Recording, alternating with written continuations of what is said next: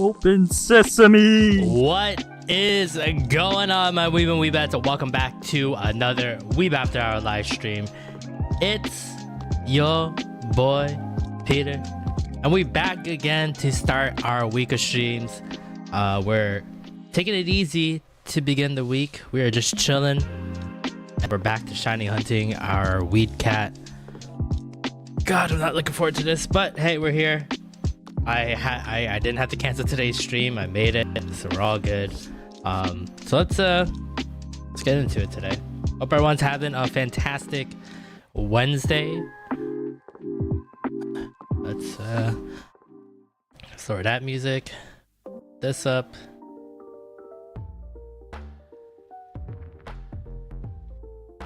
Nice Zelda lo-fi music going.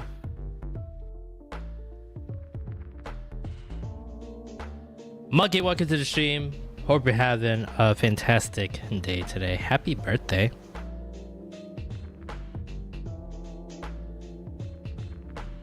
I'm sure you're fine. Just tell Jenny to stop sucking the life out of your lips. You'll be fine.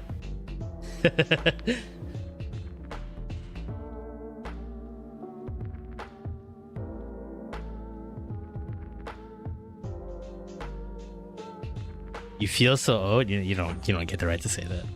You don't get the right to say that.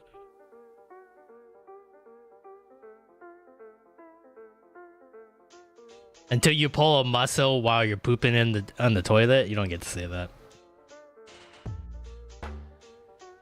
Not saying I had that problem. That's when you know you hit old status.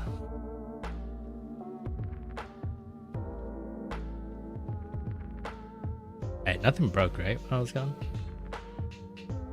Okay. Oh, last week on the Christmas holiday stuff, so we'll be swapping to do stuff next week. So I think next week, I believe Chinese New Year falls on the 29th this year, on a Wednesday, so that weekend. So we'll probably rock some, we'll probably decorate a little bit. Maybe rock some like a little Chinese New Year kind of theme.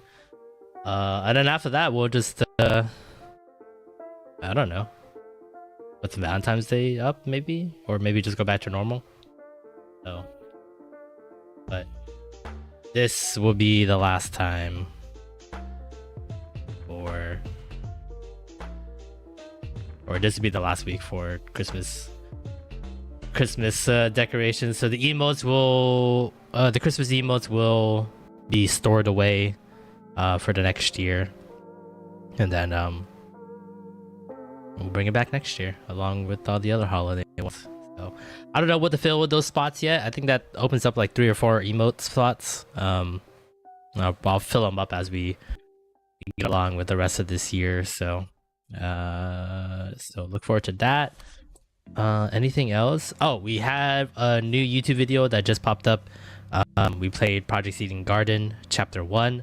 I think we're splitting into probably 4 parts, maybe 5 parts. I haven't gotten to the last bit of that recording session yet. Right now I know for sure it's going to be at least 4 parts, but I might have to split that 4th part into 2 parts, so it might be 5 episodes altogether. But it will come out every other day. So it came out, this one came out today. We'll have one on Friday, Sunday, Tuesday, Thursday. So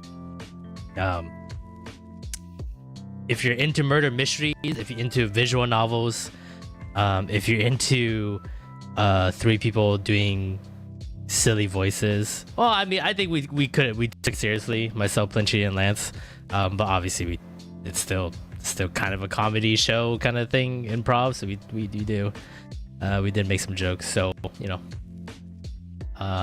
check it out. I've got the link here. If you're into trying to figure out who did it, who murdered who, in other words, she was whoops, there's always that. Yeah, really appreciate it if you check it out. Like the video. Comment if you want to comment, if you want to talk about your favorite moments or your favorite characters. That'll be swell.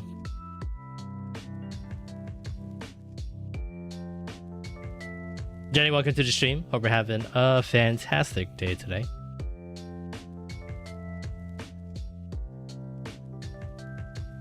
So yeah, check it out. This game is very well made.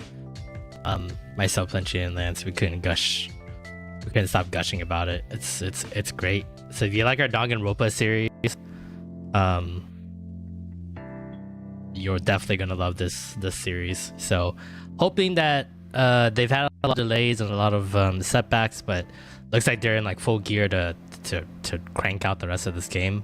Hopefully, so hopefully we won't have to wait 2 years for chapter 2 to come out.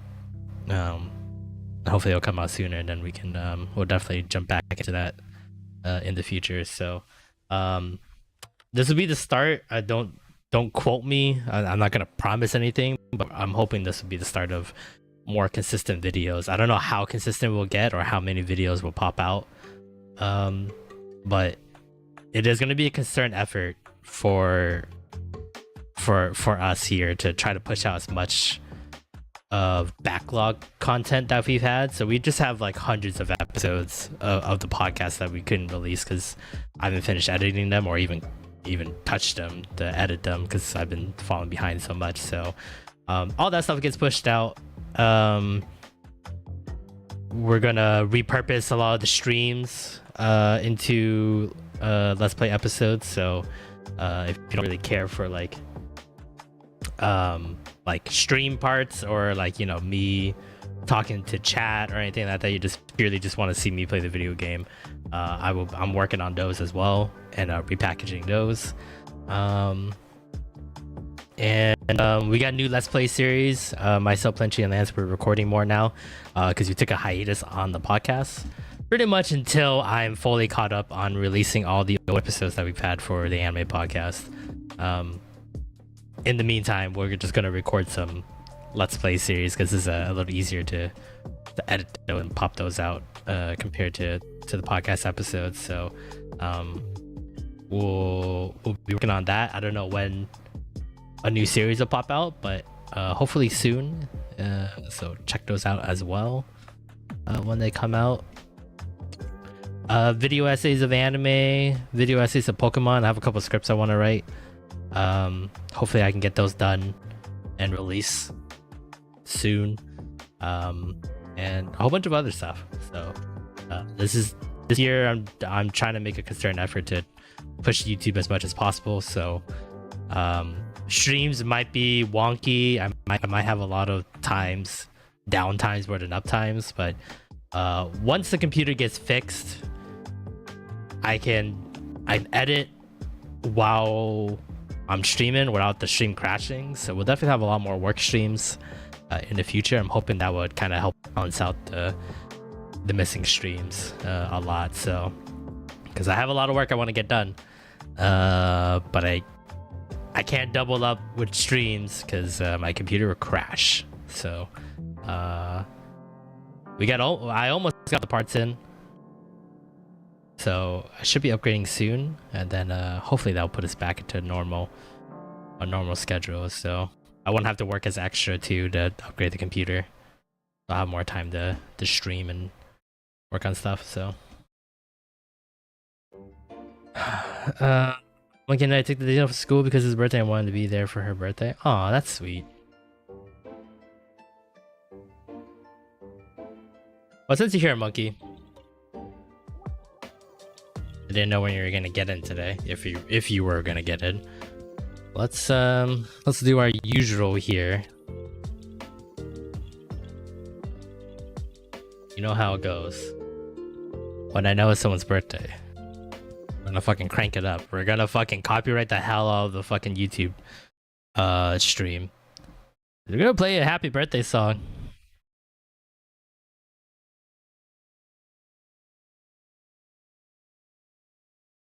Here we go. I hope this song actually plays. Or this is an actual happy birthday song. I don't know if it is.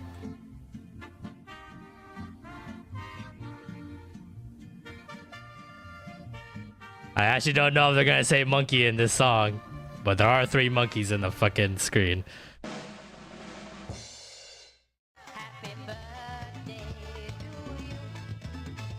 A little Mexican themed. Uh-huh. Happy birthday, happy birthday, happy birthday to you. Okay, it doesn't say monkey. It's just 3 monkeys that dance. Okay, well, that wasn't the one. That definitely wasn't a one. There's more than them.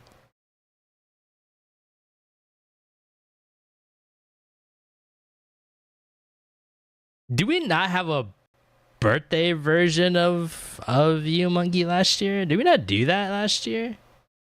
I mean, I know your real name. I don't know if we're gonna be like popping out real names though.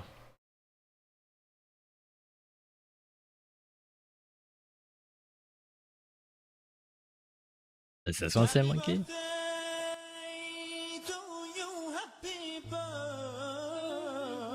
Is this like Southeast Asian type of setup? I don't know that one. Okay, here we go. This is the one.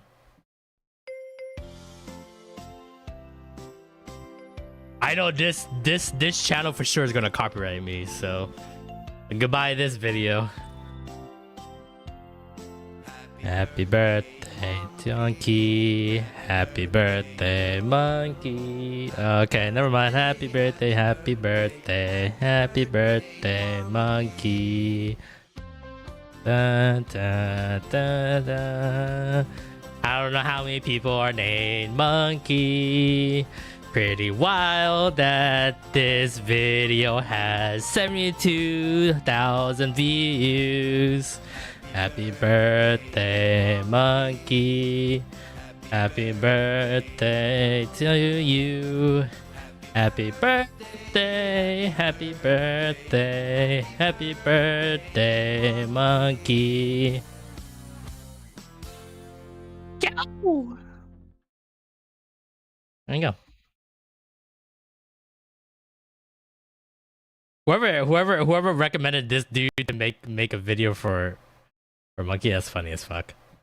There you go. Happy birthday, monkey. Hope you get all the presents that you wanted. You had a good day today.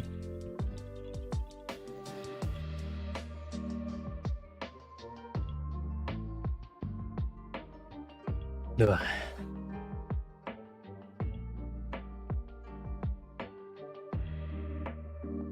Alright. I think that's all I have for updates for the Weeb Power Hour. So, yeah, expect more called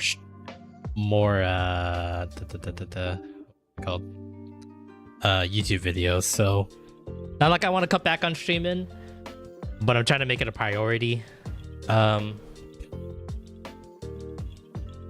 This time around, to actually get my editing side done, honestly. So, but yeah, so please watch the videos if you're interested. I really appreciate it. It's not mainly those videos are definitely not for me. It's just more for well, for one, your guys' entertainment. I'm hoping we entertain you guys with those videos, and two, when I don't edit something and put it out, it pretty much like blocks Flinchy and Lance from really having a presence on the channel, and their presence in this group means everything to me. And I want people to be really into Lance and Flinchy because they're awesome people. I think they're really funny, and it, you know, they're talented, and they can go through a lot of different ideas and varieties that I throw at them and stuff like that. So whether it be, you know, the Let's Play series or the anime podcast or some of the other ideas that we're going to try to work on in the future, that's what means the most to me, is that you guys enjoy them too. So because I know they don't get the time to jump on these streams, especially since these streams are almost last minute sometimes with whatever I'm doing. So I understand that these streams are mainly just me, and it probably will be just be me in the future. But those videos, those podcast episodes, that's when they really get to shine. And I just want people to know how awesome they are as content creators and as entertainers, or whatever you would call us. So don't do it for me, do it for them, because they deserve it. So I honestly can't imagine how it will be without them, honestly. So I'm an hour into your hello Eden, I didn't realize you were there. Hope you're doing great today. Hope you're having a great Wednesday. I'm an hour into your new Eden's Garden video, but I really like it. Yes, the game is really good. It's super fun. Also, she's definitely gonna get a special gift from Esther and someone later. Ew, cuties. Yucky. Good. Gotta stay single for life, baby. That's a choice, and not because no one wants to date me. Okay, let's as everyone else starts trickling in. I know usually we try to fuck around for at least you know, half an hour until the ads come in, but it's egg hunting. It's gonna take a while. We gotta make more eggs anyway, so I should just get started early, just so we can knock out as many eggs as possible. So you don't have cuties, bro? Hey, anybody that's in a relationship has cuties. That's just a known fact.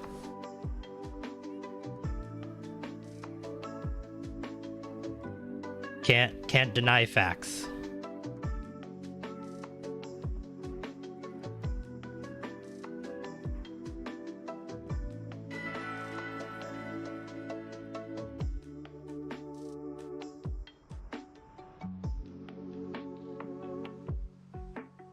I need to put in.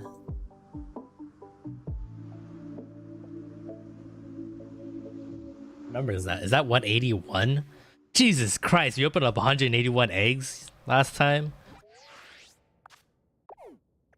All right, I'll do this song and dance again.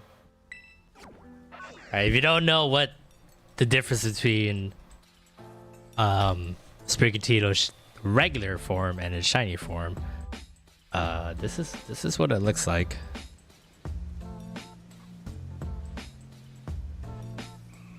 Got a lighter, or not as bright, kind of more like a darker version of its regular green, and its eyes are purple. So we're hoping for some purple eyes.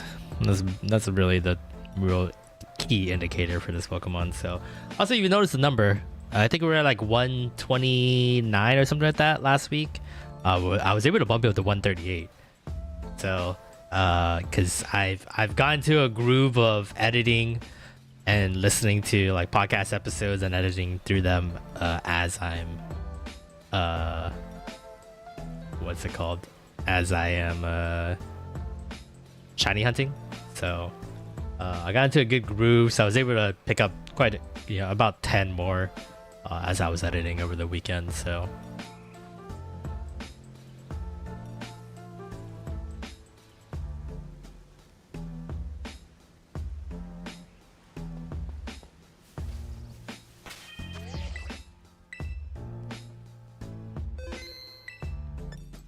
all right, let's set this bitch up.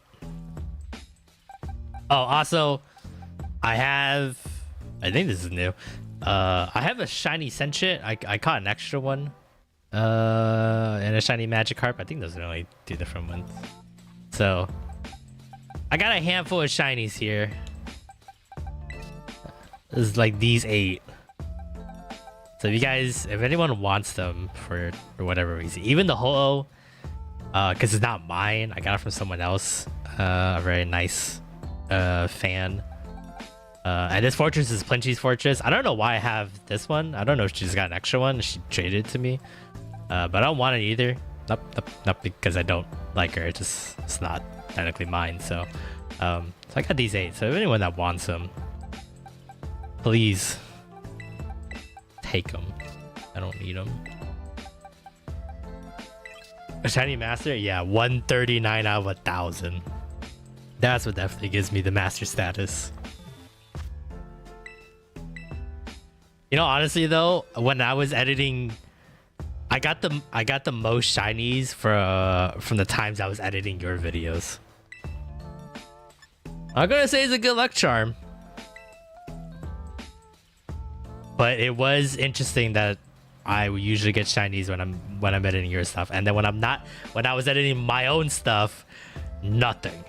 Absolutely dry bone, barren wasteland. Didn't get a single thing.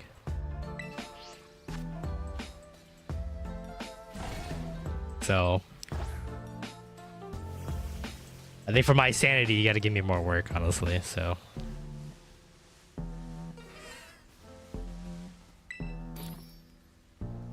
wait, did I put me on my team? Wait, hold on. Why do I have me on my team? That's not Ditto. They're not gonna fuck.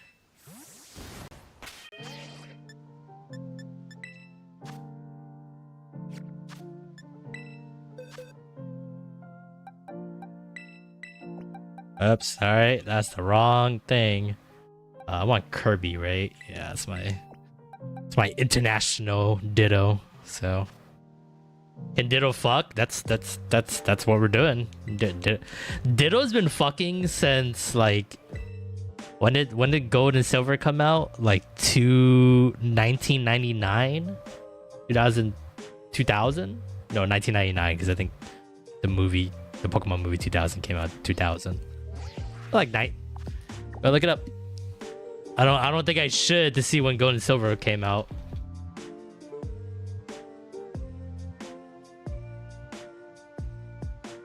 That's just gonna date me. How old I am. 1999. Yikes. Okay, yeah. So Ditto's been fucking since 1999. She's just like a blob? Yes, but Ditto's the transform Pokemon. So like just like any top tier hooker or escort, they can transform themselves into the lady or man of your dreams, and then you can pay them to have sex with you or listen to you. I don't really know. Yeah, I was trying to think. There are male escorts, and there are. I didn't know there was like a difference between a female escort and a male escort in terms of like calling them that, but I'm pretty sure it's the same across the board. Don't quote me on that. Don't clip me on that. I've been hard at work building up the well of shorts that I've noticed you guys have clipped quite a bit of. I don't know how to say this. Incriminating is probably the best word I can put.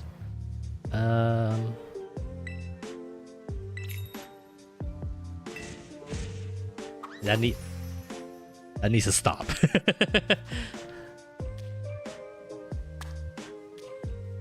What I say on stream isn't who I am. What it is. And actually, in a nutshell, I think these streams actually unlock more of my personality and my subconscious than I would care to admit. But I promise I'm a normal person outside stream. But there's something about when the lights turn on and the mic is in my face, that I say some pretty bad stuff. So I'm still gonna make him the shorts because it's funny and it's the internet. But just know, I'm really quiet. I'm a very introverted person in real life. The way I act on the internet is definitely not usually who I am. So we do it to help you. I do appreciate it though. But I got rid of the table. I don't know why I did that. I do appreciate everyone clipping stuff for me because honestly, it saves me a ton of time than having to rewatch my own shit to get the clips. But I mean, I still have to rewatch them anyway because I have to repackage them as you know, as separate videos. But that's a whole nother problem I gotta deal with. So I am too. Isn't it weird how that is? Yeah, the internet is such a different animal. It requires like a different part of you, I guess. Because I know there's like some people who are very, ads are gonna come in here in a minute. I know there's some people who are like very genuine, and it's hard for them to fake who they are. And you know, what you see is what you get when they are of the internet, or they are like part of the internet culture. But I feel like more times than not, usually those kind of people get burned, because it's hard to separate themselves from having an internet persona and having like a real life persona. I don't know if that makes any sense. But it feels like as content creators, there's almost like a safety net when you are like when you can have like an internet persona. I mean, like, it's still like me, and it's like a hyperbole version of me.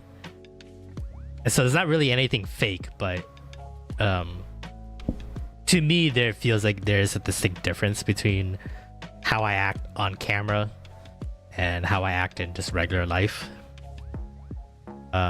Which I think, I don't know if it's healthier.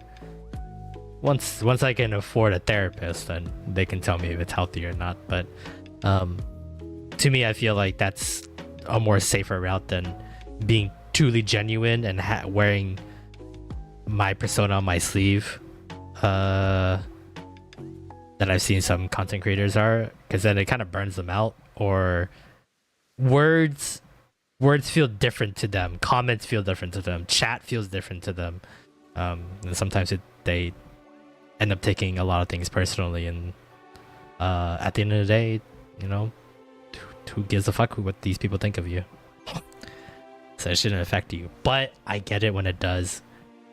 I get like that too sometimes. Sometimes I read comments on YouTube and I'm just like, holy damn, that really hurts. But you know, I can't let it like get to my head, because I'll bury myself if that's the case. So I see something that you were talking about some inappropriate stuff in front of her daughter on the day of the birthday gig. Yes, I was.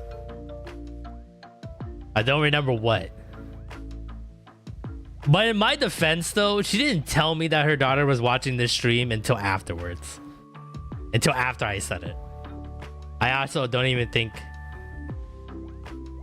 I don't even know... She probably wasn't on her own account. She was watching from my sister's phone, but... She tricked me. So, you can go back on those streams. It's all there. It's all been, you know, all been recorded. So just block them. I'm okay with it.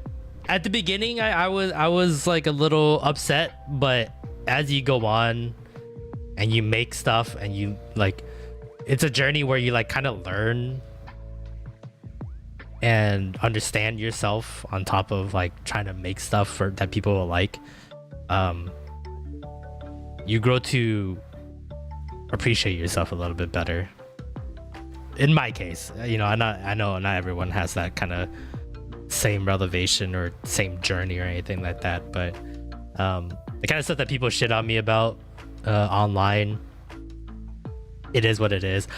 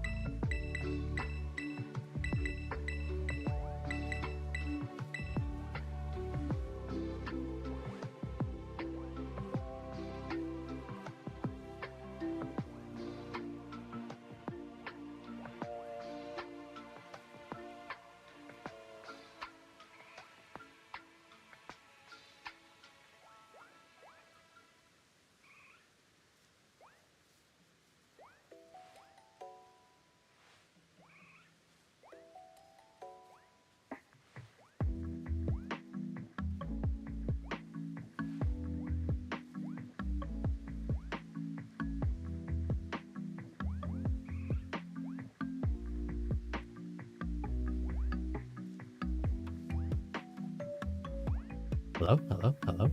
What the fuck? My mic just like went out. Okay, I'm good now. Thank you for letting me know. I didn't realize that. So I wear headphones when I listen to your stream. That's nice to know, but I'm a petty blocker. That's fine. I mean, for you, I think for you, you definitely some of your comments definitely do not deserve to be, you know, to be said to you. So those are fully grown adults, so don't worry. Oh, I know. Oh, I know exactly who she was referring to. But she tricked me, so don't get it twisted, okay? I'm the good guy in this situation. What was I saying? Yeah, I've gotten to the point where like I have a lot of fun doing the videos with Lance and Plinchy that some people are just like, don't play it that way, or like, you guys talk too much. But I'm like, I have the most fun when we're talking to each other, making jokes, and then also experiencing the game our way, kind of thing. And yeah, we've gotten comments where just like, what, you guys talk way too much and you're not paying attention to the game. I'm like, if you don't want a commentary version of someone playing the game, then just watch a non-commentary version of someone playing it. So it never made sense to me why people get so annoyed with that kind of stuff. Or just play the game yourself. I don't really know. Your video is very Game Grumps in terms of interacting with each other, so I'm not sure why they were complaining. Yeah, I mean, I also take a lot of inspiration from Game Grumps, because they were like my childhood. You know, like I've known Ego Raptor before he was part of Game Grumps, from, you know, his animations and stuff like that, and John from JonTron. So when I found out they were making a Let's Play series again, which was like in 2011 when they first started, Let's Plays weren't even like a true thing yet. Like I've had a couple of people that I watched a couple years prior that were like doing that, but nothing of that scale, and like a duel too. Like it used to be just like single person staring at a TV screen playing a video game, you know, and commentating on it. But this is like a duel, almost like doing like a two-man comedy show, but you have a video game as like your visuals, and not like gag props or like a theater room or anything like that. So and that's what I enjoy about these Let's Play series. So as much as I love streaming, I love talking to you guys, you know, I love doing this and stuff like that. I think the way I behave on stream is way different than how I do my comedy in a Let's Play setting with the other two. So and I think it's purely because of Game Grumps, and because of like two best friends and like a whole bunch of other group Let's Players.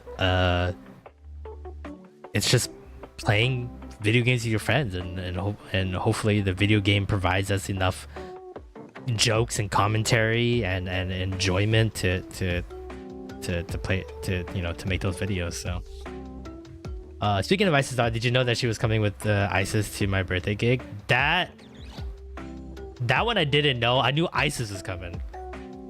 Not everyone, but a whole bunch of people were already telling me that was the case.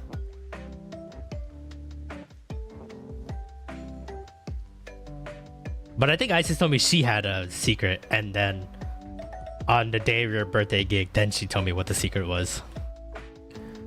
Because I told her not to say anything to me, just because there was a chance you might read it, because you usually are on a stream.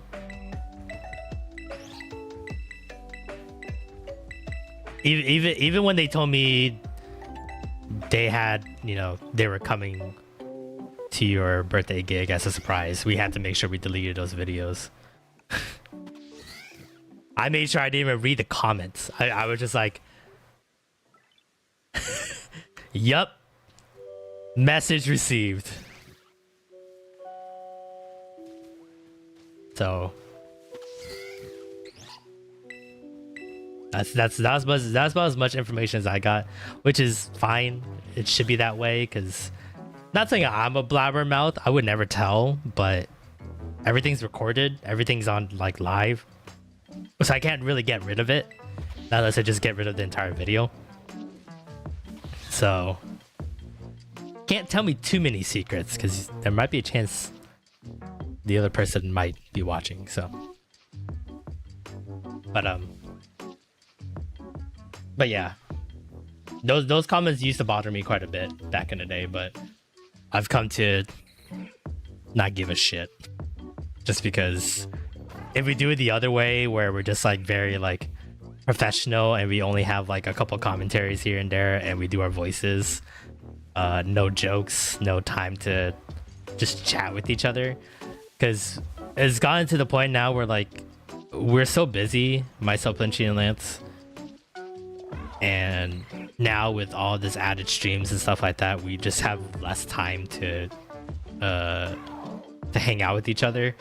Those let's plays recording sessions are kind of like our like way to hang out with each other again, and like, you know, catch up with each other and talk to each other, you know, because we can always talk during like Discord messaging and stuff like that, but nothing beats like just talking and chatting with each other. So it's almost like a hangout session on top of the fact that hey, we're trying to make a YouTube channel work, and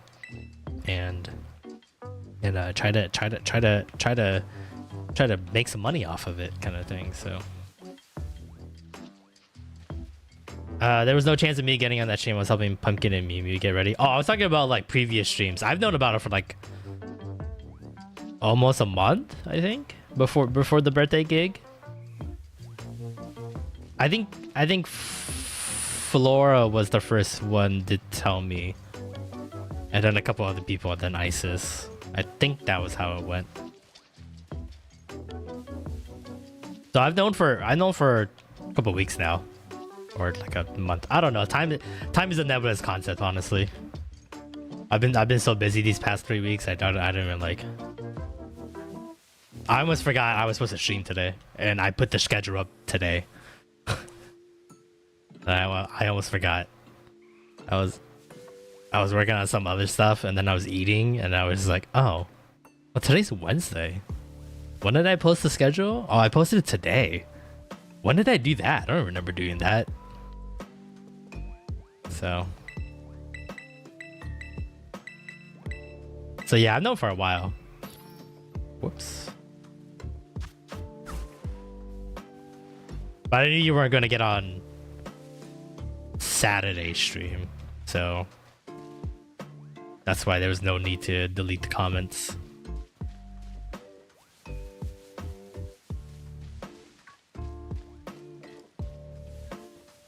Because I figure you're gonna be really busy. I mean, it's your birthday gig. If you aren't busy, then you're not, you know, we're not doing the gig right. So I hope you took pictures. I didn't see anything posted these past couple days. It's been kind of nice. Just saying. I like to vicariously live through you guys because I don't get to do anything fun anymore. Just saying. If there's no pictures, it's fine. It's not a big deal. You're only making me incredibly depressed and FOMO.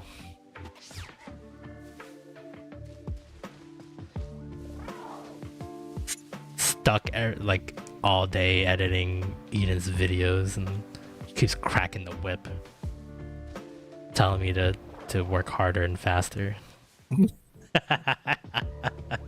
I'm kidding. Or anyone gets their panties in a bunch. Ooh, cake time. Alright, sounds good. Have fun. As a mean girl mom says, you guys keep me young.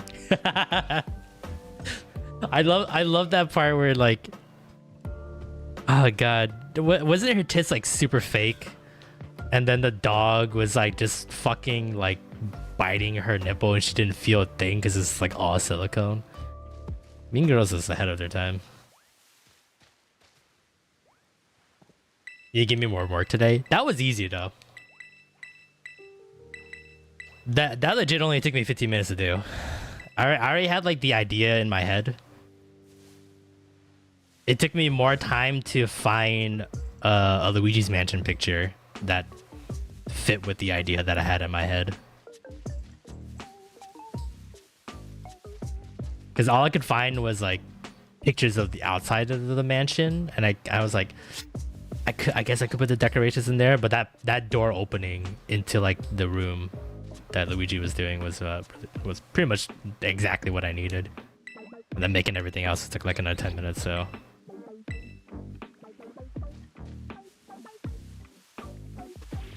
Love the dichotomy of the birthday stuff with the dark mansion. I know. That's why I matched it with your colors. I matched your purple colors from your banner.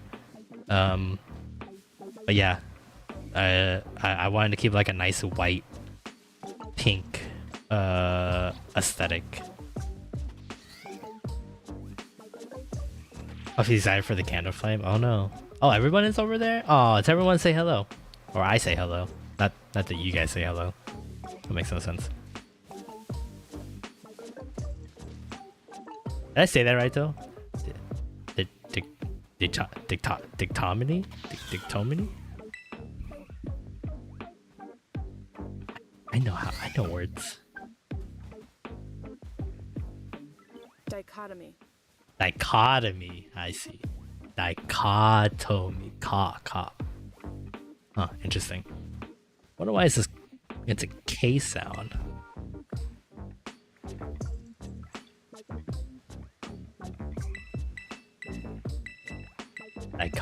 Dichotomy.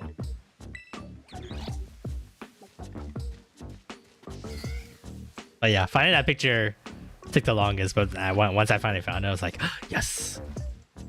And I just jimmy some other things up. But yeah. Pretty much almost done with that anyway. That only took like 15-20 minutes. I just need to line up the letters better. I just made it really fast so you get the idea. Just in case you're like, ew, no. And then I'm like, oh, never mind. Change the idea.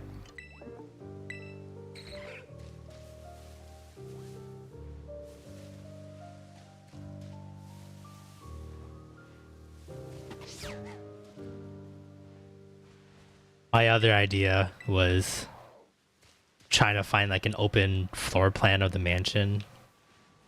Or no, like an open room of the mansion. Put a cake in the middle, and then you on one side, and Luigi trying to suck the cake with his vacuum on the other side.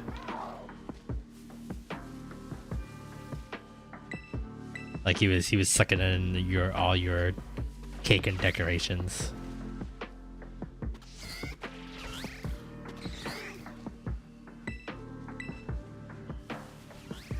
But that would have taken like a little bit more effort, and then I would have to like make decorations and make it look like it's getting sucked in, and then you were like, are you making too much of my stuff? And you know, so it's one of the... That game is making me rage, so I think streaming it will help. I'm not surprised. It was sadly the worst of the three before the remake, and then after playing the remake, honestly, it felt like it was worse. Like I don't really. One, a waste of $60, because honestly, I don't think anything that the remake added really made it better. If that makes sense. Controls are awful. Yeah, they never fixed it. It's still the same back controls from the original, I believe. And like maybe like one or two quality of life stuff that really wasn't necessary or needed. So, but I didn't know any better. I know one was such like a bare bones but like very well made short game, and then two was just like triple the size. But now playing back on it and realizing like how good 3 is, because I never played 3 before until we did it on Halloween, that I was like, oh well this is how you make a Luigi's Mansion game. I spent like 10 minutes on a fight because I couldn't get the stupid poltergeist aimed right. Yeah. combat felt very just slow and clunky. So, but when you play 3, it feels great. Also, some of the like backtracking in 2 is kind of dumb and confusing and really annoying. The only thing I can give it credit for is that the boss battles are kind of interesting. But there was one boss that I absolutely fucking do not like, and I don't ever want to do it again. That's like the only. That's not like the only like thing I can say that I actually like from that game. Other than that, everything else sucked. I'm pretty sure I was like falling asleep during those streams too. That's how bored I was. The Luigi's Mansion 3, great.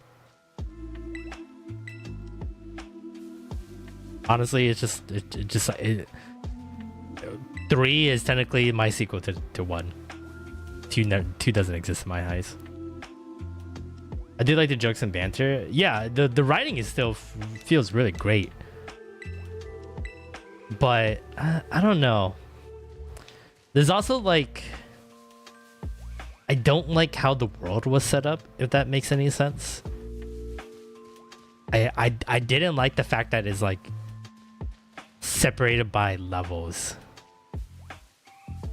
and that it's almost like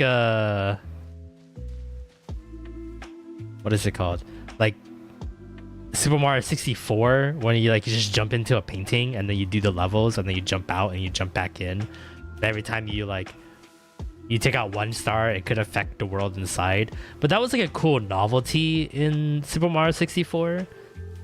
But I like the idea that Luigi's Mansion 1 had, where like it's just one big area and then the area changes over time depending on what ghosts you got. And I felt like that felt better, and they went back to that in 3 with the hotel, and I thought that was the smart choice. But yeah, but there was something about like them splitting it up into levels that kind of bothered me quite a bit in 2.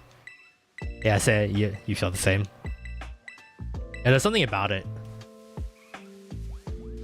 It really felt like I was like getting into like an area, and then it just like absolutely felt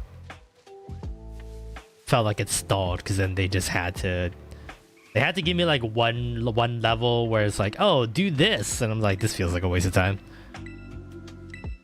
Anything with toads felt like a waste of time, honestly.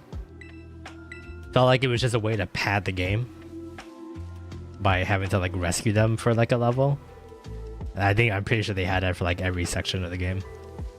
I don't mind how they divided the areas. I thought the areas were really nice. Albeit they didn't really fit in my eyes in like terms of like a theming. But that's fine. But yeah. Dividing each area by levels was a weird choice. But yeah, that's why I like 3. Because it was in a nice hotel, everything felt like as one, so that it just kind of flowed into each other, and obviously you had to find the buttons to move up to the next level or next floor, so like, I don't know, it was nice. Everything was themed. It was great. I'm hoping Luigi's Mansion 4, if they do make it, it'll be a strip mall. Because by the time Luigi's Mansion 4 comes out, all malls across, well, at least across the United States, are gonna be barren. They're gonna be empty, and they're gonna feel like a zombie apocalypse went through them. And then now we can put ghosts there, and I feel like this is just how real malls feel like right now. I think I'm done buying parts except for Wind Waker. Yeah, surprisingly, I feel like I don't know. I don't remember how many ports that Switch has, but I think the only one that I've only been impressed with is 1000 Year Door. And it's not like they did too much difference in that port. It's just some quality of life stuff that they fixed, but it's just that quality of a game that it was worth having a copy of in a modern console, because I could have just played the GameCube version and it would have just been as good. But it was nice to see everything in a higher definition, and some of the quality of life stuff that they did really helps out, because you know, Thousand Year Door is an RPG, so backtracking is always a thing in RPG, especially old RPGs, and they added a lot of quality of life stuff to kind of cut out a lot of the backtracking, which was like really nice, honestly. So that's the only one. Oh, and Super Mario RPG was a pretty good one too. That one felt more deserving of a port just because of how old it is and how inaccessible that game can be. I don't remember if that was $60 right off the bat. I felt like that was cheaper, but I don't remember. But those are the only ports recently I can think of that has been actually worth the trouble. Everything else has been really bad.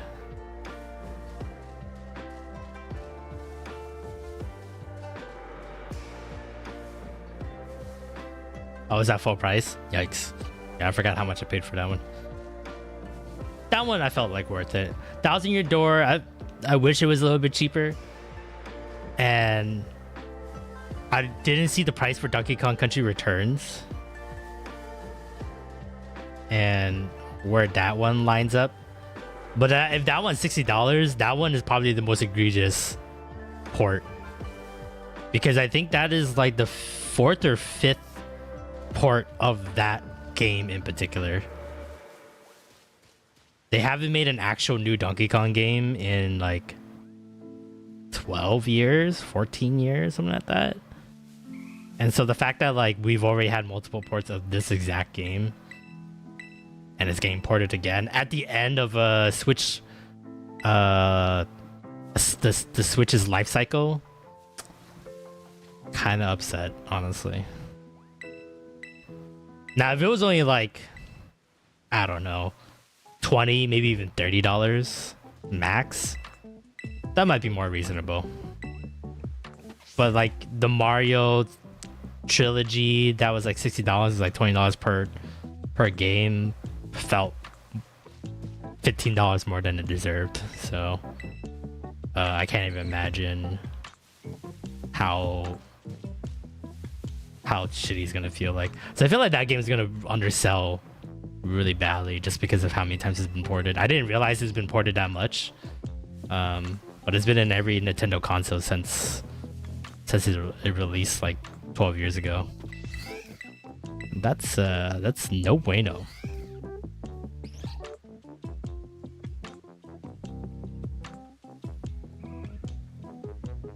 I feel like if you're gonna wait for the Wind Waker, you wait for it to be on sale. Or you wait until someone buys it and returns it at GameStop, and you buy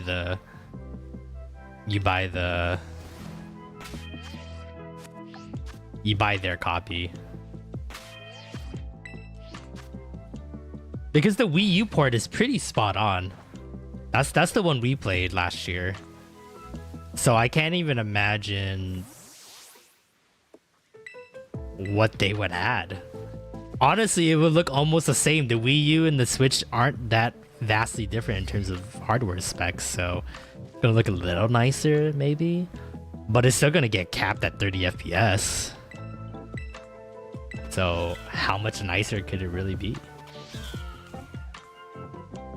Travis Clazy, how are you doing? Welcome to the Wii Power Hour. Hope you're having a great day today. Happy Wednesday to you too.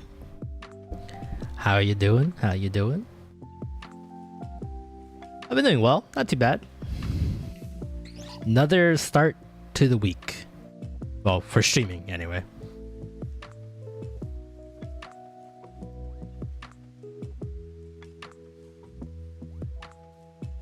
I'm doing great, thanks for asking. Just got free from streaming. Oh hell yeah, you stream too? What were you streaming today?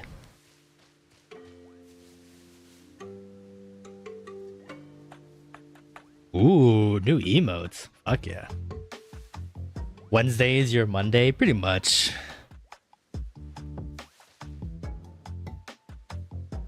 Oh.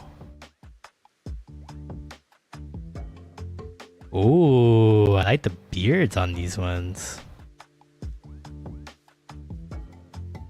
This is what you look like in real life. Very handsome, I have to say. I like the Pokemon hats.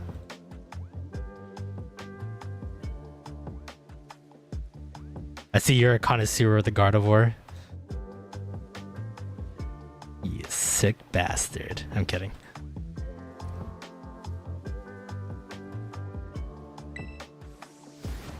But yeah, it definitely doesn't feel like my week doesn't start until Wednesday.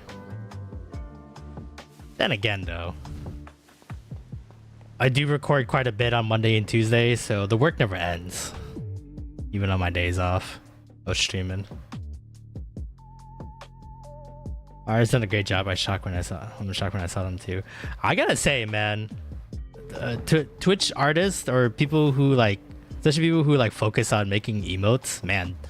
I shop around on Etsy all the time, and dude, they're like fucking intense. What do you think? How much one animated emote costs? The ones I usually buy are anywhere from like $2 to $10. So my guess would be like, I don't know, they're really well made. $5 each? Well, it's a custom one, right? So maybe, well, maybe way more than $5. I say like $10 each.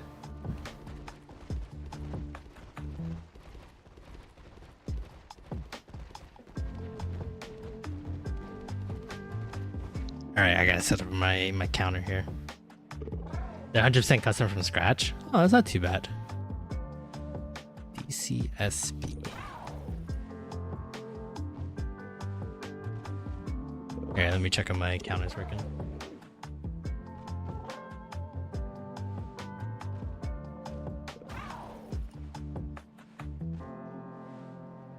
$42 for each?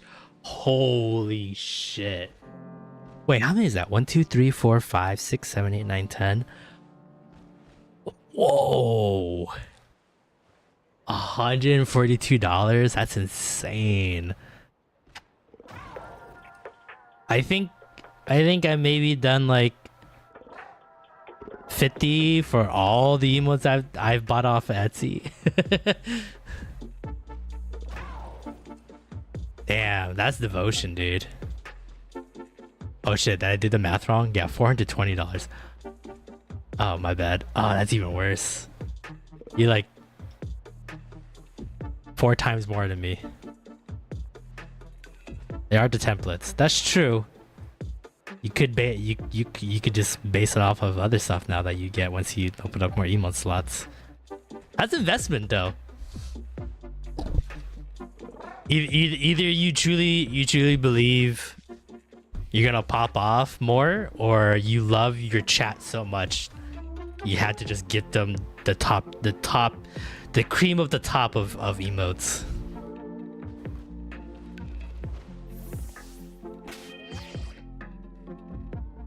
You love the emotes? They're great. Hey, and you know what? You get to have them for life now. So it's a worthy investment. Oh fuck, I forgot to do my eggs. I don't think I got as many eggs as I was supposed to.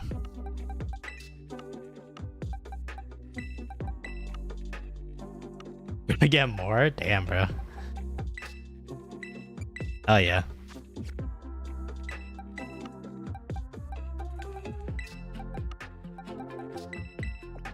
I'm sure all your whole community is gonna be fucking ecstatic that you're gonna pump in some more emotes.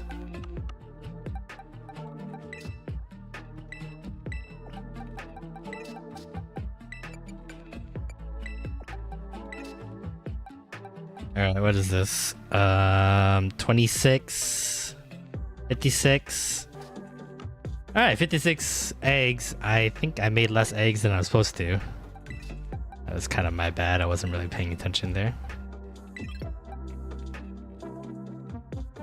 Yeah, they love them more than me. Dude, I totally understand that sentiment. Whenever you add more stuff to your streams that really doesn't include like yourself, people get more excited for that than anything. Why not make your custom ones? I don't really have anything that's like I don't really have any good jokes that I could think of to customize or like, you know, ideas.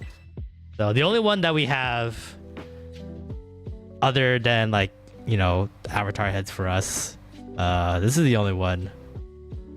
It's just a pregnant version of me, which is long story, inside joke. Everyone loves it except for me because it's me pregnant, but that's besides the point.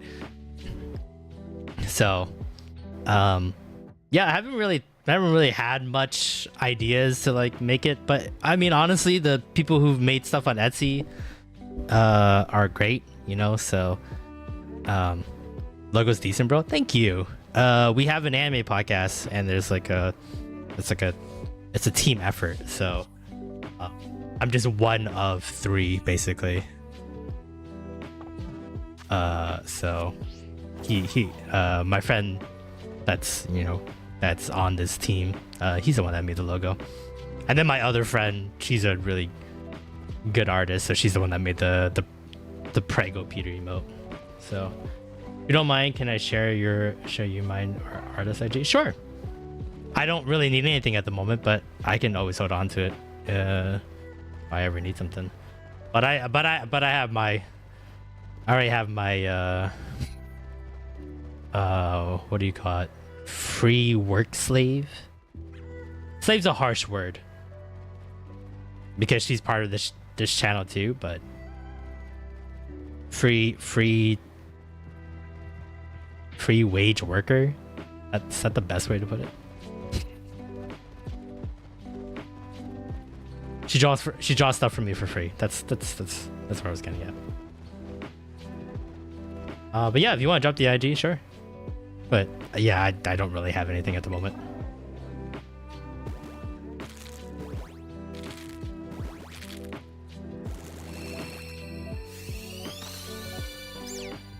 Hey, that's not shiny. Starting off strong. All right, anyone want to guess the over and under of how many times I'm gonna accidentally re-nickname a Sprigatito Sprigatit? I think I nicknamed 4 out of the 181 Sprigatitos that we hatched last week.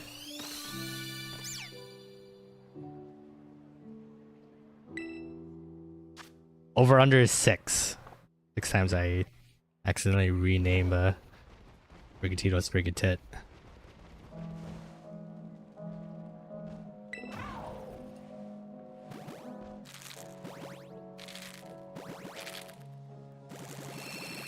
Please. Yep. The only salvation is that Sprigatito's legs are getting cut off by the floor.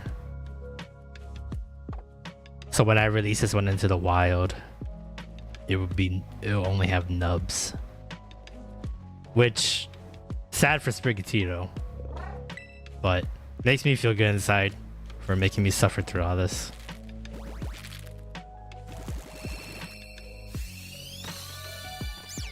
Fuck!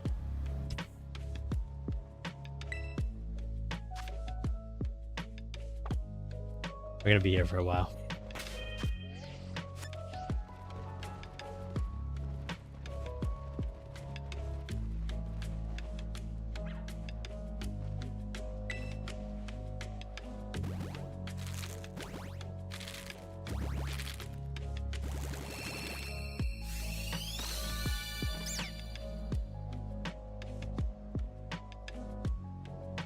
Ask her to make you an attractive logo and some animated emotes in affordable prices. Oh, that's very nice of you. I'm not changing the logo though. Logo's probably gonna stay the same until I die on camera.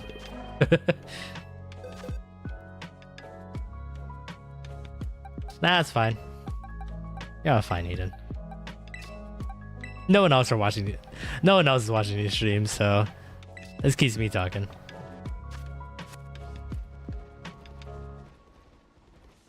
I mean, if you really want to. I know that finger is trigger happy.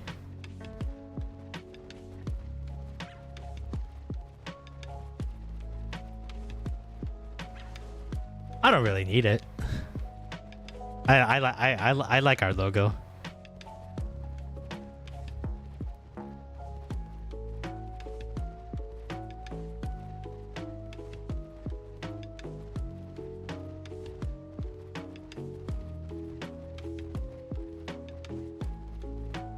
You were finger trigger happy.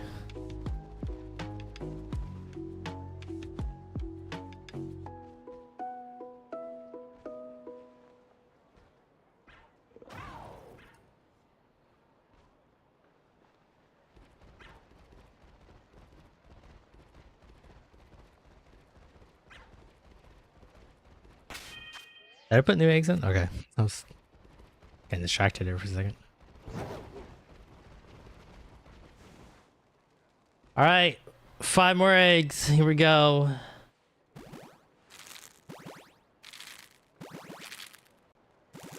think I missed one. How dare you try to replace the Prego Peter emote?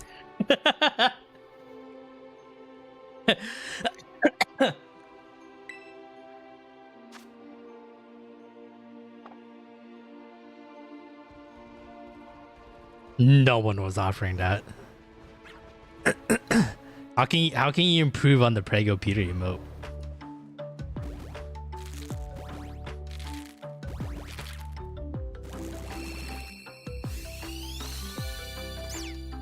I was talking to Plenty about it. Like what could possibly like upgrade this? And she told me that in the planning process while she was drawing it, she originally had a shine on the belly, kind of like a bald spot. You know how like you see like a nice little like window of light on someone's bald head. She was thinking about doing that for the for on the belly. So thought that was really funny. I don't remember. Is there an Audi on that picture? Or is there an Audi on that belly? It was like one or the other. Oh, thanks for the resub. Appreciate it.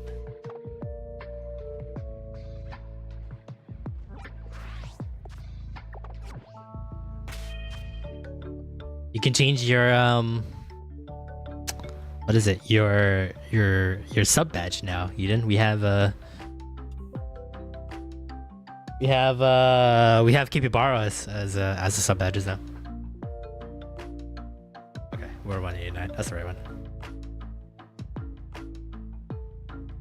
I realized I couldn't use the emote. You have to be really devoted as a fan to be able to use that emote. Can't have that as a free one.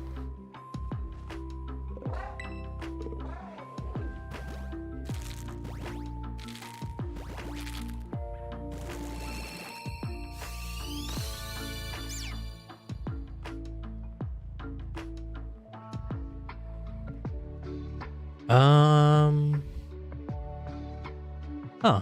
Could have sworn you could. Except for 5 months, yeah.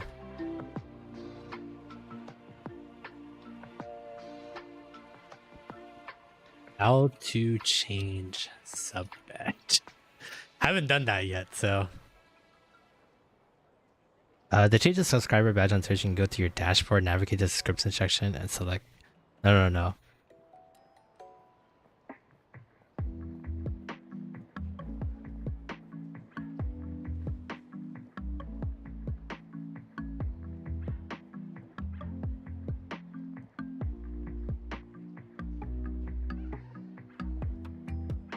Twitch chat. How does Twitch chat do it?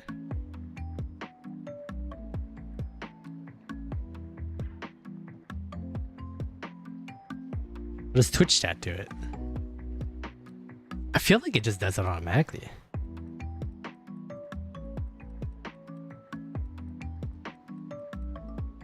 Right?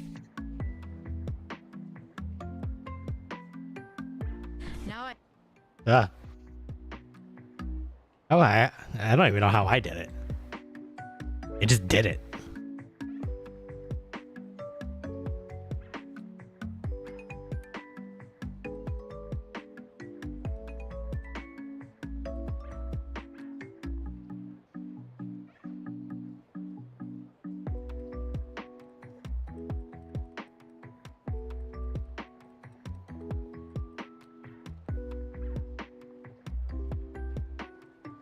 Okay, so you can only get the one with the orange on his head. But I don't see that badge on your name. You have the Sakura blossoms from channel points. Or not from channel points, from bits. From bits. Because you have these two. I have these like Sakura cherry blossoms when you pump in bits. I can see that on there. Like these are all the ones that you have. You also got the first founder one, which is apparently really rare badge to have. So that means you were one of the first people who supported this channel. Guess that's pretty hard to come by since it's hard to find smaller channels that would blow up, I guess.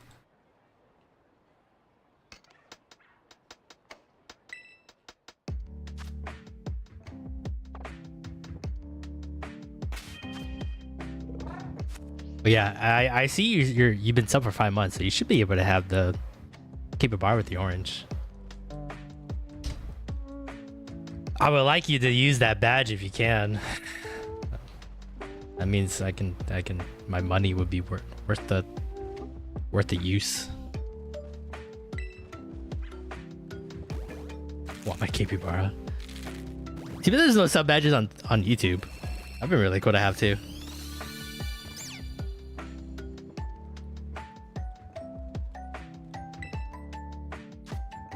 A lot of things YouTube doesn't have that I wish it has. Maybe the sub needs to catch up. I'll look again tomorrow. Should have been caught up already though, because it goes from 3 months to 6 months, I believe. There's no 5-month badge or 5-month dress show you have to clear. But no idea. Because I know you can move them around. Because it only shows you like the first 3 that you get.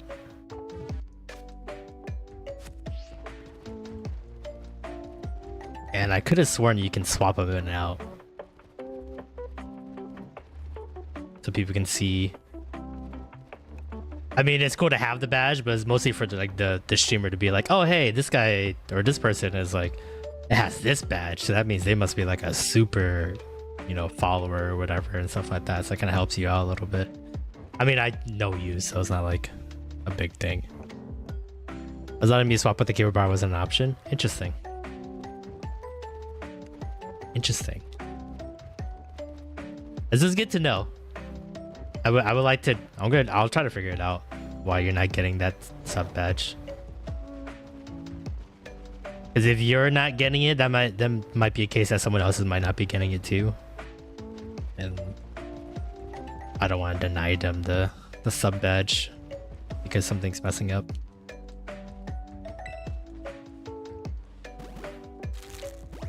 I have to talk to Sprout, see what his badges look like.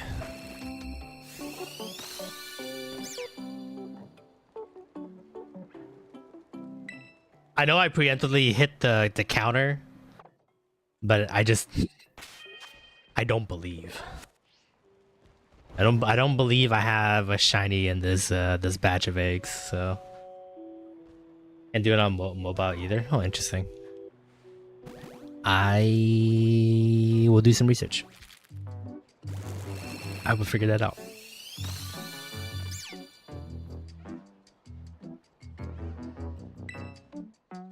This is a very cute set of sub badges.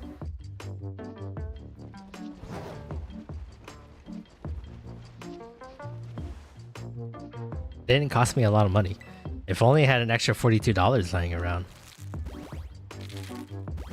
Well, I could have customized my own set of sub badges, but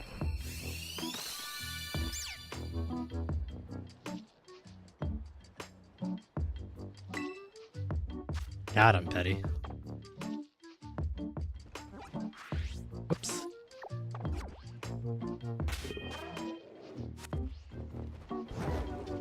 Oh, sorry, not $42, $420.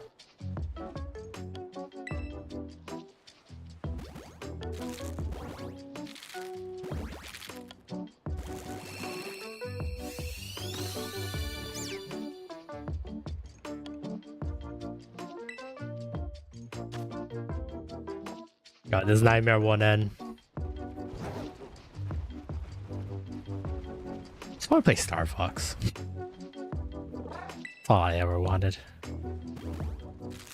I think doesn't even stream my Chech's channel. I know. I kind of figured.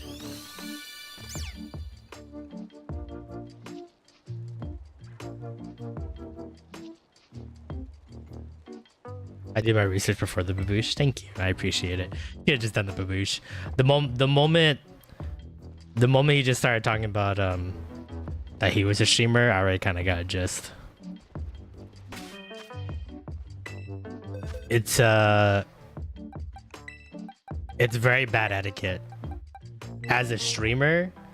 If you're a streamer watching another streamer, it's very bad etiquette for you to just come in and be like, yo, I'm a streamer, and start talking about your streams. Because is that fair to the person that's streaming if you're trying to take away attention from them to talk about your streams and like your stuff?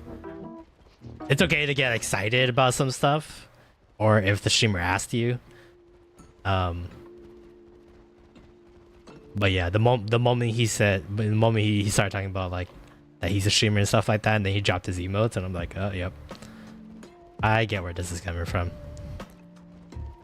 But I'm the same as you. I try to give him the benefit of the doubt, but the moment he started talking about money, I was like, yep.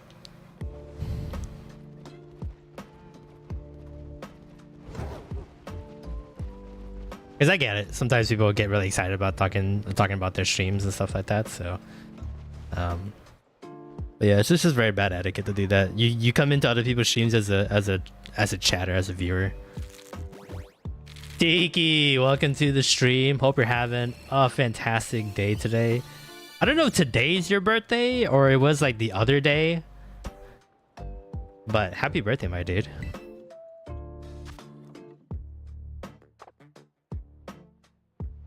And then take the hint when you say you already have an artist. I know. You would think saying free work wage slave would have gotten the hint, but way cheaper than $420. That's for damn sure.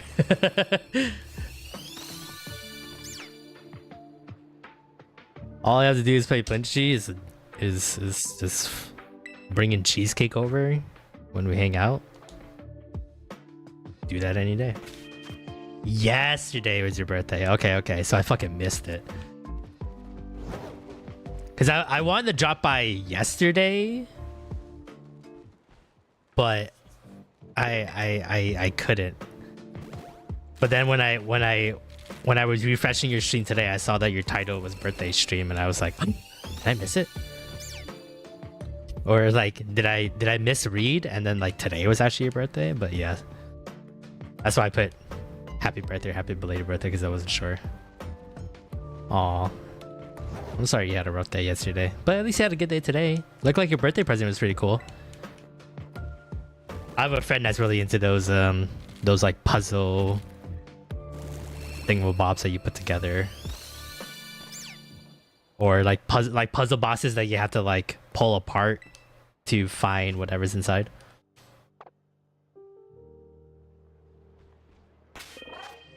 That looked pretty cool. Also, I caught it like half a second of your face.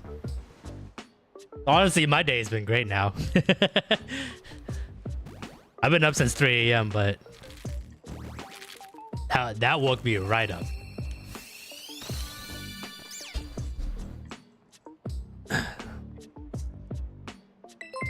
Oh, you didn't have to. You didn't have to resub, Tiki. Thank you though. I appreciate it.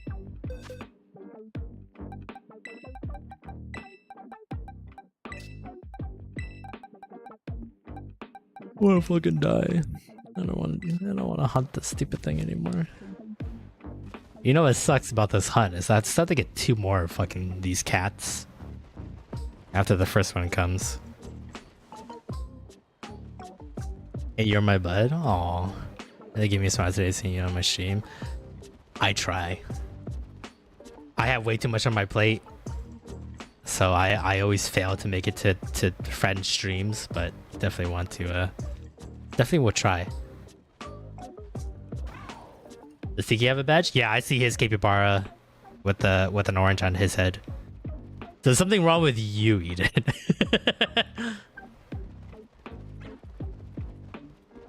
You use your Prime sub for all 5 of those months, though, right? I might have to double check. I wonder if there's some way I'm accidentally blocking Prime subs. By the way, I wanted to share something. Ooh, hell yeah. Yeah, is that why? I have no idea. It's the only thing I can think of.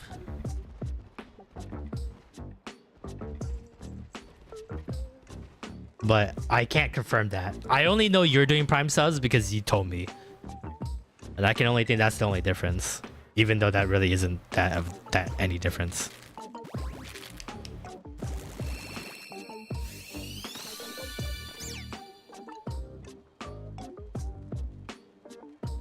I'm working on launching a sister stream. Ooh.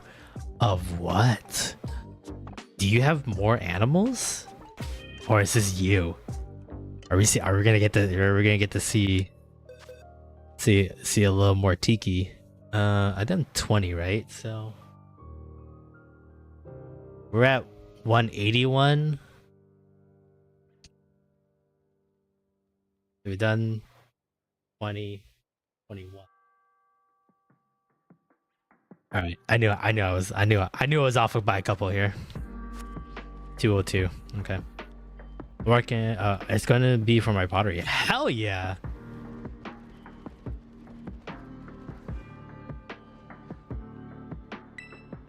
Are you gonna make a secondary channel on Twitch?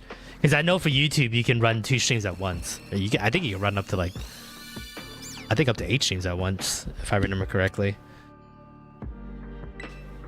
So you can run the bunny stream and then do your pottery at the same time. But I know Twitch you're gonna have to make a secondary account, or just don't do it at all. I guess gonna be another Twitch channel. Hell yeah. Rock on, my dude.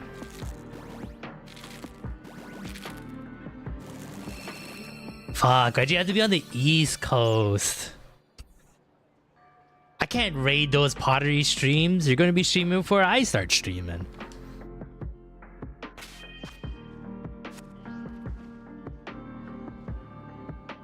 It's a secret right now, so I could DM it to you, but I want to wait to go public. Yeah. On Twitch or on Discord, either one, it don't matter. Or I could just wait like everybody else. Yeah, but that means I can pump people up for your stream? Nah. let's not ruin people's days. Let's not sink the rest of their days. I have noticed though that I know more people outside of my time zone than inside my time zone.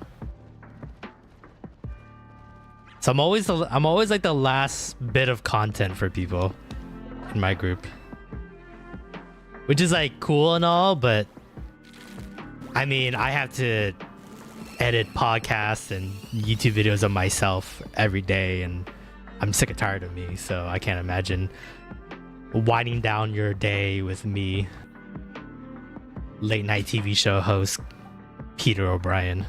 Fuck. Oh, we help each other. Oh yeah, but you're awesome and you have awesome bunnies.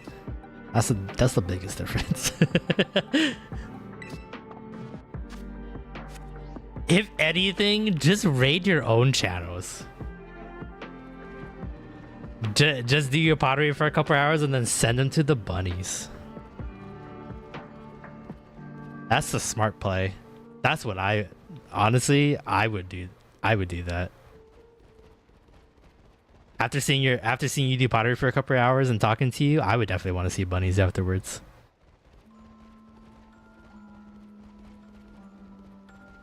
The only good thing that comes from raiding me is I have a really nice raid emote. That's about it. It's hard to raid other people, really. That's true.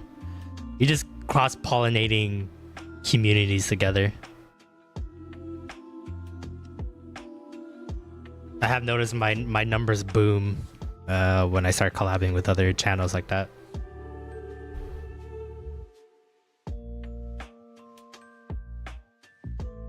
I talk about my bunnies all the time. If I start talking while I'm throwing pots, I'm mostly going to be talking about bunnies anyway. But that's fine.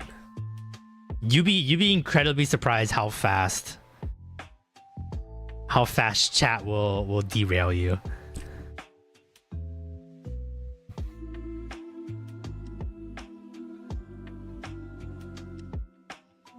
But I want to know everything about the bunnies. I don't know if you have it on your Discord, but do you have like a stat sheet or like a profile, like a dating profile, not to actually date your bunnies, but like just like a profile of each bunny? I very rarely pay attention to what streamers are actually playing. Yeah. You first get sucked in by whatever they're playing, but then you stay for the vibes. It's usually how it goes nowadays.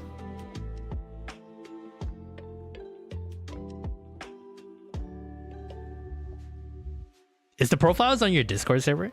Like profiles of each bunny?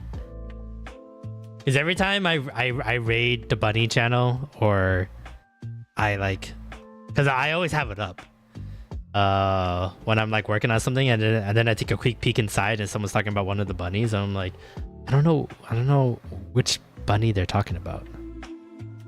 Think about putting something together for it. Okay. Because I don't know if you know Ferret Software. But a really big streamer, Pirate Software, he has a ferret rescue, and so he runs just like how your bunnies run 24/7 watching the ferrets, and it's gotten so big now that it pretty much like everything, the rescue gets bigger and bigger because of how many viewers they have. But basically they have panels on the bottom that shows off like their profile picture, and then like the name of the ferret, and then maybe like a small tidbit of that ferret. Yeah. That'd be great, because I'm behind on the Tiki Bunny lore. I see people like saying a whole bunch of names, and I'm like, I don't know who the fuck these bunnies are. Then I thought to myself, I don't even know who the fucking big bunnies are at the beginning when I first joined. But I know you had a lot new ones lately, so want the lowdown. But I need pictures though. I'm a visual guy. You can't just be telling me a whole bunch of bunny names and I still won't be able to attach bunnies to bunnies. You know what? Next time you stream, like actually IRL you and not the bunnies, whether it be like the pottery one or you just do another birthday thing, I need you to get like a fat canvas or like a gigantic whiteboard, and I need you to like pictures with like red string, and I need to know who likes who's coupling up, who's in a love triangle. I need like the red wires and everything like that. I need the full deets. Like a crime scene, yes, but mostly for like my soap opera digest. I need to know who's gonna cheat on who before episode like 1000 of the bunny soap opera.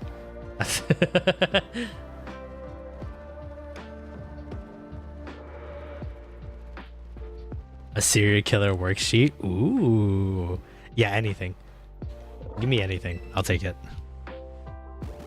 something I can easily identify these bunnies. Cause I have like the fattest FOMO when people in your chat are just talking about a bunny. It's like, oh my god, this bunny, blah blah blah blah, and I'm like, I don't. Which one are you talking about? Well, they're never gonna. I don't want to be like, which bunny are you talking about? Because then they'd be like, you're a fan, you don't even know which bunny I'm talking about, and I'm like, yeah, you're right. Not really a true fan. Tell me one thing. There's some reason for some of my secrecy with the buns comings and goings. Are like some of them going in trial or something, and they might go to jail.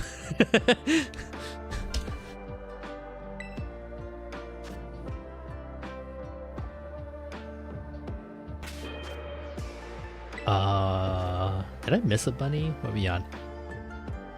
It's the last 30, right? So should be on 208.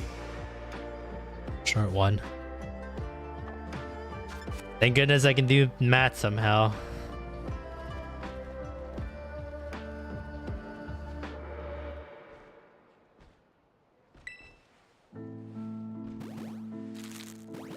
Please be it. I know I'm still under odds, so I shouldn't be complaining.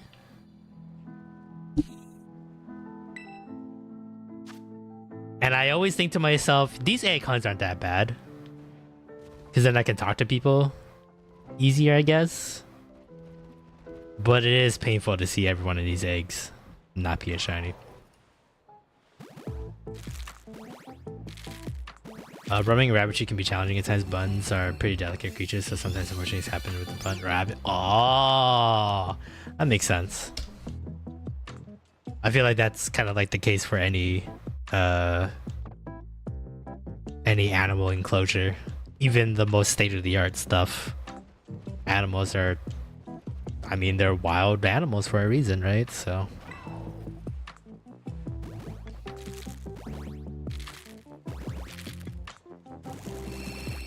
But I think that's okay to talk about that too. Or like once you make like your profiles and stuff like that and everyone gets attached to one, and then when one unfortunately hops away to carrot land. I don't know. To me, like, you can still appreciate it, I guess.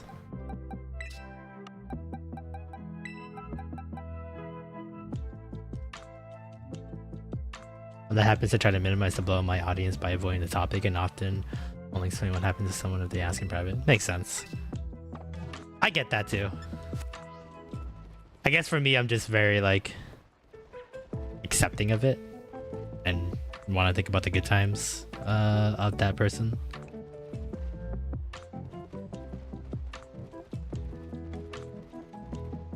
I mean, if I get attached to a bunny and then I see that bunny, if I see an animation of that bunny like hopping away to Carrot Land,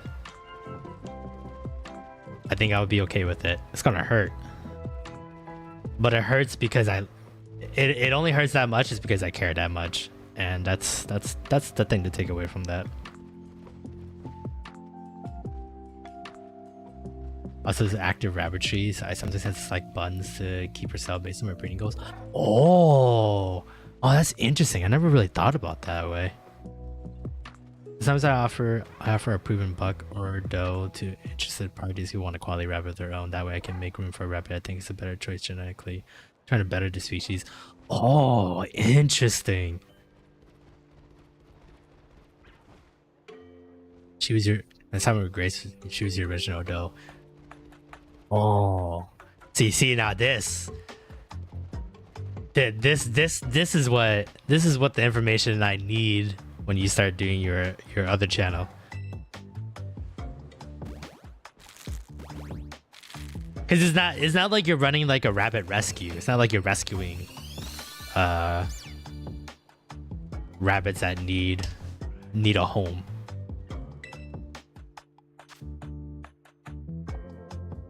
So there's a lot more nuances to what you're doing, which is very interesting.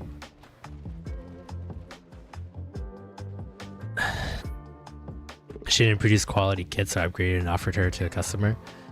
At least they go to a good home.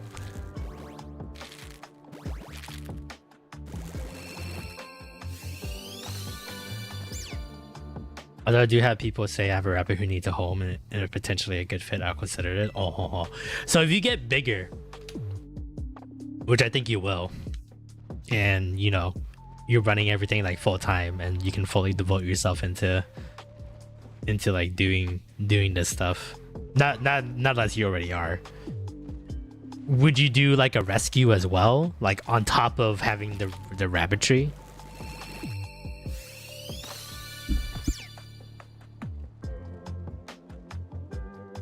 Because I assume that if you run a rescue, you're gonna have to make a whole new enclosure. If you want to breed the best species, not every rabbit you rescue is not gonna be great, right? So.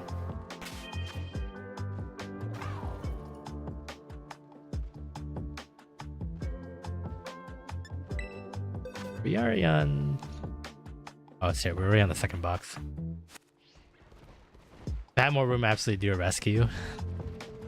Just you wait. Just you wait. You're gonna pop off. You're gonna be able to buy more room.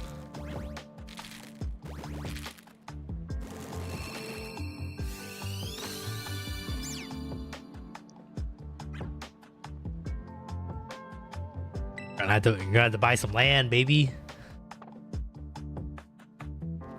Your backyard ain't good enough. You're gonna get some new land. Do you think living in Florida is like the best environment for bunnies? I guess the bunnies that you have.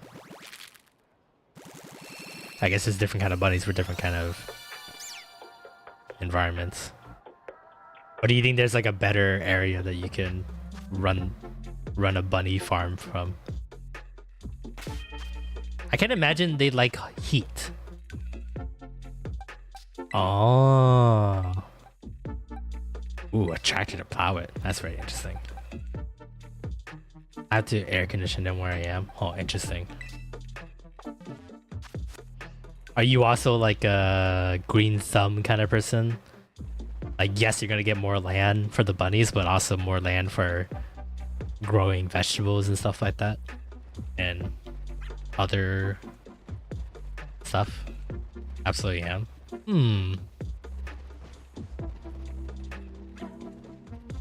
Grow anything with bunny poop? Hell yeah. I'm not trying to uproot your life. I'm not saying any of this. But I feel like the Pacific Northwest is like a better environment for what you want. I was gonna say California because it's, you know, pretty good weather all year round. But that fire though, yikes. But I feel like it gets cold enough in the Pacific Northwest, but then also what, like 9 months of the year you can actually grow stuff and then take a couple months off. That fire, I know. Fire's ridiculous. It was pretty close to my family. No, well, actually not pretty close, but if it kept on going, they would definitely have to evacuate too. It was getting close to them. So definitely surreal. I've always tried to like have like empathy for like East Coast people and like Florida and like pretty much that side of the world that gets a whole bunch of like hurricanes in like the Midwest, because I know this happens like very often for you guys. But like the worst thing that we've ever gotten in California was like earthquakes, from, or at least from what I remember. And even those earthquakes wasn't as damaging as this. Even like the fires that happen every year for us wasn't so bad. But this is like, this fire this year was ridiculous, man. I demand that those people get support to put their lives back together. I agree too. I hope there is enough support. It looks like it is, just from seeing all like, you know, TikToks and other stuff like that, and everybody pooling into together. So demand. I believe in that community. As much as it gets a bad rap a lot, I do believe in that community just because I'm from that community, and so I know I know they got it down, and I know the support will always be there. TikTok, yuck. Yeah, well, it's back, baby. Just like everyone in Florida gets all the time, everyone in Alabama, everyone in Texas. Yeah, I didn't like the finger pointing that they did.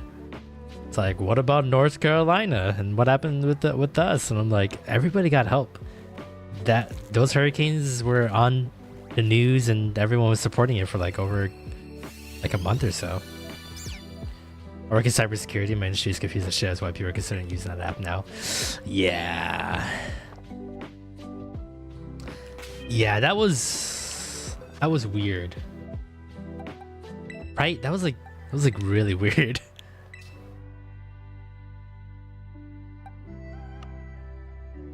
What's this? 30 by 40. There should be a 220.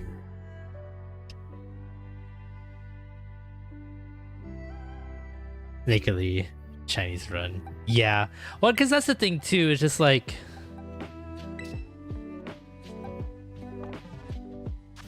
I felt like if they didn't really put that much effort into showcasing it, like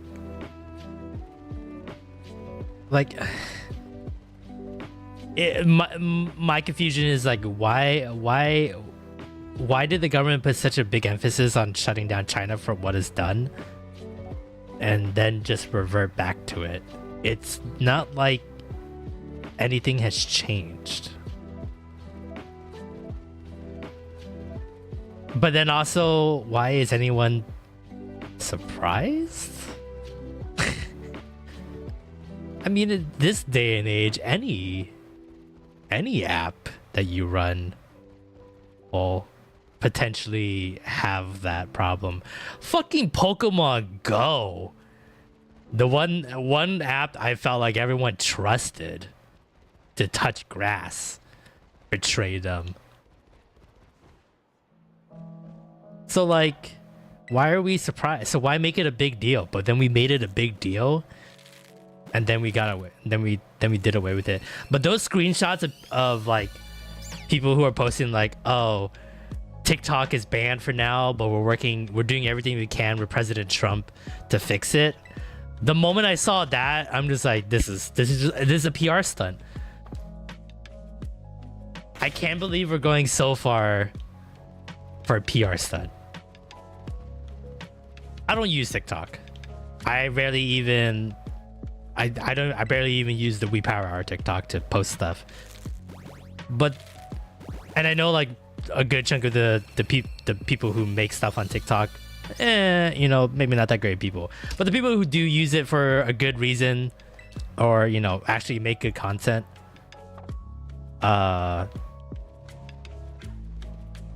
like I can't even imagine like people whose like livelihood wraps around that app and then just being thrown around for a loop. Like if I was making really good content and TikTok was one of like the providers that helps me make that content, and then you're gonna take away my main source of income to do a PR stunt, I don't know how I feel about you as a just as a person.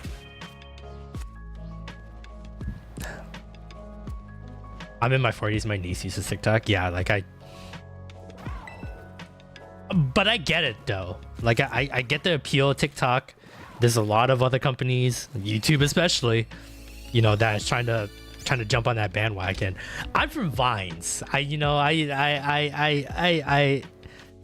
dabbled in you know the Vine world every now and again, so I get it. Even when I was younger and Vines was like a thing, that's what I was into. So I don't like necessarily hate the idea of TikTok, because it's like the same thing with Twitch or YouTube, right? There's going to be pockets and corners of the platform where you'll like and you'll appreciate and you'll think, wow, they make great stuff. But for the most part, most of it's trash, right? So you have to kind of filter yourself out that way. So I don't know, but you take it with a grain of salt. Twitch could be the same way. I don't know. Maybe like Putin is watching my stream right now and just be like, yes, take notes. I finally understand the US enough to overtake them. I don't fucking know. But I don't know. It's never understood like the outcry from it. But I mean, now I understand it's a PR stunt, but like for people who like shitting on people that are gonna lose their livelihoods because of the platform going away, I don't know. There's some people that are really good that deserve a platform on the internet, and TikTok was like their main way of doing it. So I just hope people realize, especially young content creators, to put their eggs in multiple baskets. Don't rely on a platform to make you popular, rely on yourself. Because then the community that you grow is just gonna follow you wherever you go. Even if it's to another Chinese app of Red Note. Which is absolutely funny. That was a that was the place to be. That was the place to go. And boom.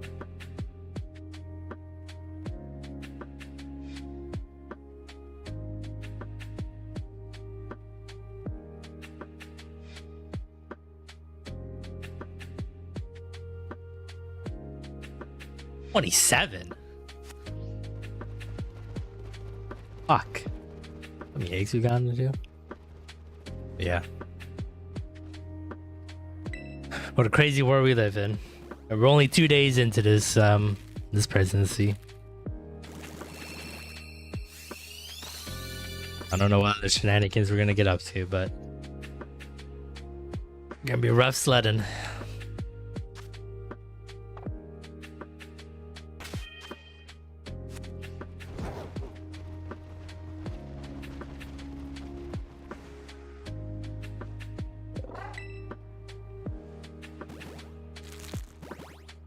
I beg of you. I beg of you, please.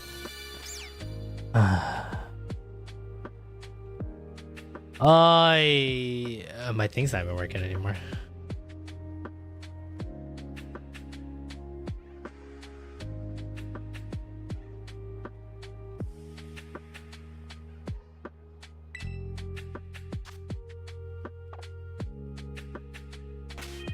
Number we're supposed to get to? So this is 30, 35, 40, 45, 50. So we started at 181 today, 231, 229. Okay, we're good. We're fine. We're here.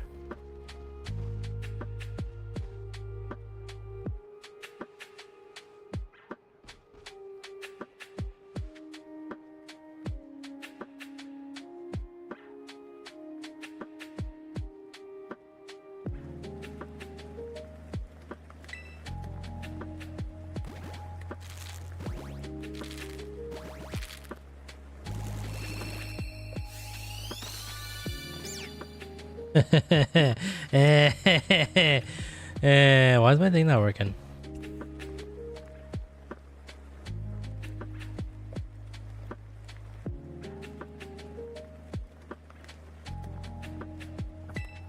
Excuse me. I'm sneezing because I'm allergic to all these non-shiny cats.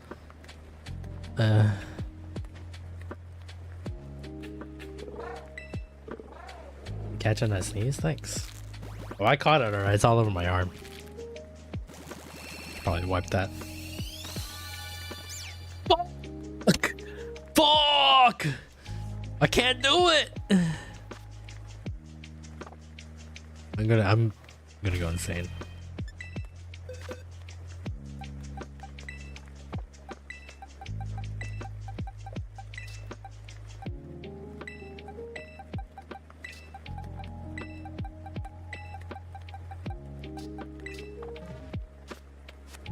Alright, 6 more eggs. 6 more eggs and then I gotta fucking fuck for a whole bunch of them.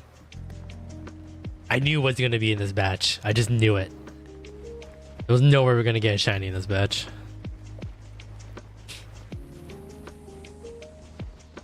I don't know. And it's a wild place, but I also grew up with it.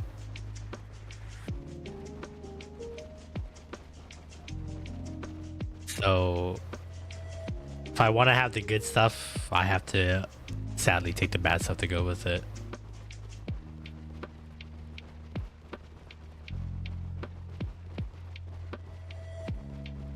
But there would never be... There'd never be someone in office that would understand the internet world. Or I guess understand the internet world in a safe space kind of eyes. Not like a manipulative Mark Zuckerberg kind of view. I look at it from a cybersecurity perspective based on how much I know the app collects from your phone. I have the same concern with Facebook. That's why I don't have Facebook on my phone. The fact that I'm doing all this Switch stuff, which is Amazon company, is even more distressing. Yeah. I agree with you on that one.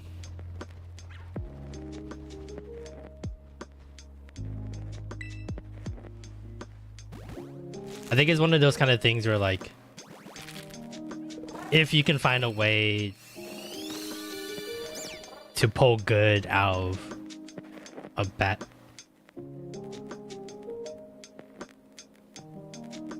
What is that crackling sound? Is that the... Oh, that's from the fucking song. I was wondering what that fucking crackling sound was. What was I saying? I think trying to find good in platforms that, if I wouldn't say inherently bad, but obviously like they don't originate from like a very good person. I think there's people like that are needed. Just because, like, if you don't try to salvage a platform like this and put good into it, then the influence that it has is just gonna turn a lot of good people bad, per se. Or people who are more tunnel vision because of it. I think the fact that Twitch is so diverse in its creators and its ideas and its visions and the communities that it builds. Granted, there are some communities and some content creators that I don't think they're helping the cause, but there are quite a few people who, quite a big group of people who do it for a good cause, and it's give and take, right? You know, these people want to provide entertainment and put good in the world, and other people can consume it and then help shape them to push good out into their worlds and stuff like that. Because to me, it's always starting from within and starting small. No one changes the world starting with the world first. It's changing the worlds that you can influence that are like closer to you. Small tiny worlds, but eventually those small tiny worlds are gonna touch other small tiny worlds, and then that creates change faster than you trying to change it yourself, kind of thing. So I definitely understand where you're coming from with that, with like how Facebook feels inherently evil now with the Zuck. You know, Instagram's the same way because it's owned by him. Amazon with Daddy Bezos. I work for Daddy Bezos twice. I do this for streaming, and then I also deliver packages for him.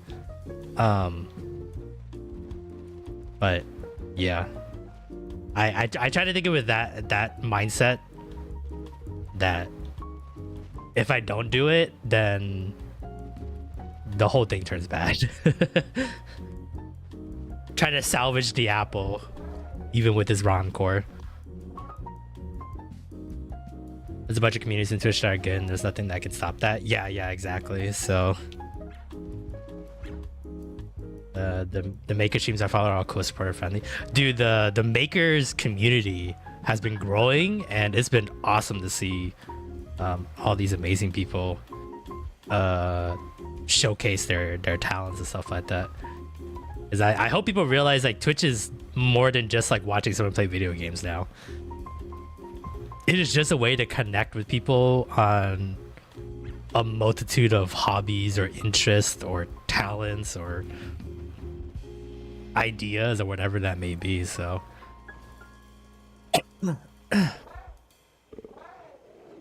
I always offer my Amazon guy a water or a soda if they want it. Oh, that's very nice of you. Tell them to visit if they eat ever nearby and thirsty and they don't have a package. That's very nice of you. I think out of like, because Amazon keeps a tally on me, I think I've almost delivered like 10,000 packages in my career as an Amazon delivery guy. I think I've seen someone put out snacks or a drink at their front door maybe like 10 times out of like the hundreds and hundreds and hundreds of houses I have or apartments and stuff like that I deliver to. So for you to do that for your Amazon drivers, like, I know I follow the subreddit too for Amazon drivers. Every time someone's post a picture of someone putting out drinks or snacks for them, everyone in the comment section is like, oh my god, I haven't seen that in forever. It's like, it's been like 3 years since I last seen that one. It's like, those guys are the good ones. So not like I speak for all Amazon delivery drivers, but I know for sure your local ones, every time they have delivered something to your door, have absolutely appreciated that. So, because it is very rare to come by. Not like I don't know. It's not like we don't. It's not like we need it. It's not like Amazon is just like, don't you dare eat while you're delivering stuff. It's mostly the bathroom problem that we have. So honestly, I know I've seen a lot of people on the subreddit where they try to like not eat or drink anything for like 10 hours a day so they can avoid going to the bathroom, which is crazy to me. So there's one in particular who is ridiculously hot. I keep an eye out for her to visit and offer drinks. Fuck, that's smart. That's smart. Should I start offering to use my bathroom when I don't mind? I would say that's very nice of you, but at the same time, there's no time to do it. Like, I do the delivery that's like, that it's more lenient. So I do, there's two types of delivery people for Amazon, right? Where it's people who actually work directly with Amazon. Well, not directly, but they're called DSP. They're basically the guys at the blue vans, the big blue vans. I think they rolled out for all Amazons, but basically like an Amazon van. Those guys are like the main people. They're the ones that get like hundreds and hundreds of packages every day, but they're timed. So basically, on their either is on the car or on the device that they have, there's a timer and a GPS system that's on them at all. It tracks them the whole time. So they know how fast these guys are going and they compare the stats. So basically, if you take too long on a certain like section of your route, they'll call you out on it. And so I've never done that delivery. I'm not part of that system. I'm more of a contract worker. So I do the simple deliveries. The same anytime you order something, it's a same day delivery. I'm part of that group. So I have to use my own car for that. But I only get like at max like 50 packages. So I get like a quarter of what that the real Amazon drivers deliver. So sometimes like if you order something, you get it the same day. There's a chance that some random car is just gonna pull up in front of your house to drop off your package, and that's your contract workers. We're not necessarily timed because we don't have a GPS on us per se, even though we have to use an Amazon app, so it's probably a GPS on us, honestly. But a random guy jumps out of a Honda Civic or something and drops off instead of an Amazon truck. Yeah, that's me. But I have a do I even have eggs? Oh my god, I've been walking around with no eggs on me. Yeah, that's me. But I have a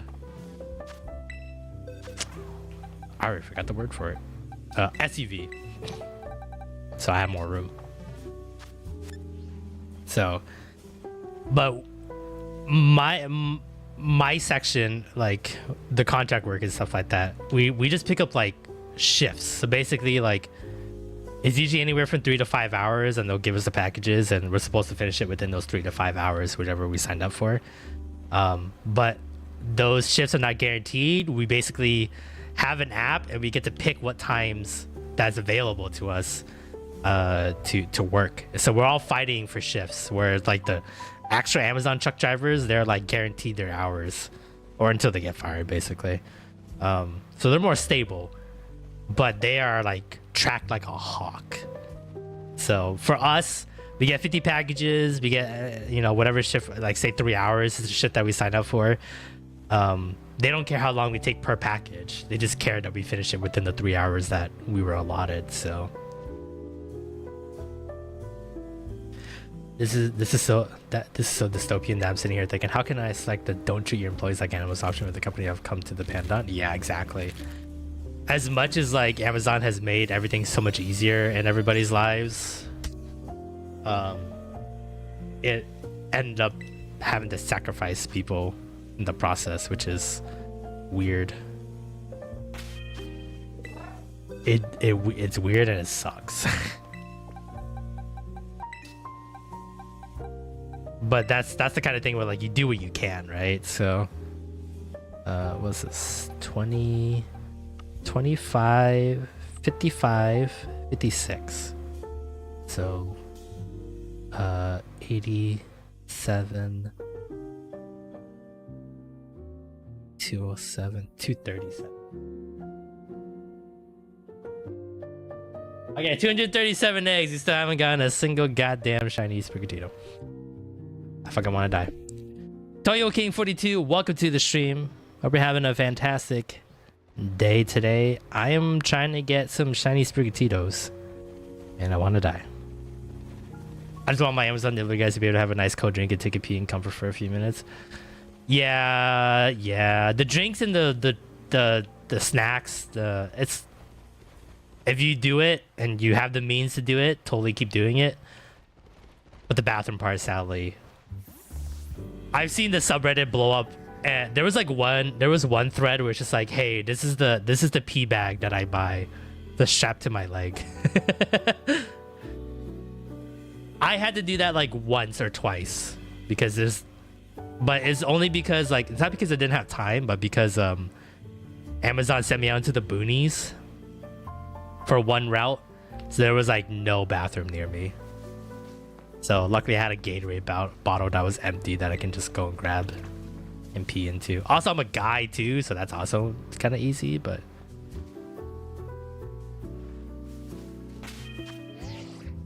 yeah, we're trying to get a shiny version of a Sprigatito. But not all shinies are made nicely, as in they look really different. So if you don't know what a shiny Sprigatito looks like, The one on the left is the normal one. Light green, pinkish eyes. We're looking for the darker green with purple eyes. And unfortunately, the only way...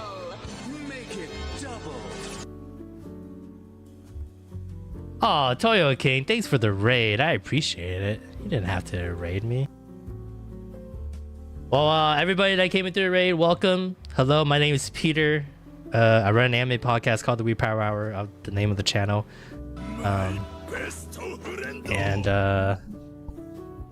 We also stream 5 days a week on Twitch and YouTube. So thanks for dropping on by. Do self-care. If you gotta rate and bounce, totally fine. Or rate or follow like James. Thanks for the follow. I appreciate it. Totally fine too. If you want to stick around and lurk, that's totally fine. If you want to chat, totally fine too. Make sure you take care of yourself. Get some water. Go use the bathroom. Get some food. And yeah, welcome again.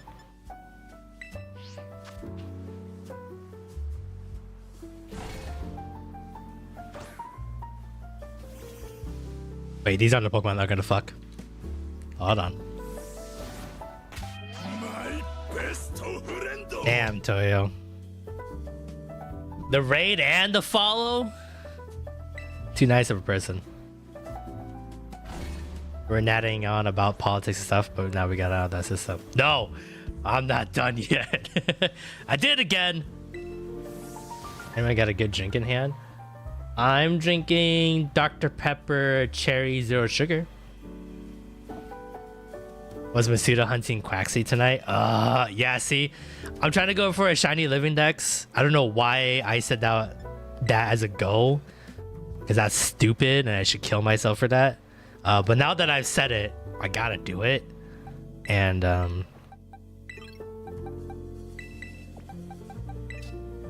I could have just been happy with one shiny Sprigatito, but I need 3 of these motherfucking wee cats. So I'm not excited for it. Did you get one? Did you get a shiny Quaxley at least? The shiny Quaxley is horrible. Or that whole line.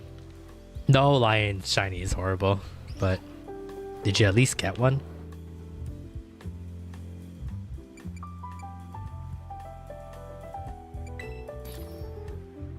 What was I saying, right? All right, so Zero Sugar. I've been trying to I've been going through a Zero Sugar craze.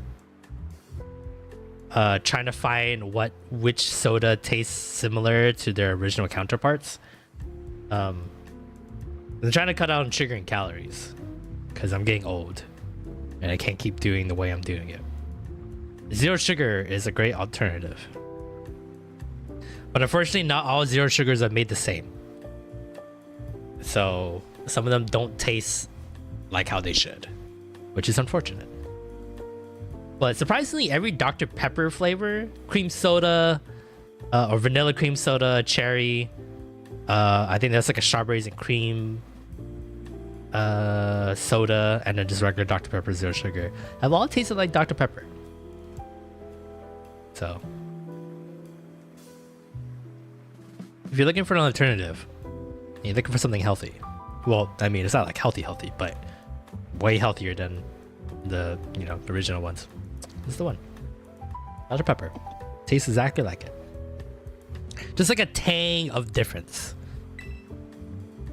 Obviously, you have to get some kind of... It's no sugar, so, you're gonna have to get some kind of, like, sugar alternative to kind of make it taste sweet. But not bad. No, unfortunately, but just started. Oh, buddy. I wish you luck. I hope you get under odds. As I don't believe in myself. And I'm pretty sure I'm gonna be stuck here forever. But then again, I got Spiritomb in like 200 plus eggs. Well under odds. So I guess that's something. I guess I can call myself lucky on that one. But I have a good feeling I blew all my luck. And we're gonna be stuck with this crap. Forever and ever.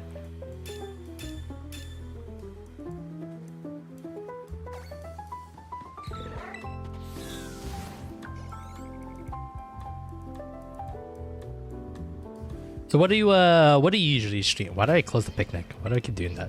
So what do you usually stream, Toyo?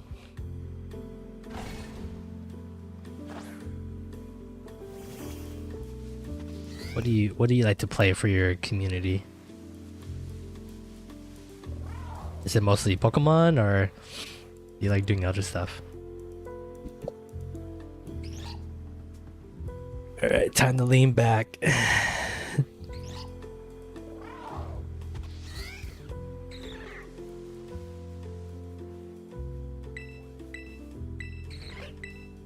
Get away, Koraidon. Stop looking into my basket.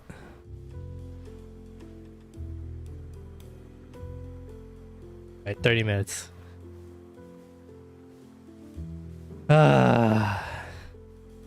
So about the government. Kidding. We're going back to Amazon. Yes. You should definitely, if you have the means to do it,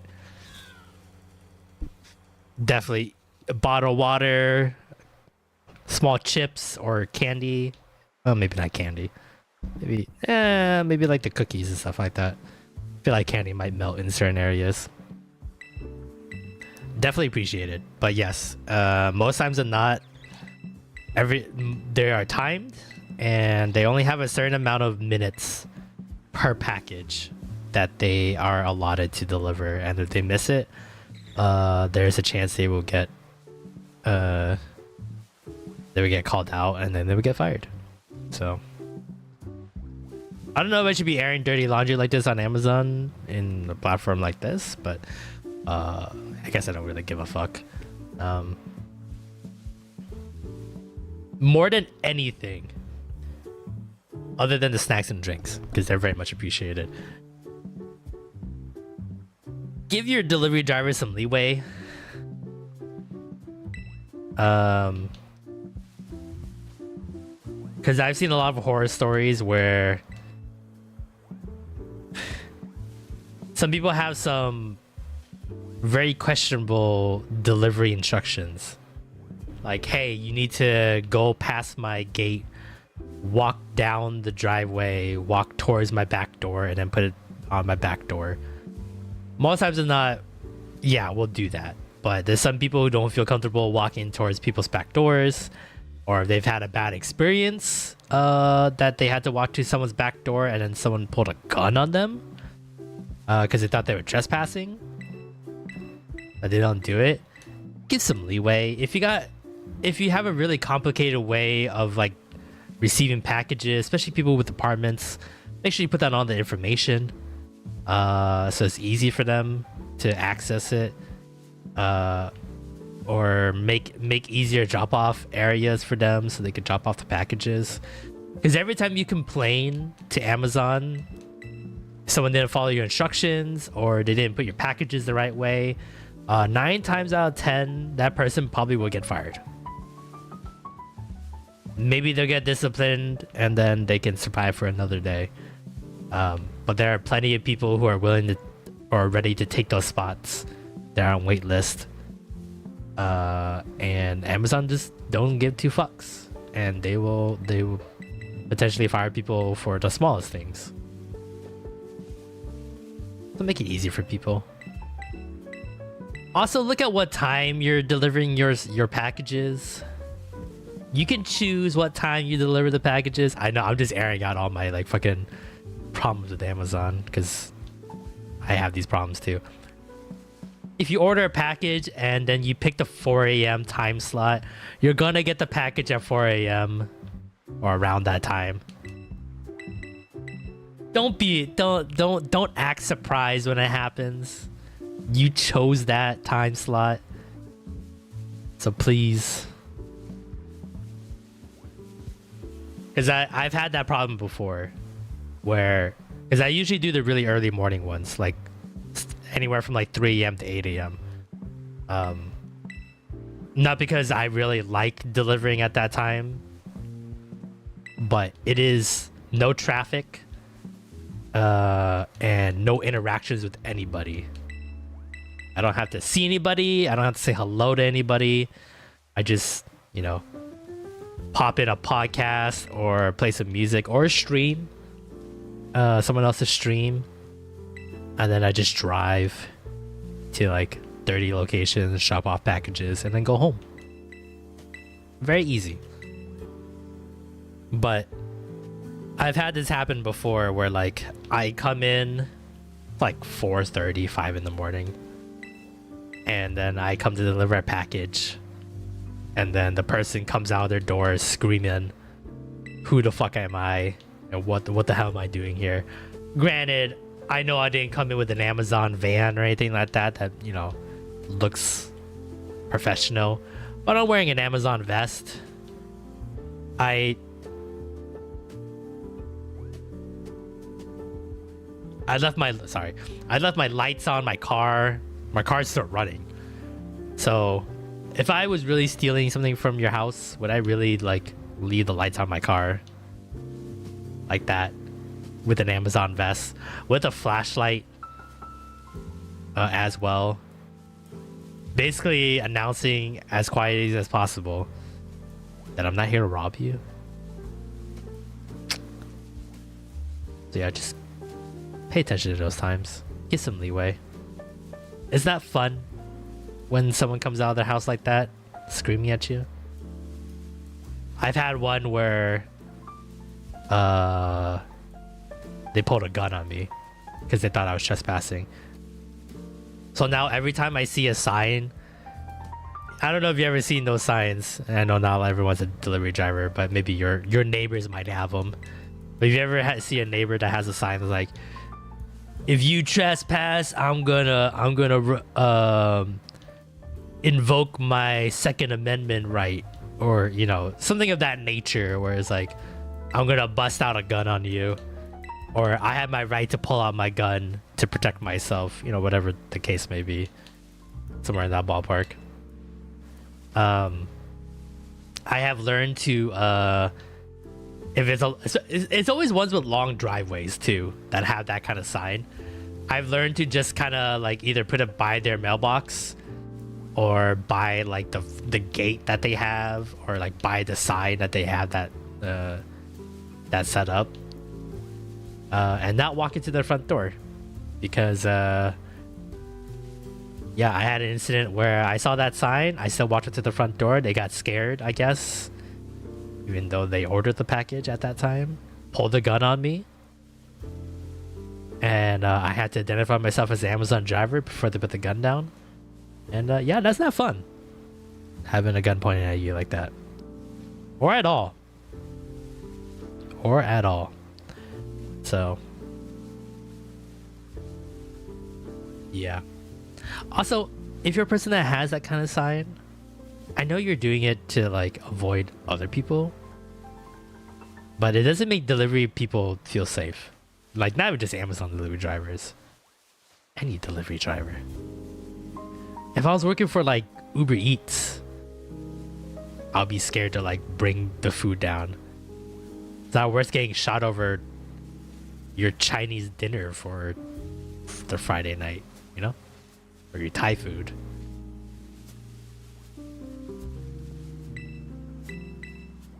I'm just complaining.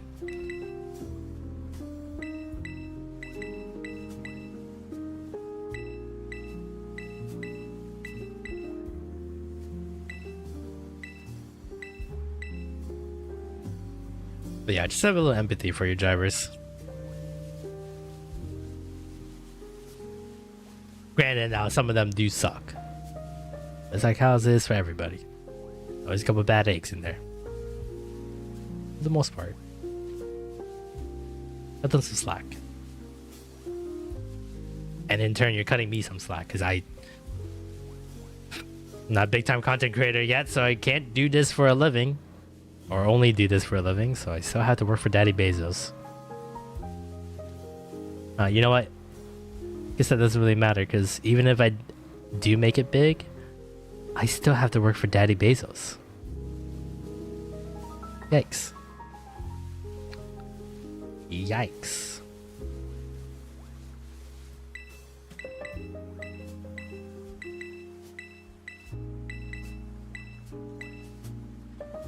Oh my god, these eggs.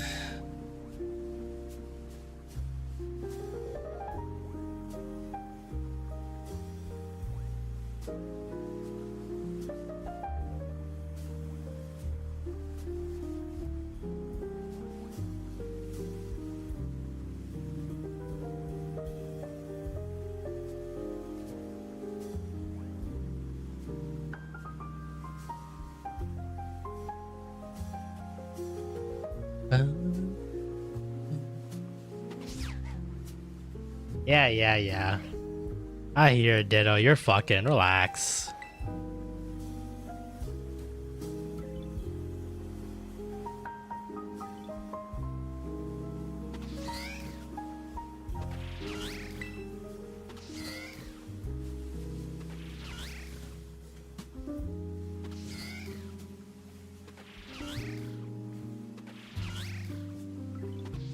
What the fuck is wrong with my Ditto?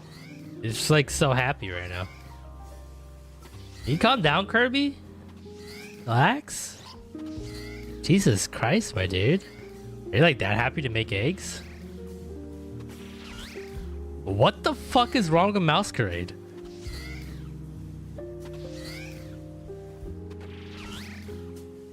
What's wrong with you? What is wrong with you? Are you like broken? Are you stuck? Okay, you're done. Oh no, you're kissing me now.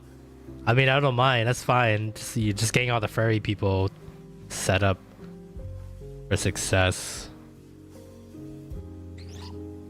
Okay. Oh, you're going again.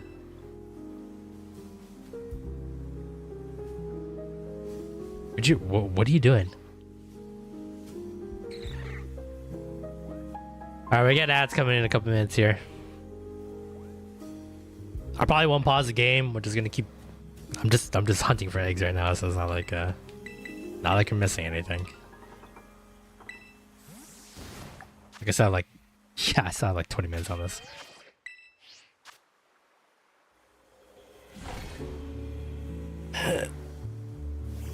I wanna die.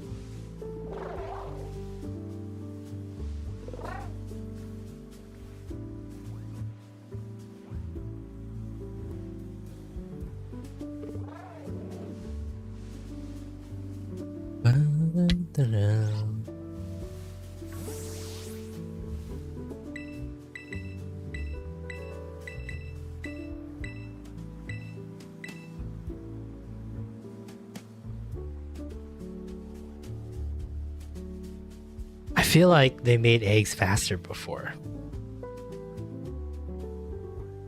I think I'm just getting bamboos for no reason.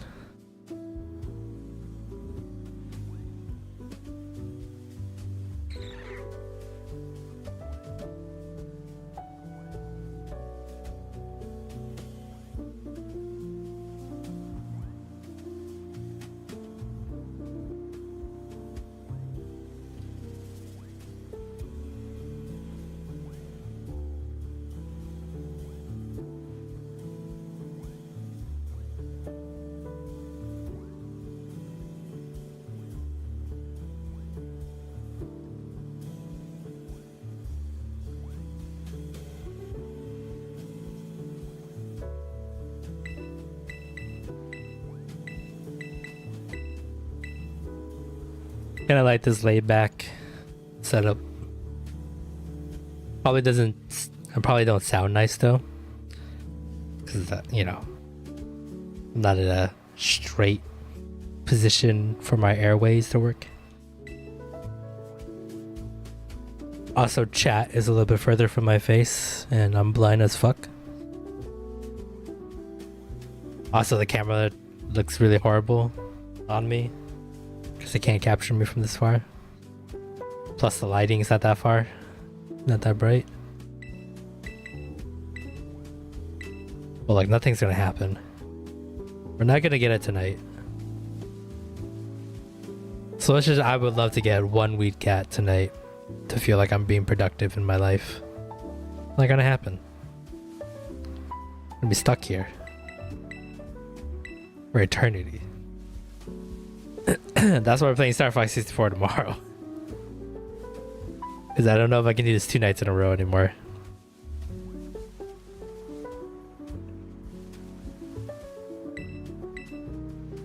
I mean, I could do it 2 nights in a row. Just don't know if anyone really want to watch this for 2 nights in a row, really.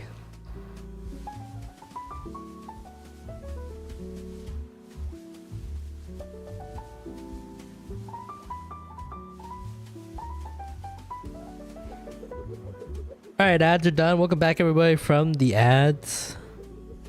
Everyone else, thank you for waiting with me. Appreciate it. We're still making eggs. Haven't missed out much. You notice I'm already in a reclined position.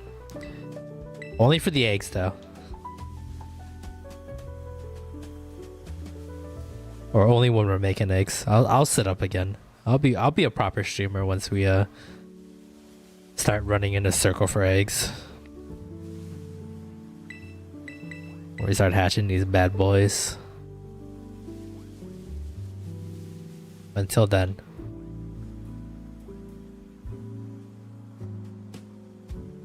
God, imagine when Pokemon starts looking nice. In like 2052. When virtual reality or augmented reality is perfected by then. Can actually have a Pikachu next to me and feel like it's the real thing. But I know it won't be, it's a hologram. It's gonna be fake. But I'll still be single by then, so it'll be the only thing that keep me from feeling lonely. It's having a Pikachu going Pika-Pee and then I pretend to give it a scratch on its head because it's a good boy. Then I accidentally like sit on its tail and then it's augmented reality, so then it has like a 4D experience somehow. So then whatever device I'm wearing to make the augmented reality shocks me to make me feel like I actually do own a Pikachu. Can you imagine? That's how Pokemon gets in like 50 years. It becomes like a 4D experience. You're not strong enough to own this Charizard. You can't tell me what to do. I'll own a Charizard if I want to.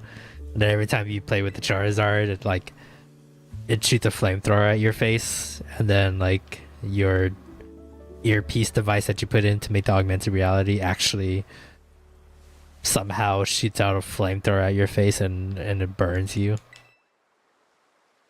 virtually, or it feels like it'll burn you. Never mind, it definitely has to be virtual reality, but somehow it feels real. It'd be like Sword Art Online, and then you get trapped in the game.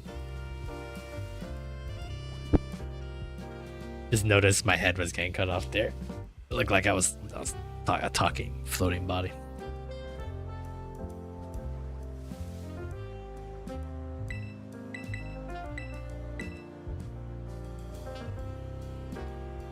How many minutes do I have on this thing? 10 minutes. Okay.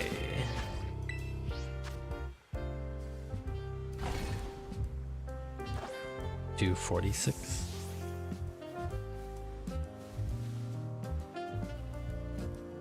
It is a Pokemon virtual reality. Probably quit life. Put me on the unemployment plan. I'll eat ramen noodles. Survive on ramen noodles. So I can be in the Pokemon world more often.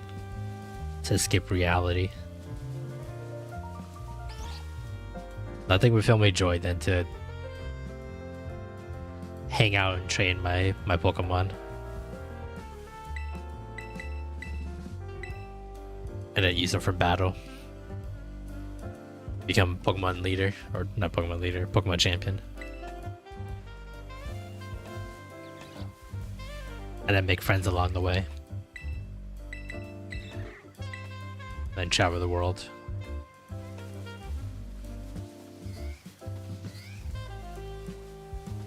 And then almost die from every legendary possible like Ash did. Actually, that's not true. There was some legendaries that are nice to them. Just like 95% of them wanted to hurt him at first. What are you guys doing over there? Are you guys talking to each other? It's sleeping. Masquerade is sleeping. Ditto's sleeping. It ain't gonna fuck you.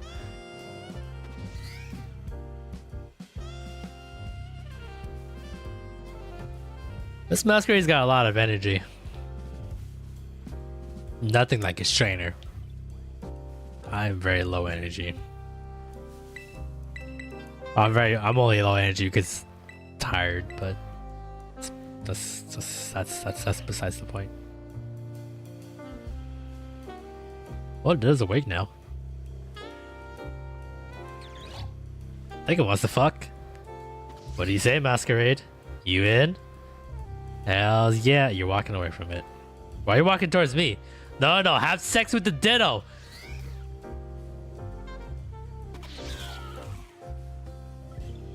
I think this Masquerade is hitting on me.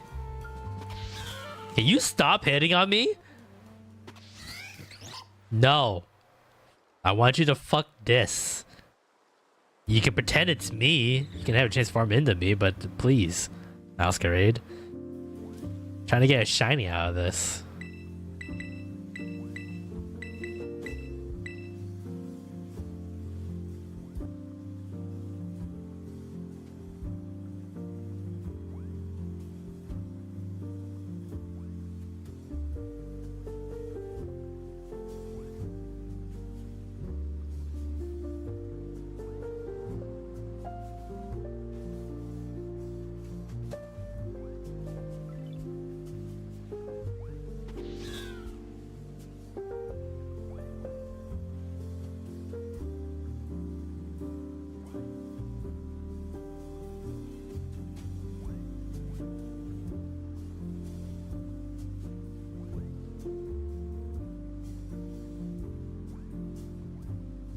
I think we'll be able to get like 300 eggs in by tonight.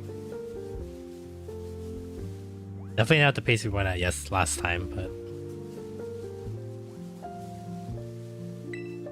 for some reason Masquerade and Ditto are fucking last? I don't know.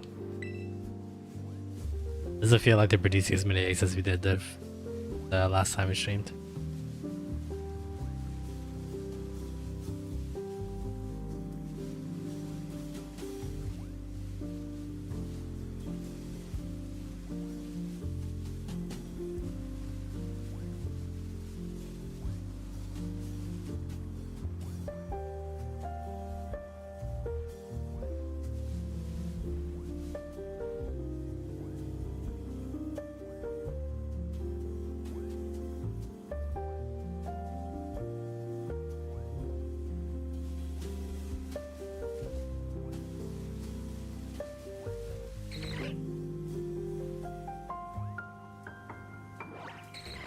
Don't distract Ditto.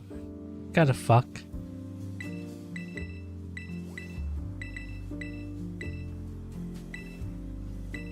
Please make eggs faster.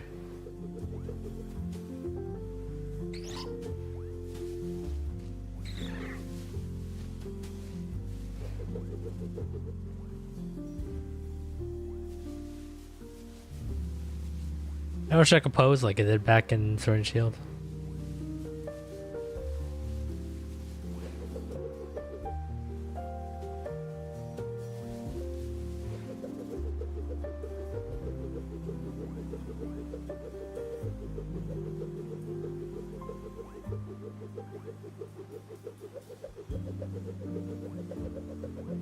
Oh wow, you can actually go faster.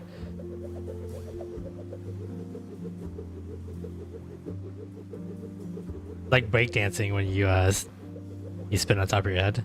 You can go fast or slow, depending on how well you do it.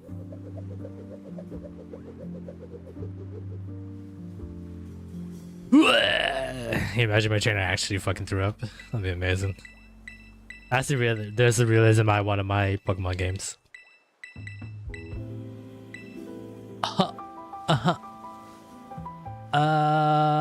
They don't make eggs fast enough.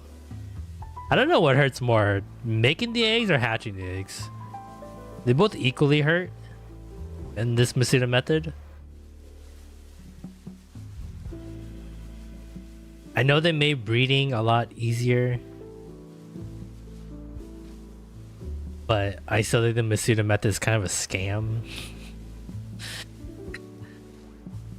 And I hope they upgrade it in the next generation.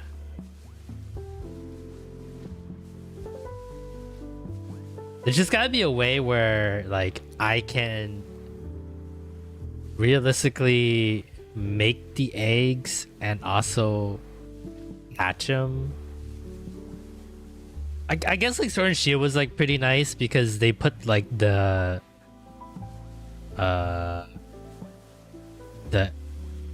I think there was like what 2 locations where you can make eggs at a daycare. There was one by a bridge, if I remember correctly, and that was like very nice because you can just go up and down the bridge. Per se. But I don't know. Because you can like go up and down the bridge, and then every time you hatch an egg, another one should be ready for you to go at the daycare, and you can just pick it up and then run another batch that way. That seems a lot easier than just this eggs in a picnic basket kind of thing, kind of deal.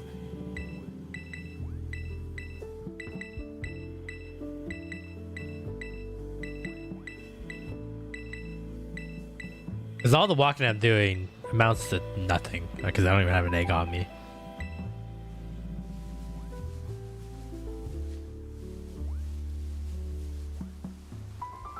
But steps don't count when you're in picnic mode, so... Actually, I guess something similar to Sword and Shield, but maybe something quicker.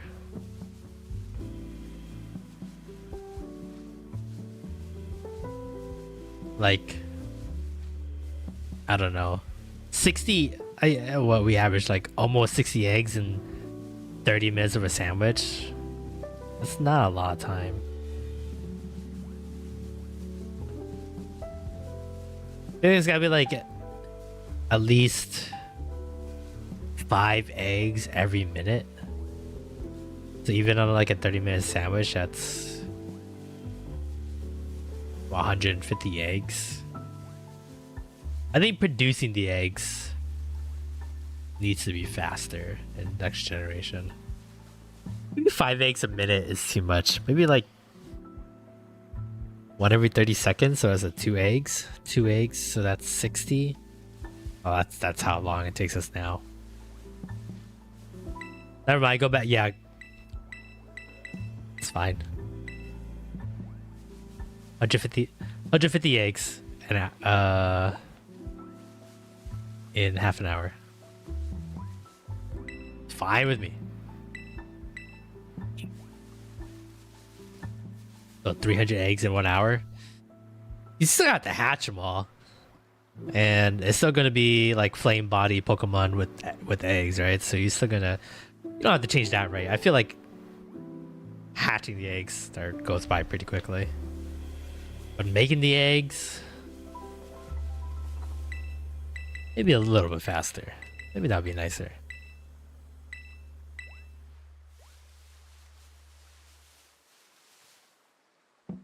That's all I'm asking.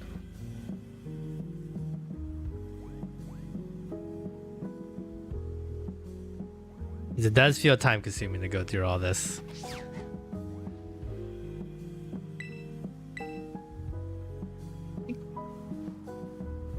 Like another 30 seconds, my sandwich is done. that's why Masquerade woke up, because it knows it's going back in the box away from me.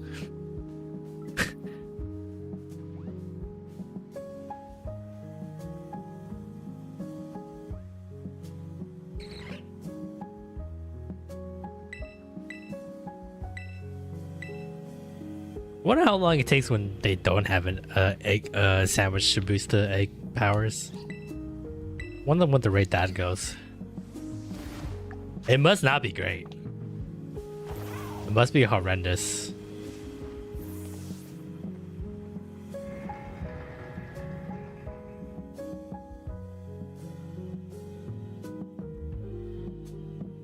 All right, we have hatched 237 eggs. We have another. Well, I forgot to do the thing. So now my eggs are all over the place. Hold on, let me clean up.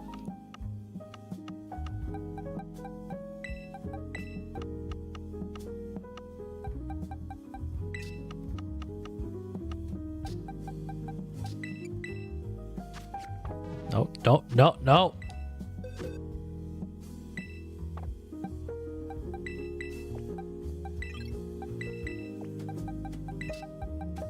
Can't wait to send you back where you came from.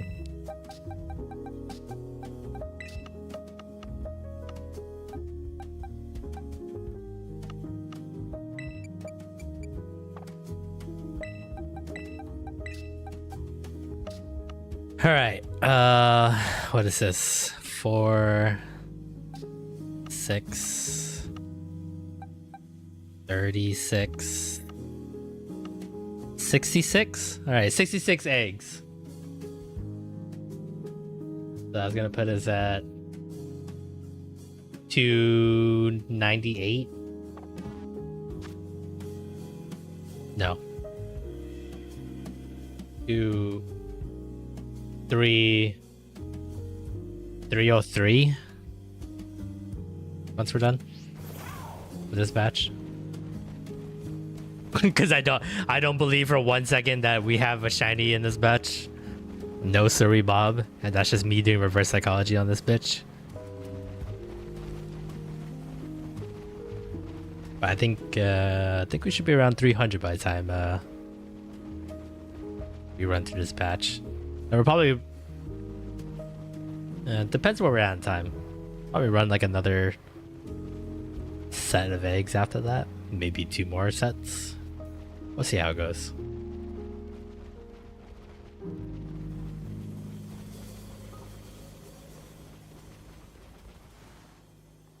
We should be close to 400 eggs by the end of tonight.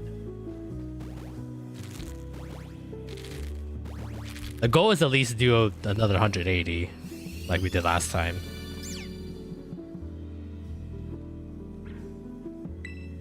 So we will pass we'll pass that by the end of this batch at least.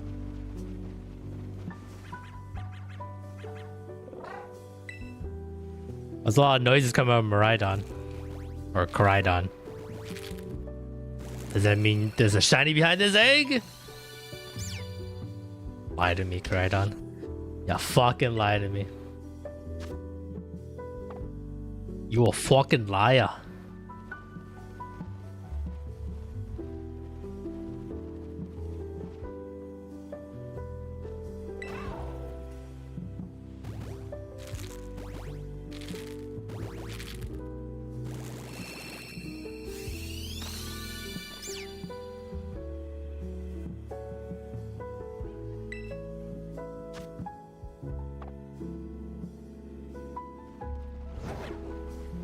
What am I doing with my life?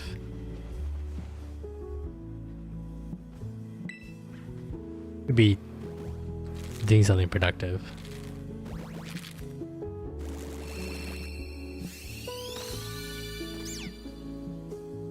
But I chose this.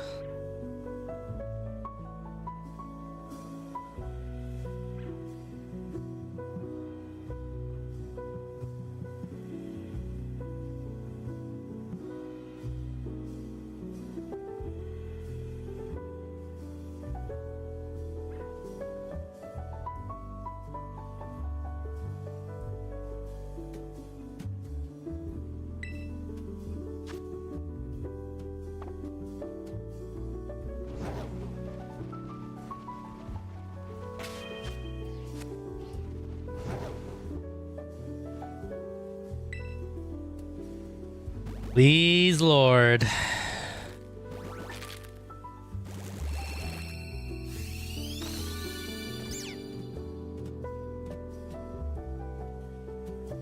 Oh, that batch was dead.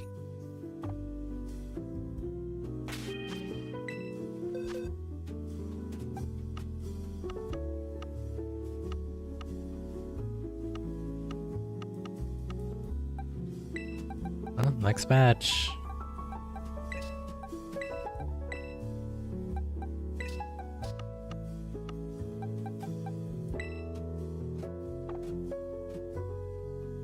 Let me do 3.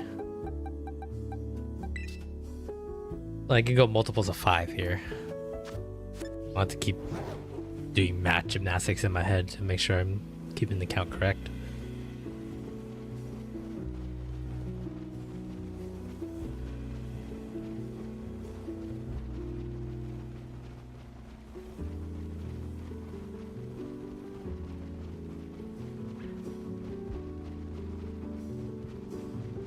I know this is less efficient, but I just want to make sure my numbers are correct here. And I don't want to do simple maths anymore. I can just do in 5s. I'm better at 5s.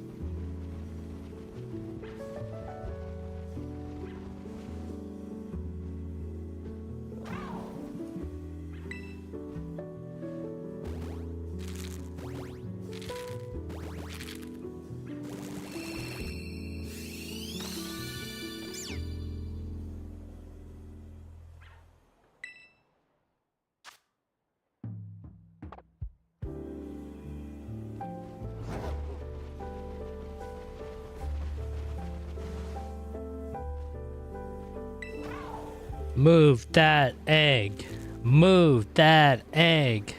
Move that egg. Well, I guess I die.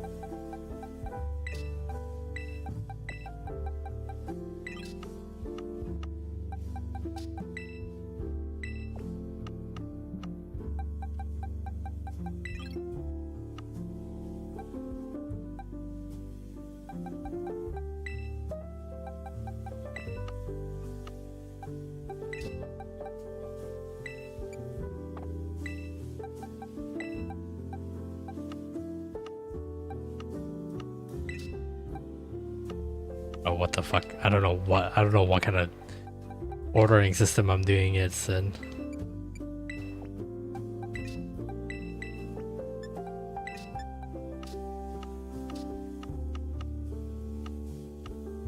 Okay, that seems right.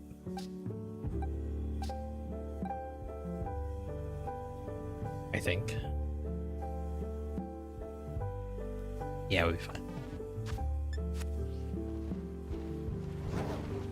Alright, next 5.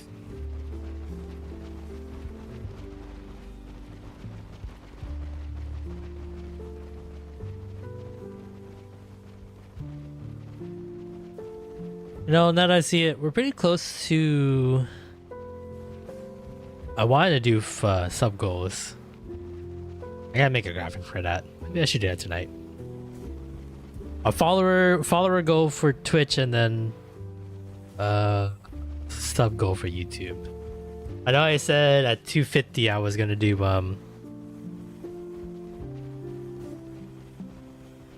taste testing stream where I taste test different flavors of candy and drinks and also like different food combinations like milk, Pepsi milk, or what was that, Coca-Cola and pickle juice and jalapeno juice or something like that. Apparently Dua Lipa likes that. For whatever reason. Haven't really figured out what I want to do for 100 though for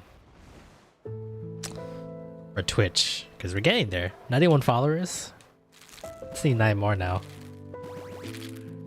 I think I said I was going to do a Sonic game.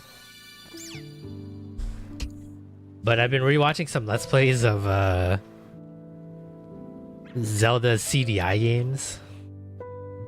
Which, if you don't know what the CDI games are,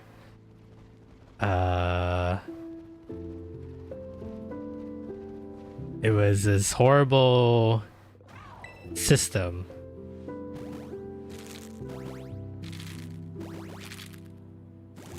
What's the full name of it?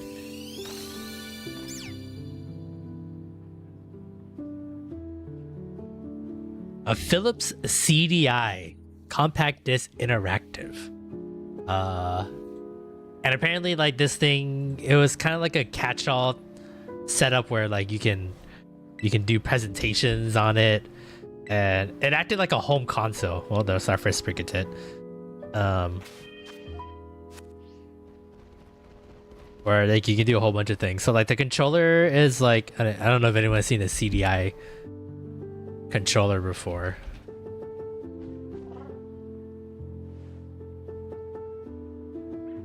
But I think the first iteration of the Philips CDI, they had this controller.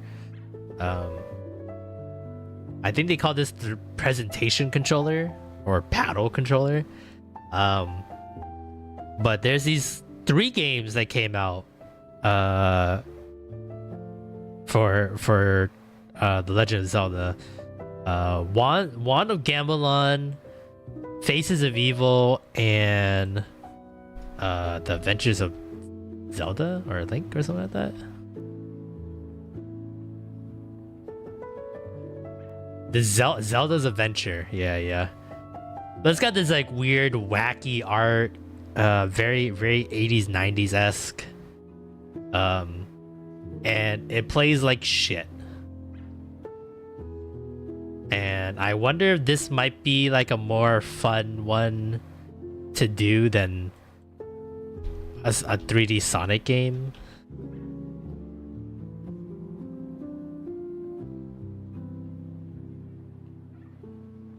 Because I was thinking of doing like could do Sonic 06 again if I wanted to kill myself. But I was thinking of doing like maybe like Sonic Unleashed or Sonic and the Secret Rings or Sonic Black Knight, you know, the horrible 3D Sonic games. Maybe I'll do a poll. But I feel like that'd be kind of fun and pretty good goal to have. Cause you don't play too many terrible games on the channel or on stream either. So I feel like that might be a good incentive. I don't know we'll make those 24-hour streams. Not because I can't do 24-hour streams. Like physically I can't do them. Cause I don't know. I've only done one. I think I did a pretty banging job of doing it. But I don't know if I have time to do it. We'll see. But maybe it won't be one of those kind of setups where like I have to beat the game to end the stream or 24 hours is up. I wish I can go further, but honestly, that'd be really irresponsible for me because I still have to go to work that week. But yeah, no matter how long, well, within a 24-hour time period, no matter how long it takes me, I gotta beat that game. Because I'm pretty sure like the Sonic 3D games are like 10 hours, 10-15 hours if you play it well. And then the same with the Zelda CDI games. They're not incredibly long games, but they feel long. It's because they suck. And they're notoriously hard.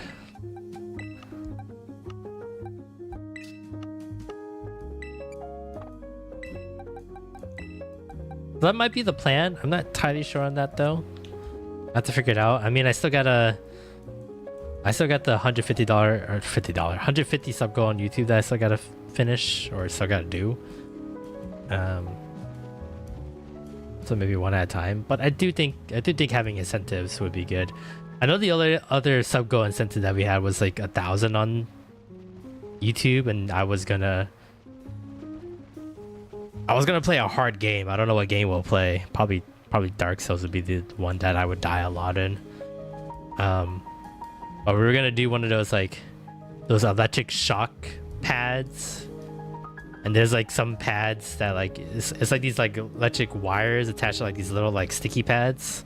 You can attach them to yourself, and I know some of them like supposed to simulate the pain of pregnancy. I don't know. It's something that you guys are totally down for when we were thinking of it last year. I haven't forgotten about it. I feel like that's a pretty good sub goal to have. To see me get shocked. I don't know. My idea is like every like 5 deaths I have on whatever game that we're playing. Maybe playing like a platforming game. Maybe like a platformer and I fuck up, then I die, and then every 5 deaths I get shocked. Or something like that. That'd be kind of funny. As long as it's not gonna kill me. I'm totally fine with it.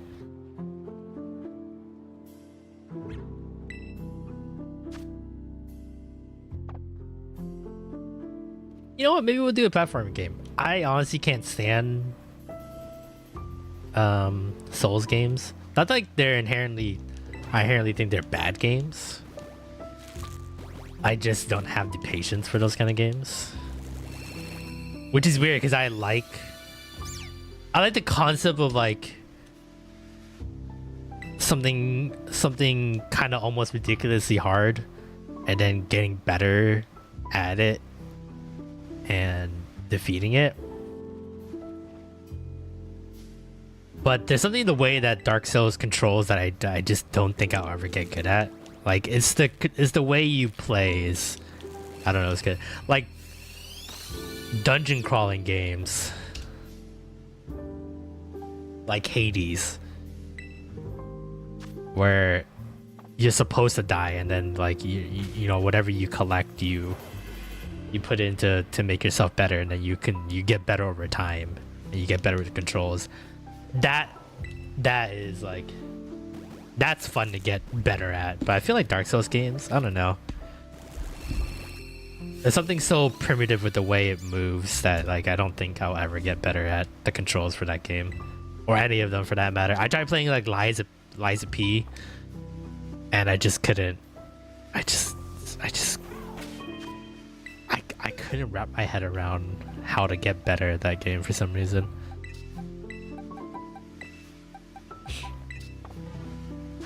I don't know. Maybe a platform would be better. I feel like that would be quicker too in terms of like how many deaths I can accumulate.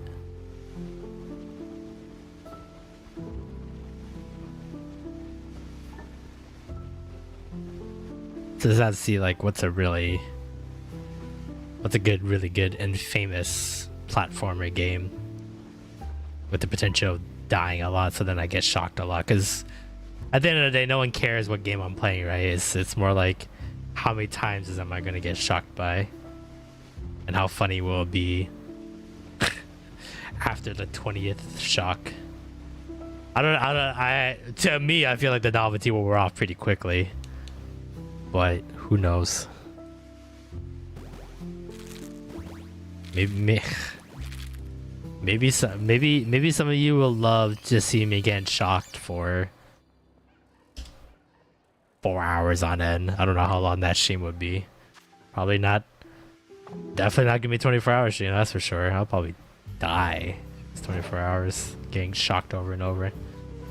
Well, it is 1,000 subs, and that would get us to the point where we can start making money on YouTube. So maybe it should be a 24-hour stream. Just part of it would be getting shocked, and then the rest of it would be, I don't know, games with you guys, or Who knows when we hit 1,000 subs? I want to be optimistic and say we'll get it as soon as possible, but who knows? Could be by the end of the year. Could be 10,000 years from now. You get one sub every 10 years.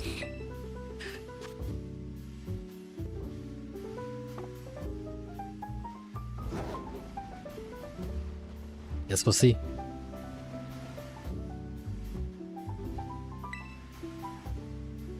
But yeah, maybe I should play some games or chat.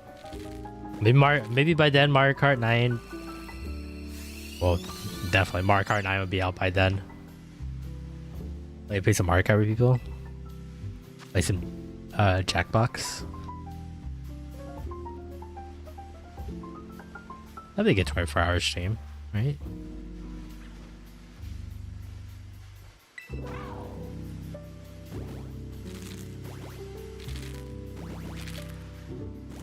Play another Kingdom Hearts game that I want to pull my hair out.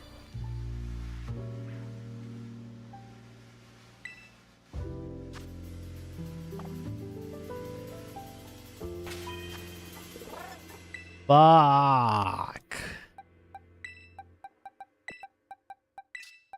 I wanna fucking die.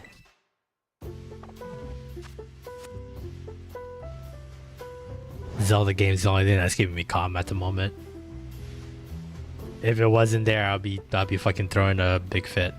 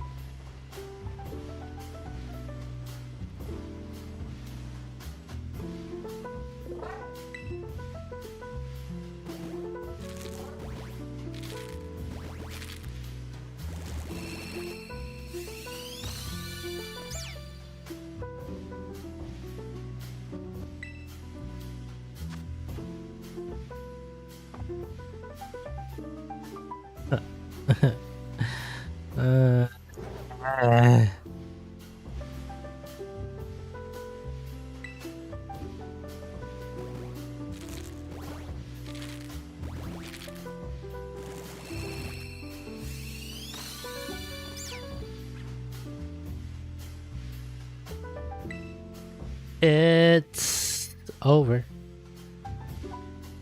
It's all over.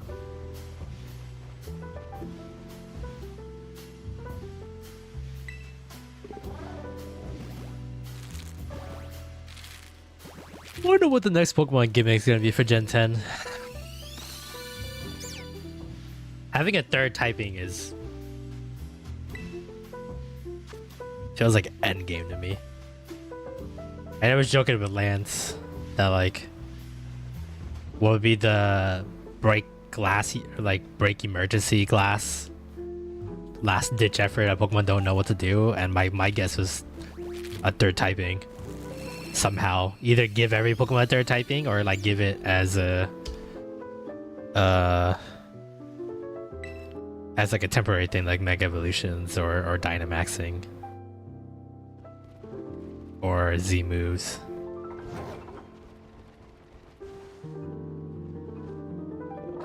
But now we got it, and I can't even imagine what is gonna be next.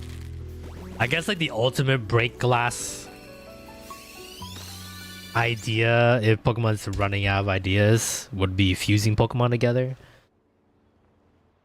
But that would be like, that has to be like end go, like we're never gonna make Pokemon ever again, because that's such a massive undertaking to fuse Pokemon together and make new designs out of it. They could, you know what, now that I think about it, they could do it like how they have regional forms. That's just like a gimmick for only certain Pokemon. Or like Mega Evolutions too. But I feel like people would just ask for Mega Evolutions again. Even though they won't ever... They'll never reuse a gimmick twice in back-to-back mainline games like that. That's why I'm still holding out hope that like if they do remake older games, the potential for mega evolutions are allowed then, kind of deal.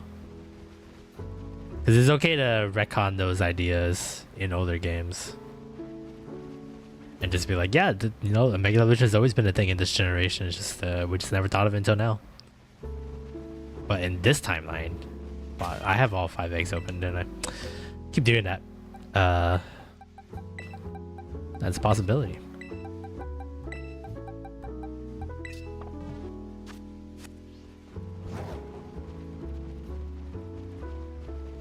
If they ever like remake Generation 2, which I don't think they would, just because Arco So Silver is still there.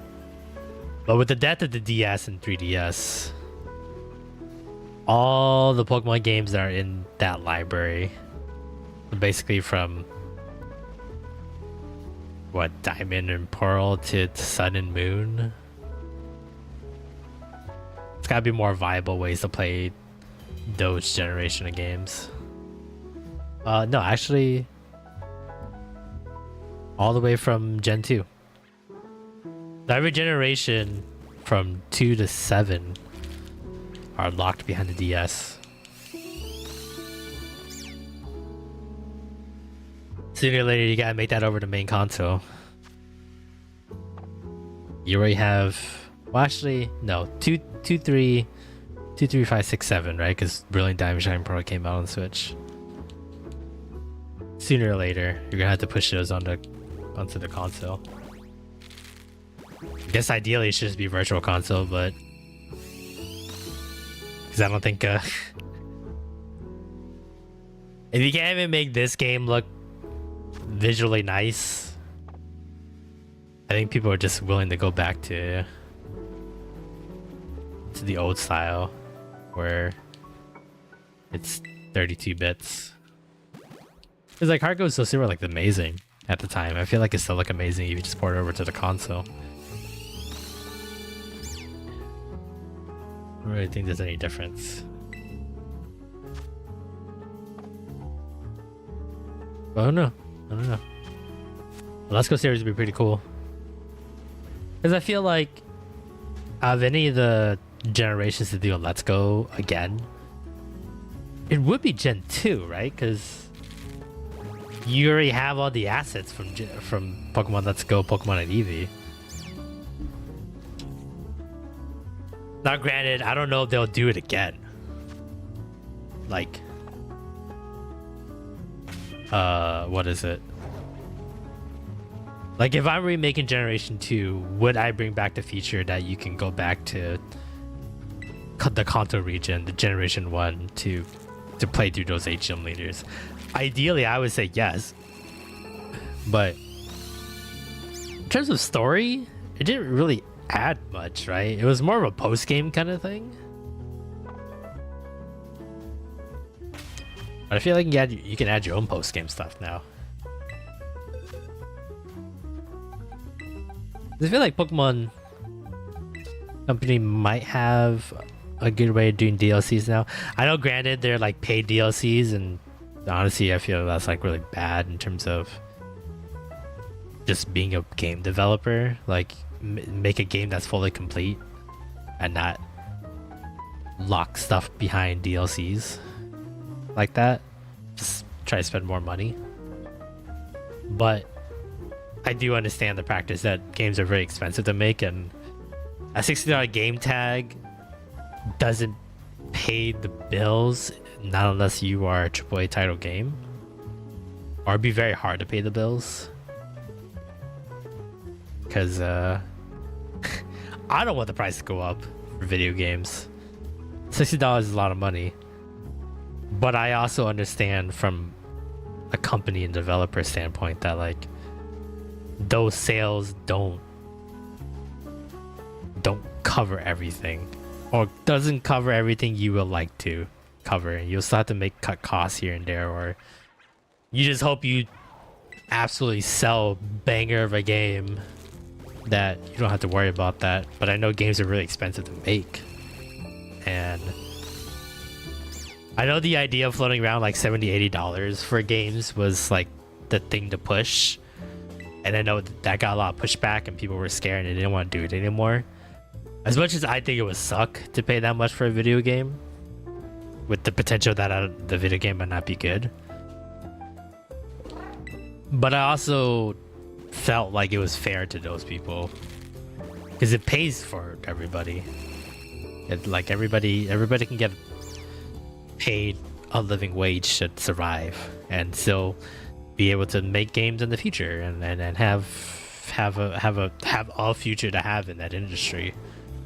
Because it's hard. It's hard to make games. It's expensive to make games. We see it nowadays with game companies closing, packing up bags, having to get publishers in on their projects and putting in their money, and then eventually saying like, "Hey, I put in all this money. I gotta change your game to be similar to other games so we can make I can make my money back," kind of thing. And that's not the exact same vision the developer had in mind. That's why indie games is such a surge of being popular, because we're going back to where it's the developers' ideas and interests, and there's no business corporation that's trying to make their money back, right? It's just a small indie team working on a really great game on a small scale. That raises back to like our good old days when making games is about making games and making something fun and not making it purely for money like most publishers are looking for. Second Spricket hit. Fuck. But that's hard though, because I don't ever shit on anyone for just doing something because they want to make money, you know? Because I get it too. Money would be nice. Money would make living a little bit easier.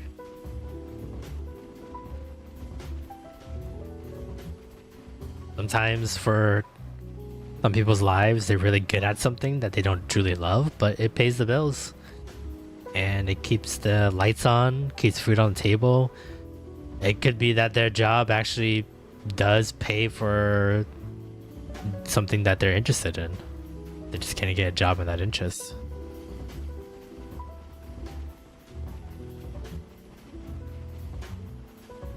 So I also understand that some people in the gaming industry aren't there because they're passionate about games. It's just because they're really good at it and they need a job to pay the bills. And of course you're gonna try to get a job that you're good at.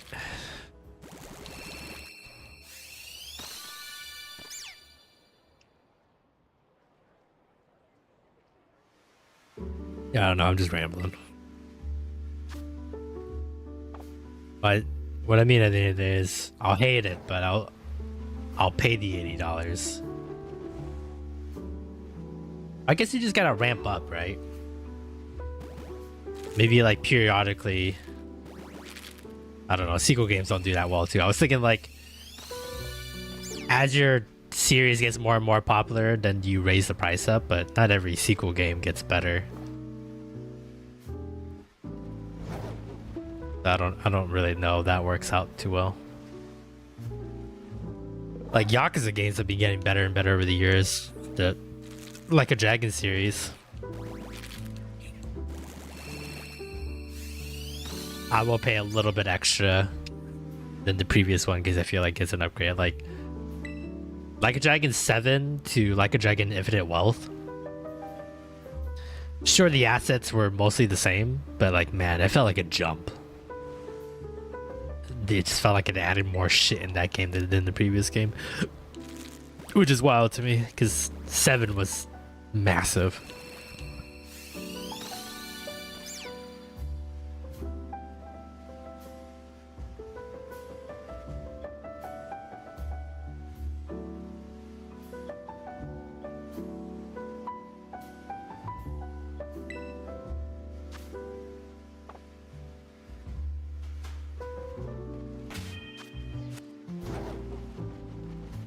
gonna go back and play Like a Dragon again. That was so much fun.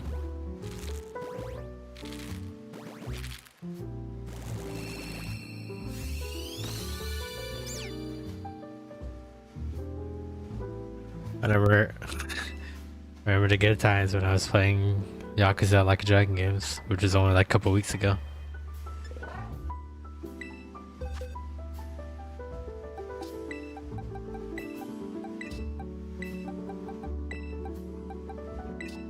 Alright, another 5 batches of eggs. I think the schedule for the next couple weeks.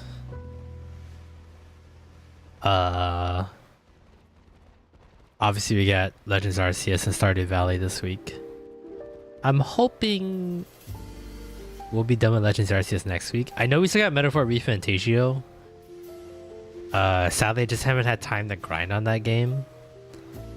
Once I'm done grinding on that game, then we can complete the rest of the game. So the only thing extra that I unlocked, it wasn't really story, but I found like the last special area piece that Nereus would draw, so you could show to Maria. But I needed to get to it was on the way to a dungeon that I needed to get to. So there'll be like a couple bounties and a couple other stuff and maybe some side quests that'll be done off stream. But it's only because I need to get to those areas so I can grind on those areas so then I can max out as much stuff as possible. So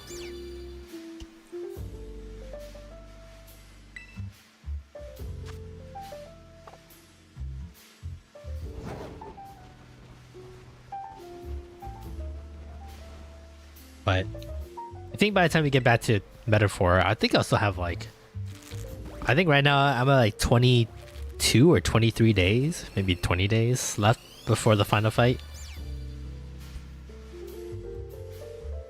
I'm probably gonna take like 7-8 of those days off.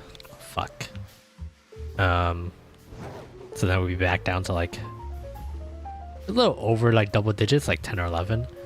Hopefully that will save me for the rest for social links. It's just a lot that I have to do that I guess I should have done before I got into those 30 days. I'm kind of wondering if I should even like worry about social links. The only one I really realistically probably won't finish is Bazalios. Just because he came in so late.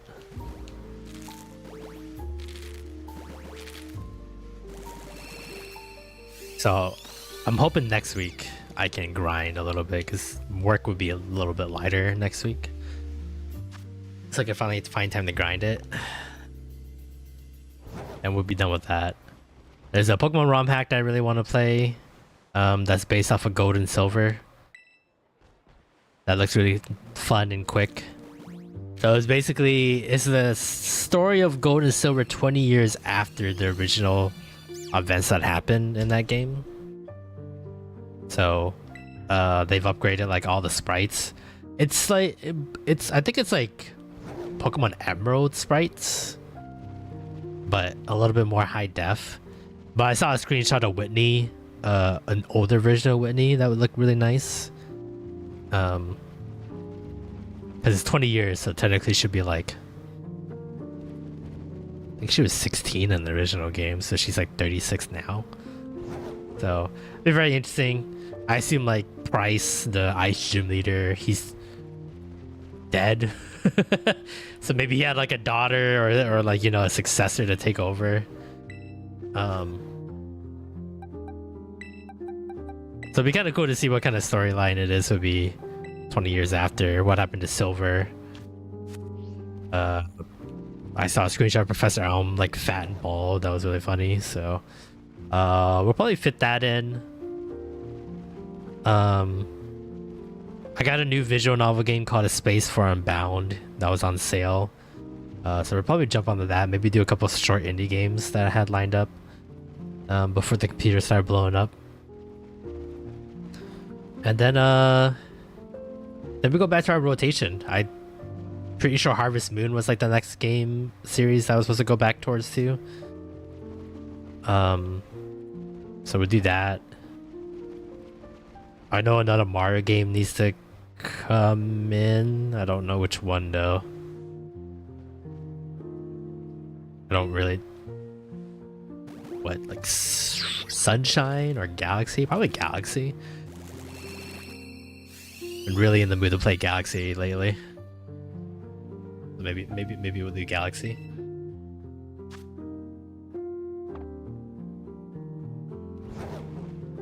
Then there's a Zelda game. I don't know which one though. My guess would be either Awakening or we go play a DS one. I really want to play Spirit Tracks. No, not Spirit Tracks, sorry. Phantom Hourglass.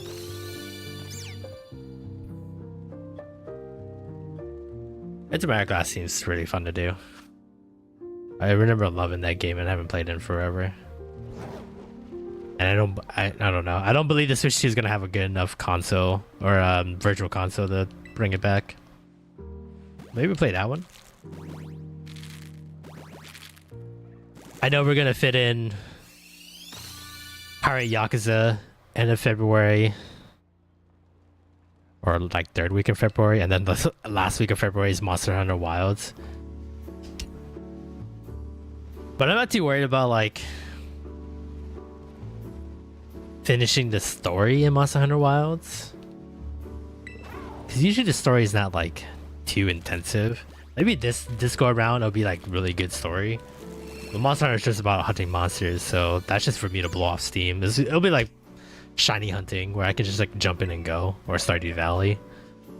So I worry about like I can't play the game not unless it's on stream, so then I can show the story off.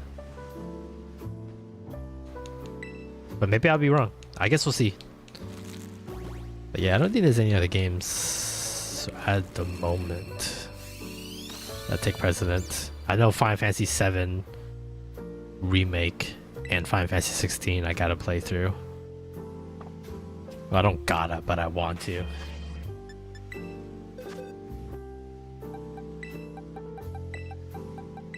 At least the 7 Remake for sure, just because we've played the other remakes for 7, so we gotta continue the story in that one. No rush on those.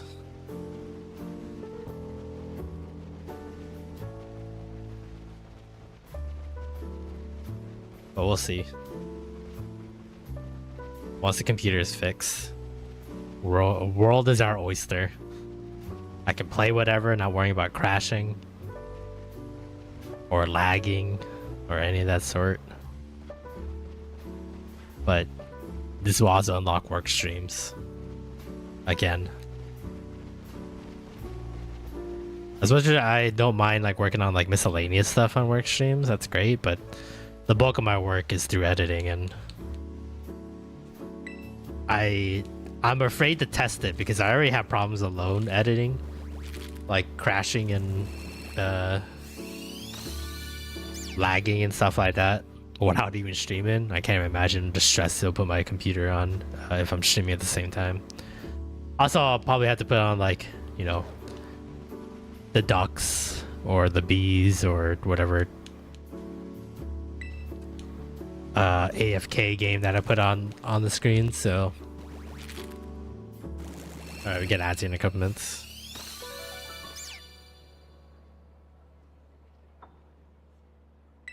So I would just like to be able to run all that without crashing, honestly.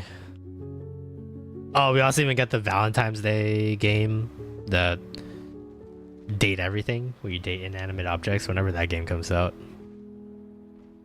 I think it's on Valentine's Day. So, we'll see.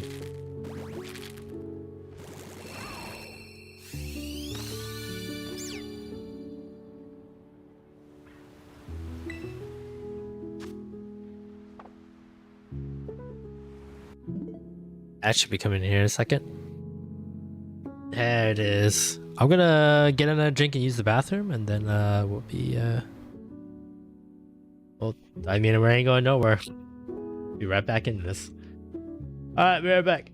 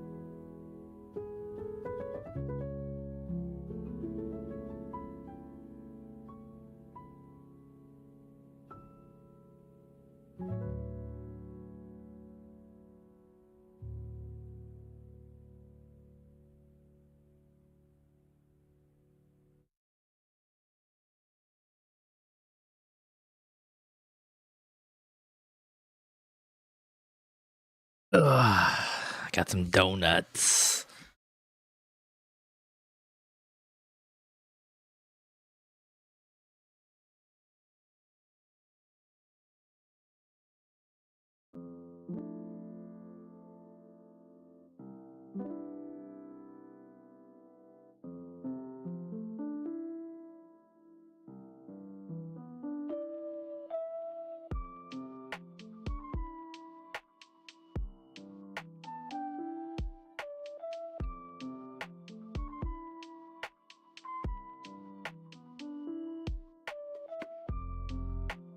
This isn't my usual guy.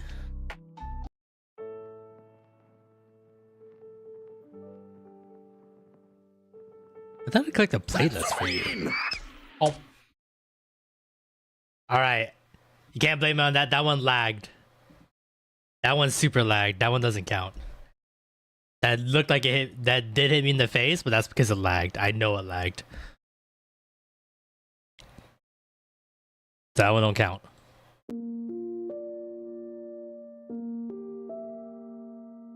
How was your cake? How's your birthday party going? I'm assuming you're having a birthday party.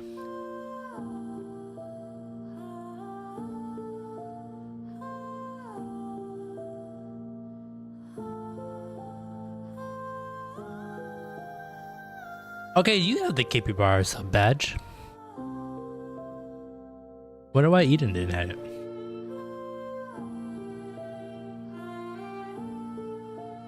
That one doesn't count though. That one lagged. I know it lagged. I turned my head at the exact time I knew to.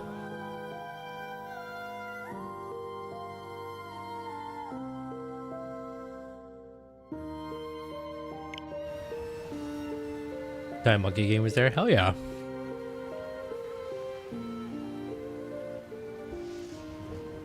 Did you get any good gifts?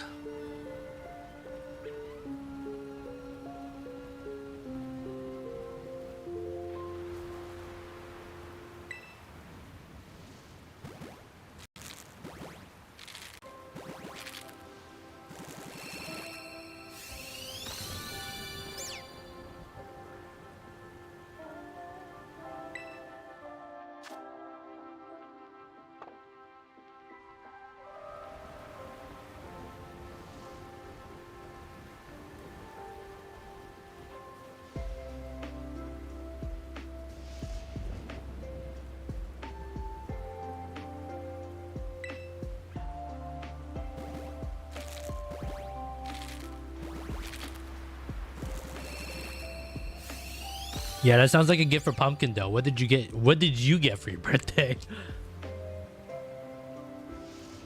It's not what I asked.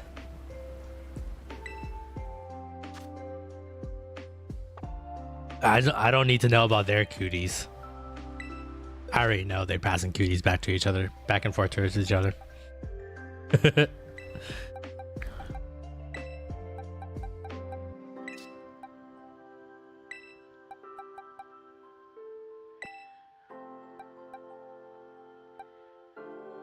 Keep bar squishmallow. Yeah, I saw that one. I saw you posting it on the Discord.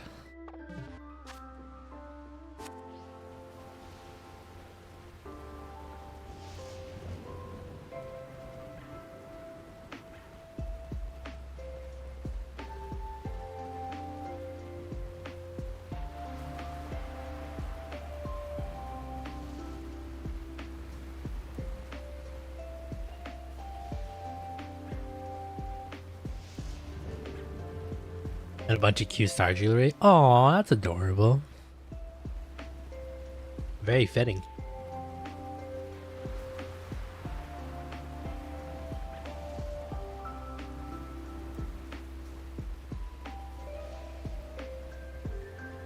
How old does this make you now? Like 5 or 6 years old, right? You're a baby in my eyes.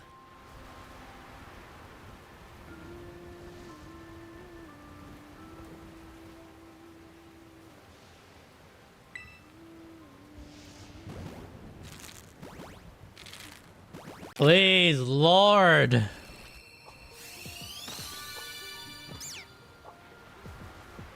Well, we're already past the amount that we did for Spirit Tomb, right? 296. I think Spirit Tomb took us like 260 something.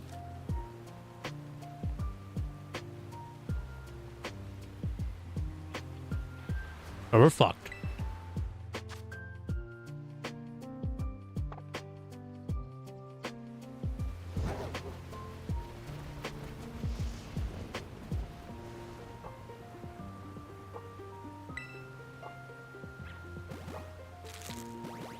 Literally, my symbol's a star. Well, you act like a star too.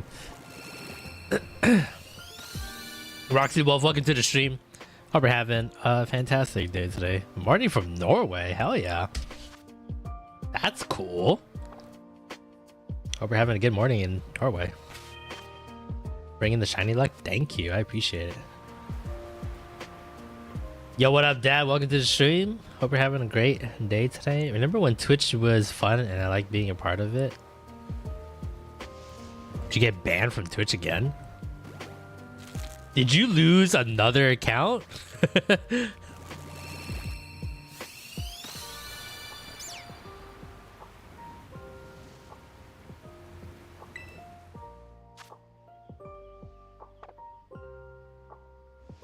Also, I'm 21.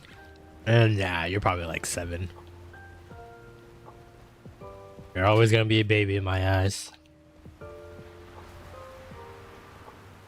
Imagine the shiny being spawned when you hatch the egg on a grass mark on the ground there. That it would be really nice. I didn't think about that. I just like this background because it looks good for the YouTube shorts and the Instagram reels. So when I finally do get a shiny, at least I have this like nice little like terrestrialized background. Well, now I gotta just like, I just gotta make sure I land on the grass spot every single time. Puffy's a baby. You're all babies. All babies. Honestly, I should just for the memes just break the record for most accounts made affiliated and banned. And I don't know if Twitch would find that to be funny. Brother, I'm 30. Yeah, I'm not talking to you. You're an old fart.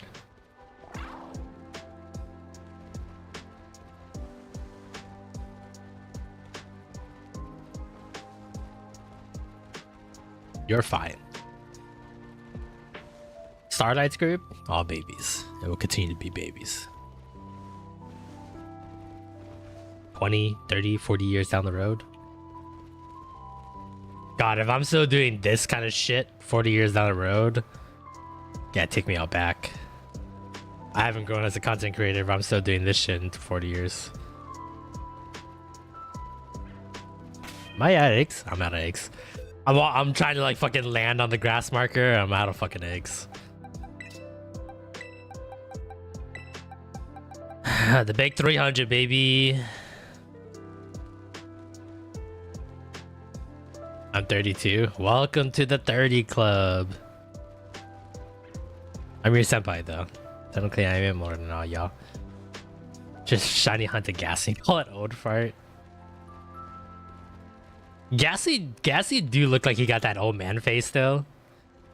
Granted, yes, he is a ghost and you know he probably originated from like an old human. But he's got that old person face somehow. I don't know how to explain it. I'll give you the old yellow treatment personally from a place of love and respect. Please do. If I stagnate as a content creator, then I like just take me out back. Whatever like is my big breakthrough, whatever I'm doing, I can't milk it. I'll milk it for a while so I can start the company, but if I'm still milking it to this day, like 40 years down the road, yeah, take me out like 20 years down. I want to be able to make new stuff periodically. Real talk, is Gassy human or Pokemon ghost? Some Pokedex entries So I don't know. Some Pokemon essentially it is. Some say they don't. There was one episode in the first season where Ghastly changed into a human, but it's a ghost, right? So like it had like ghostly powers. So people don't know if that was just like its Pokemon psychic abilities that was on display, or it was something else. It's never really explained. But there have been incidents of other Pokemon that are not technically like from a human, but they have human aspects to them. I believe Spiritomb Generation 4, the 108 souls that it has in its encased tomb, whatever, are human souls, I believe. So there's possibilities. Yamask is like another one of Generation. When did Yamask come out? 4, 5? 5? And I believe the mask that it holds is technically a trapped human soul. Oh, is Phantom another one? Phantom, yeah, Phantom is another one. When are we becoming a dual channel hardcore Pokemon MMO players? If Pokemon ever comes out with a MMORPG, that'd be amazing. I know there's a couple like baby websites. Not baby websites. I know there's a couple like fan-made websites that have Pokemon MMOs. But if Pokemon MMO is not like Final Fantasy 14, I don't want it. So Lotus is 40 years 40, so she's old. Yeah, she's old. Old fart. As a ROM hack is pretty large. Oh, I think I know what ROM hack you're talking about. I saw one ROM hack that looked pretty fun. It basically runs like a farming sim, like a survival farming sim, like a Rust or Sons of the Forest, but you use Pokemon to like help you like salvage materials and like build fortresses and stuff like that, and like fences to keep out other like dangerous Pokemon in the wild. It was using like it's like a 32-bit, so it looked like it was using like Fire Red a Fire Red engine. So this is the Forest collab next weekend. Oh, I would love to, but I can't do collabs with you until I get my computer fixed. I'm not looking to crash like I did last time. That's why I'm mostly doing like Switch games and Stardew Valley, because those aren't labor intensive.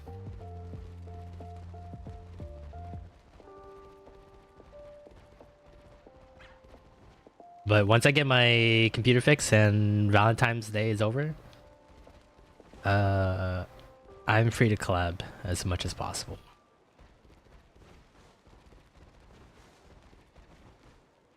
Probably by then you collab with a whole bunch of other people, and then all the games you want to play with me is all gone. I saw you playing Grounded last week or the week before.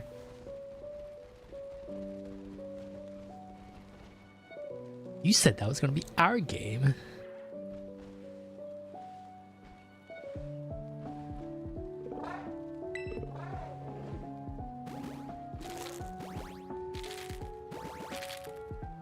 There's a Pokemon ROM hack that I do want to play. Well, that's actually two Pokemon ROM hacks that I want to play. One that takes 20 years after Gold and Silver. Someone made like a whole new story that takes place after the events of the original Gold and Silver.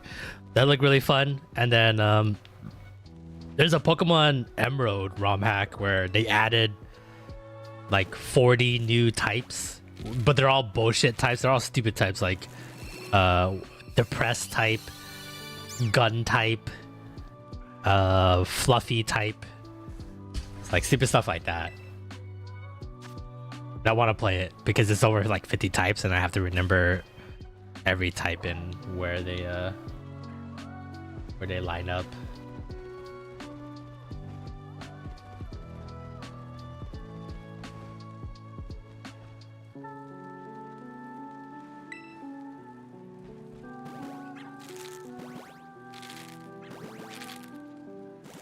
$307? $308? Yeah, I already knew. I already hit the thing because I already knew this one was gonna be a shiny.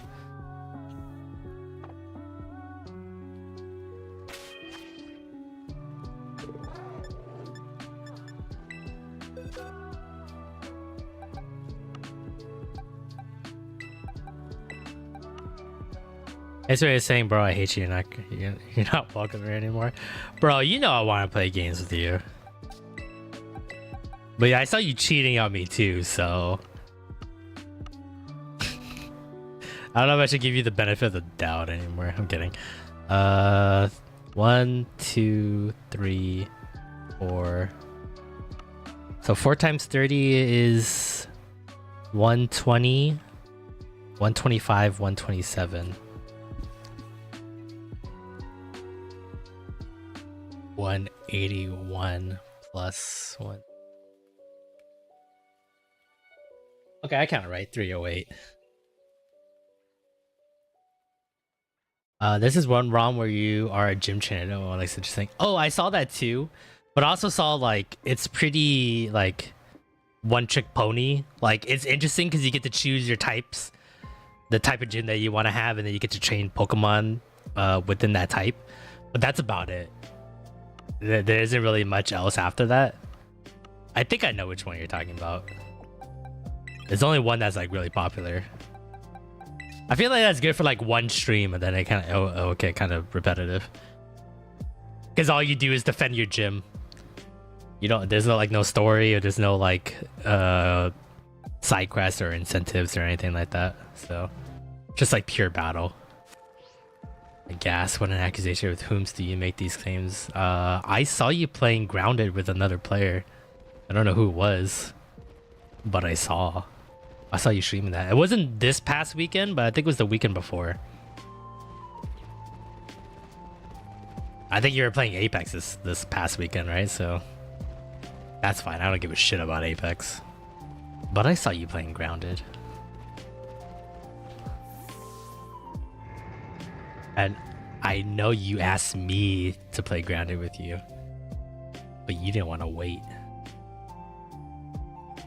Which is fine. It's fine. I know I'm not worth waiting for, so it's cool. Yeah, you defend the gym and there's a bad team you also need to beat up, but it's basically just a mono-type playthrough of defend your base pretty much. Yeah. I need a little bit more creativity, but that's why I like some ROM hacks that have like a really heavy storyline, like a new storyline.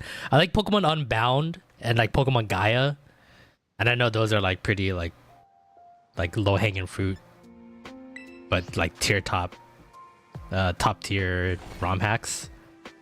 I they're great.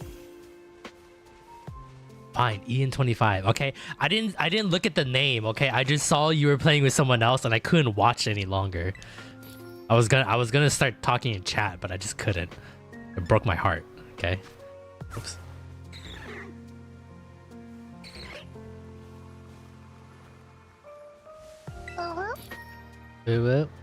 What pity for the legend. It's fine.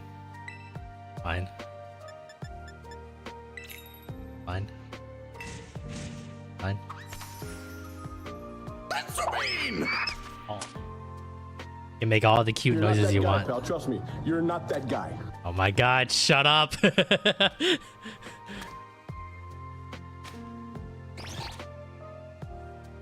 Don't you have work to do? Aren't you at work right now, sir? I'll definitely play that Ocarina of Time with you though. So I can use that as an excuse because I'm trying to like play through all the Zelda games. And I haven't played Ocarina of Time in like 20 plus years, so. And I'm not really looking forward to playing Ocarina of Time or Majora's Mask. I don't really like either of those games. But I know a lot of people like it. I'll have to play it sooner or later. But to do a co-op version with you, that sounds like pretty fun. Also, Just the graphics look really nice. Just seeing it like 1080p, 60 frames. Look really nice. At my work, I promise I'm really doing it. That's all I ask. That's all I ask.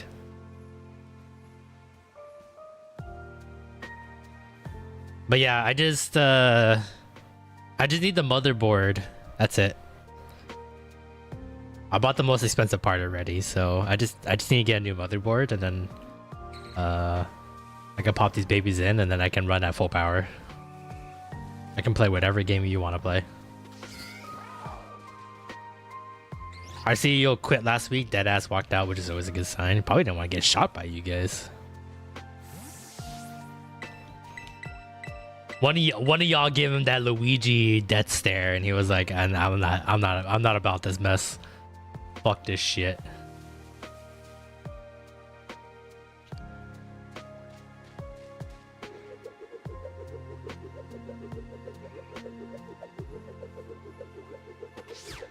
I get that too, though. Not my CEO, but my the boss that's directly above me. I've been at my job for 2.5 years now, almost 3,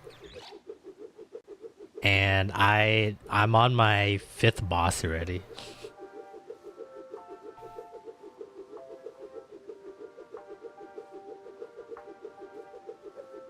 They just keep dropping like flies. It always happens around the holidays too, when like all of a sudden I just get a random email or a random phone number messaging me. Is like, "Hi, I'm the new area leader." I'm like, "Oh, okay." Not like I talk to my boss on a regular basis. Like, I think I've talked to my boss like a total of like 10 times before she quit this past one. So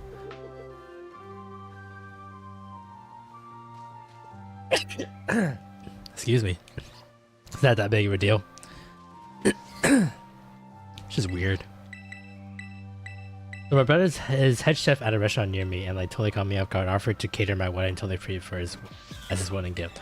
Aww, that's adorable. But then what about all that $800 of Costco meat you were gonna get? There's a good chance $300 of that meat you could just store it away in your freezer for yourself. Oh, that's really nice of him. Oh, you're gonna get some really nice food then. Why do you keep giving me such good incentives to come to this wedding? Never been to New Hampshire before. I've only been on the East Coast twice. How cold does it get in the middle of the year for you guys? Is it like a nice brisk 50 degrees in the summertime? My best friend. Yo, Roxy, thank you for the follow. I appreciate it.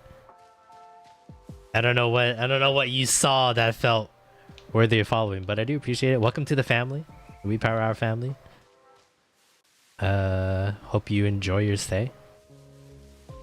Thanks again.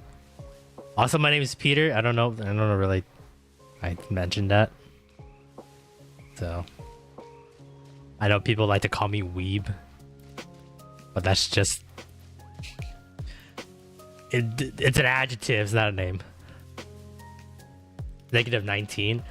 All right, that's fine. But what is it during the time you're having your wedding? You have really cute emotes. Where do you get them? Is it yours? Oh no, Wolf Skull Roar. Rar. The emotes are really cute.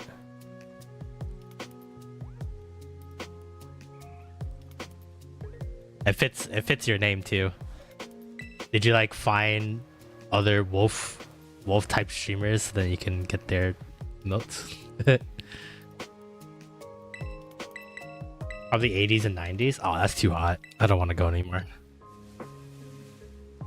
I was hoping for a snowy wedding, but you unsold me on this wedding.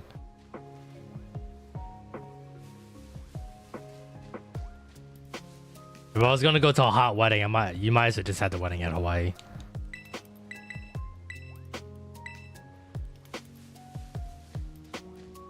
Yeah, taking you around too.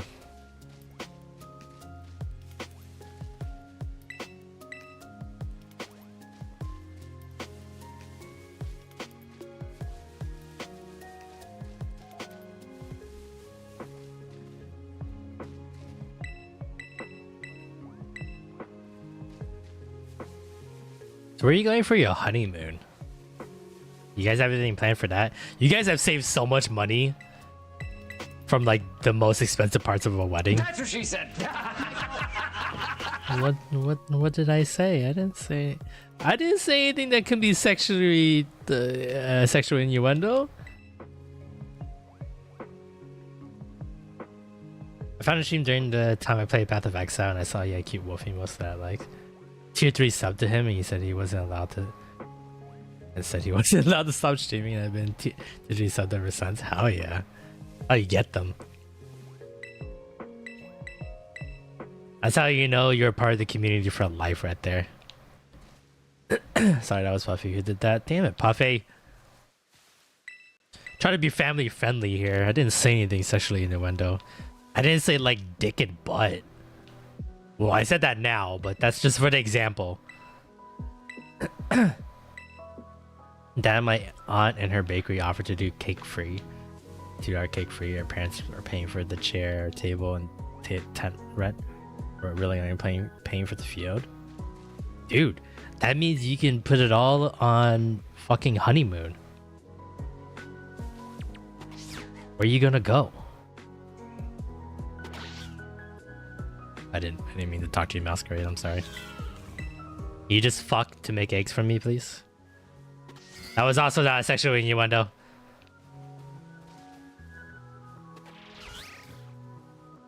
Abby said she's the harbinger of chaos. You know what would bring chaos if she made like 50 alternate accounts to follow Twitch and YouTube. That would be a harbinger of chaos.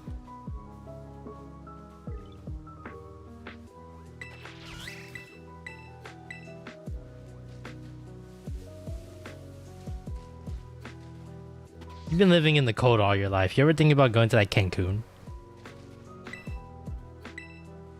Or Fiji, the Bahamas?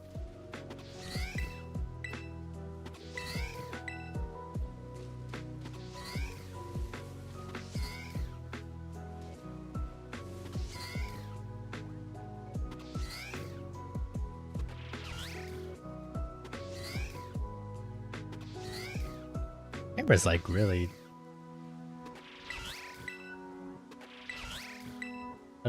cutting off a lot of body parts there. What is wrong with you, Masquerade? Can you just chill? Where's Diddle? Hey, can you shut this fucker up? I don't know. Transform into like a dildo and shove it in his mouth. I think it's a girl. I think this is Masquerade. Okay. You're okay. You're fine. You're chill. Jesus Christ. Just make eggs. I guess in the gang, girls are all having a bed party. Yeah, I kind of figured.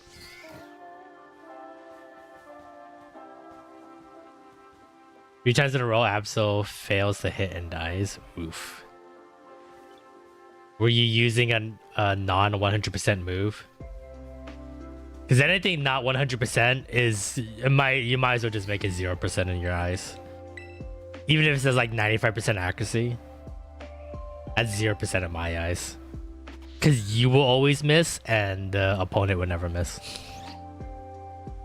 Play rough? Yeah. I learned that the hard way doing Pokemon Rental Randomizer. Or Pokemon Stadium Rental Randomizer. Because all those rental Pokemon movesets are ass. And they always have fucking shitty low accuracy moves. And every time I use it, I miss. And every time the computer uses it, never misses.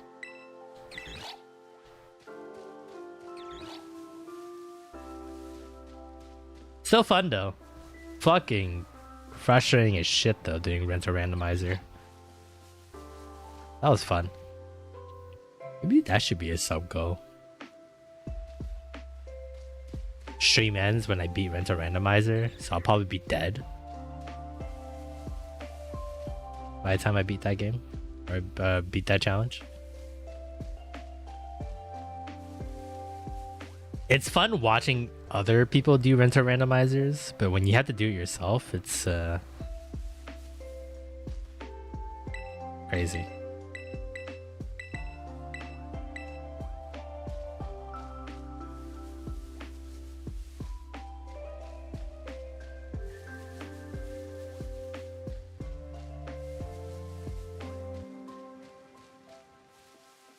That reminds me, Monkey. I don't know if we're still in here. How's the workspace coming? Are you guys able to decorate more stuff?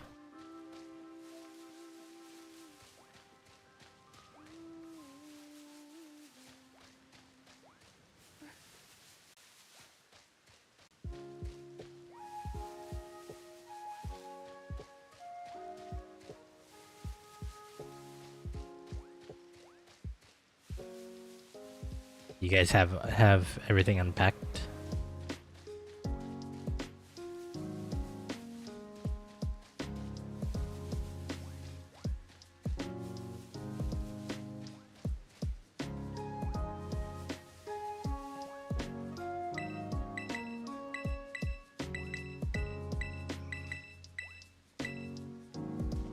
You guys don't make eggs enough. I want to die. I knew I should have just played Star Fox 64. I knew I shouldn't have wasted my time with this crap.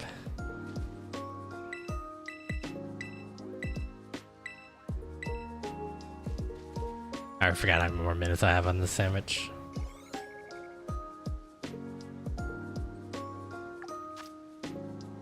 $18 minutes.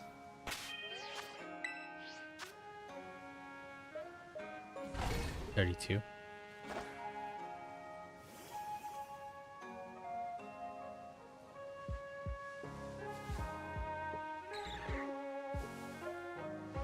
It hits every single rock side, but can't hit play rough 3 times in a row. Well, that's the thing too, is like, what's your desire on? Do you desire play rough to hit more than rock slide? That's the case. The game knows what's in your heart, Roxy. And if your heart is set on making play rough hit, it would do the opposite. That's how this game works. It understands. Developers put that in the games like since generation 1.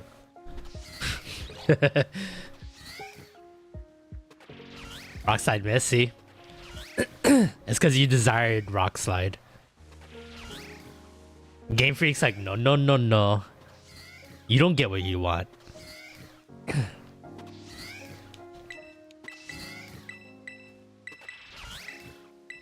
You can't reverse psychology either. You can't be just like, oh, I play rough sucks. I just throw it out there just cause.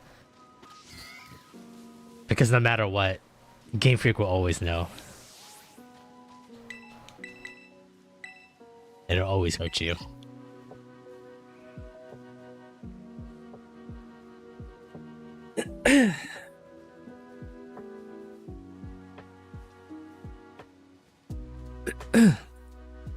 The ones I hate the most, other than accuracy missing, is getting a crit when I don't need it. Especially in a really tight battle. You're like, man, it'd be really nice if I can get a crit right now. So I can turn the tides of battle, and you don't get it.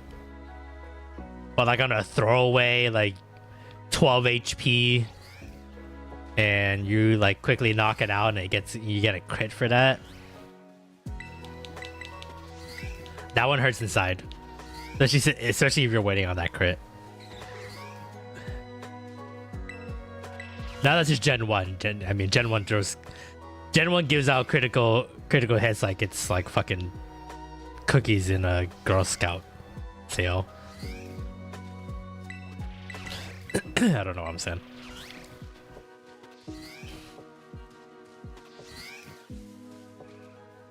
God, please stop.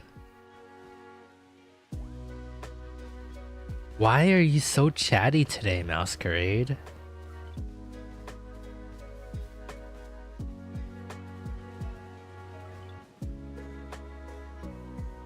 You're so energetic. Why?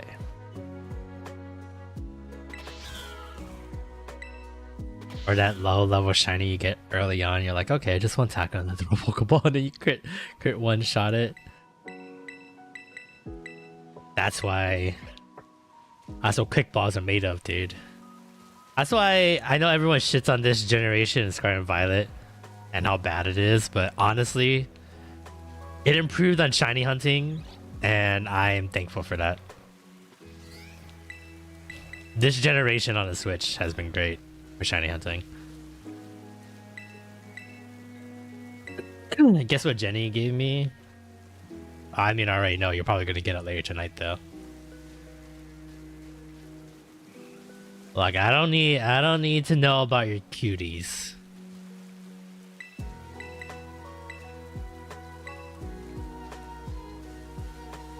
They're gonna give you a lot of cooties tonight. I understand that.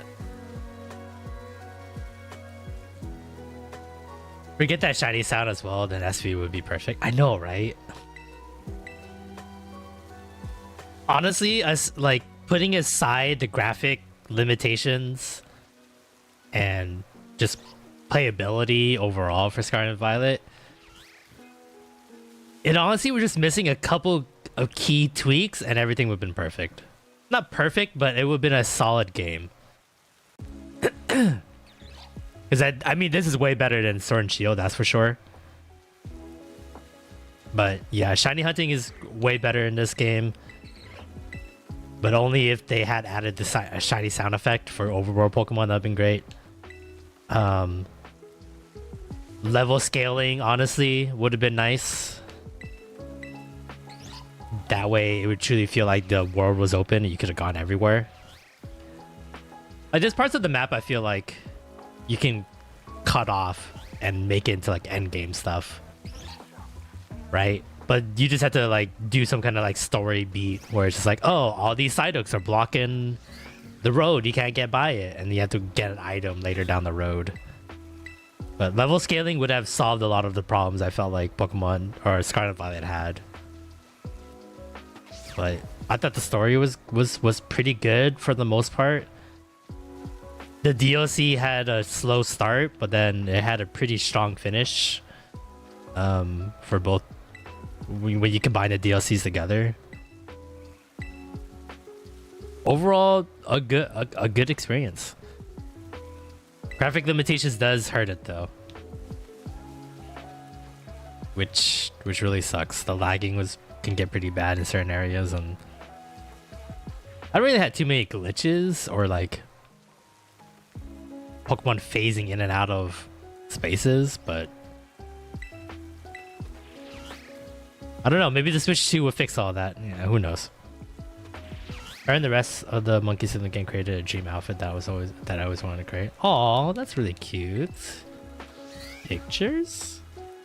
Pictures in Discord? I would like to see.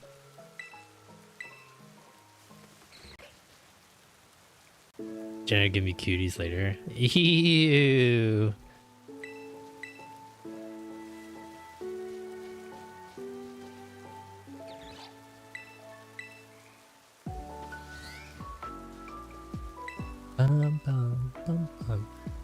I know we still got like another 10 minutes, boys.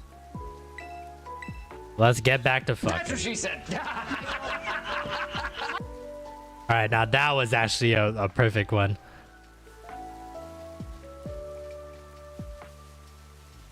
Not enough eggs in this basket, so let's get the fucking. Now that's a perfect that's what she said moment.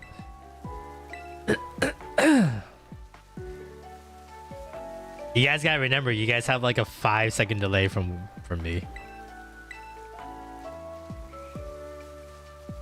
You really gotta time those. That's what she said. Or you just have to predict what I'm gonna say. I think it's 5 seconds. Maybe a little bit shorter. That one was for me. Hey, you timed that one perfectly. There is not enough eggs in my basket. Let's fuck.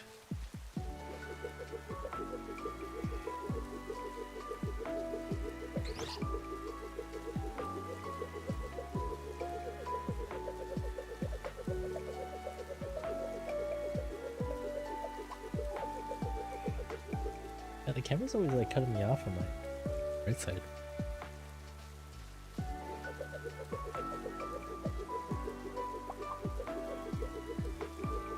My hot take, I believe the game should be open world. You should be able to choose your order to the gym.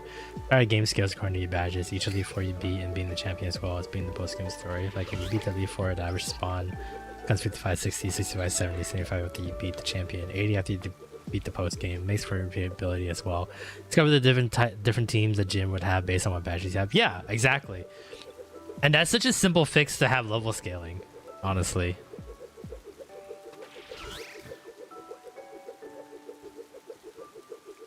The only thing they would have to figure out is that, like, obviously, like, each area is home to like a set amount of Pokemon. And you know, you're not gonna get like a level 60 Palmy when you level scale and stuff like that. So you would have to upgrade the set Pokemon in each list. So I think like usually in every area you'll get like anywhere from like what 10 to 15 different Pokemon, maybe even like 20-ish. You just have to add a couple more Pokemon, so depending on where you are in the level scaling, you unlock different sets of Pokemon within that area, if that makes any sense. Yeah, Sword and Shield had that scaling in the DLC. I didn't understand why they couldn't have it here. I thought that was what the case was when we brought it in, because they were making a big huff about it during the trailers. I remember when they were talking about like open world and you can explore with your friends, and I truly thought like, oh shit, they have level scaling. Now I can choose whatever gym in whatever order I would like, and that'd be great. So they did have it in Kitakami. Oh yeah, I guess, but then like it's the thing, like you couldn't play the DLC not unless you beat the game anyway, right? So it's appropriate for level scaling because you already beat the game. But is that like is more like when you start out? Oh, could you visit Kitakami even if you didn't beat the game? Then there should be less excuse then to have level scaling. Also, welcome to the Streamland. Hope you're having a great day today. Hope you're doing well. It starts at level 12? Oh, interesting. Is the Blueberry Academy also level scaled that way too?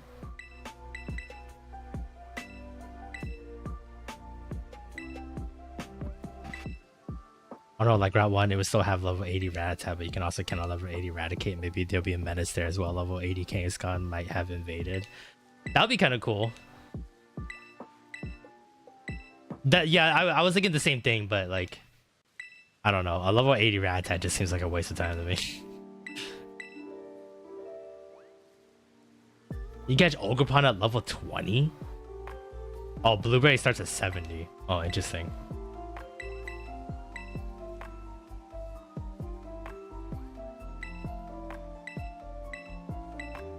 That's so interesting that Kitakami got level scaled. That's a lot of important stuff in Kitakami. I feel like that wouldn't... Well... There are a lot of basic Pokemon at the beginning of the Kitakami.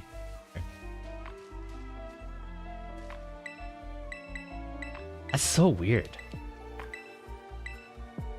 Blueberry requires you beat Kitakami to continue. Wait, so if you beat Kitakami at the, like, if you started a new game and then you went straight to Kitakami and then you beat it and then you open up Blueberry Academy, you essentially get rocked because you only have like level 20 Pokemon against a level 70.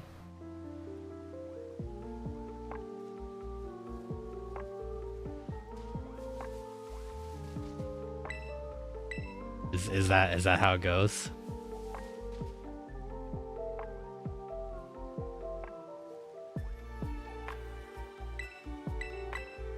Because if Kitakami can scale, I can beat it at his lowest level. But then I would still get rocked by Blueberry Academy because it's not like it doesn't scale. Right?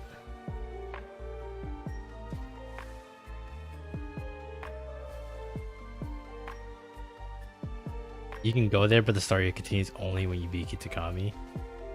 That's no good.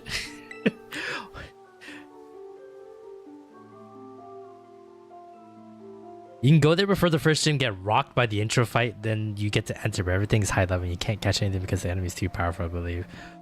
Oh! Never tried losing the entrance battle though. That's so interesting. That makes level scaling even a bigger issue to fix. If that's the case.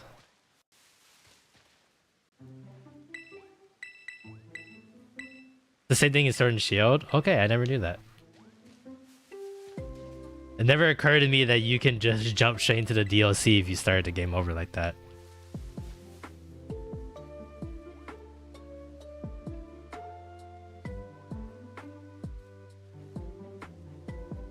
I did it because I wanted to do the barbecue things to get easy cup food for my pyramid ball leveling decks. Interesting. Yeah, I never had to restart a game and then see where the DLC lies. I was just always under the assumption that the DLC was always locked behind endgame, because that would make the most sense. But the fact that you could just jump in right away, that's very interesting.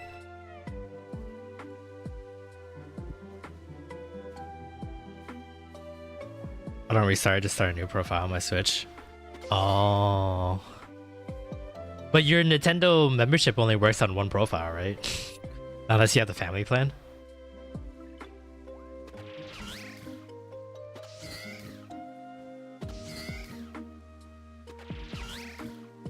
I play DLCs first with finished game and then immediately replay with the new game and want to get to come right away. Oh, very interesting. I'm fine, yeah, but don't need it if you play locally. Oh, okay. Not too bad. This is good stuff to know, actually, because I plan on replaying Sword and Shield.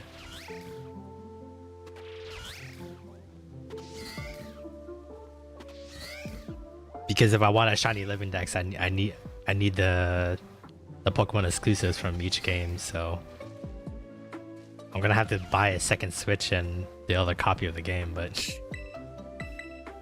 good to know.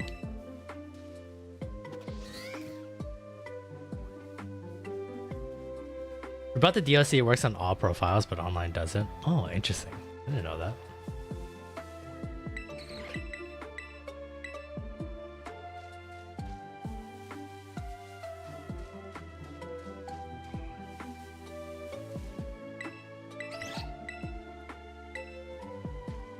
We do our playthrough of Sword and Shield. I'm gonna go straight to the DLC.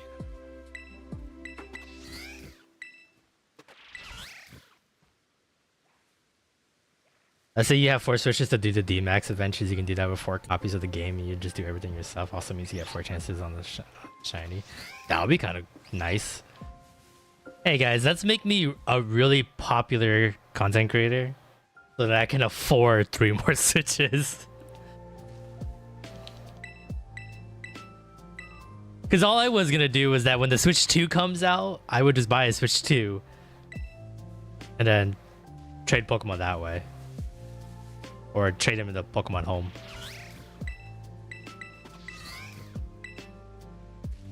I didn't even think about getting 4 Switches to do those D-Max adventures.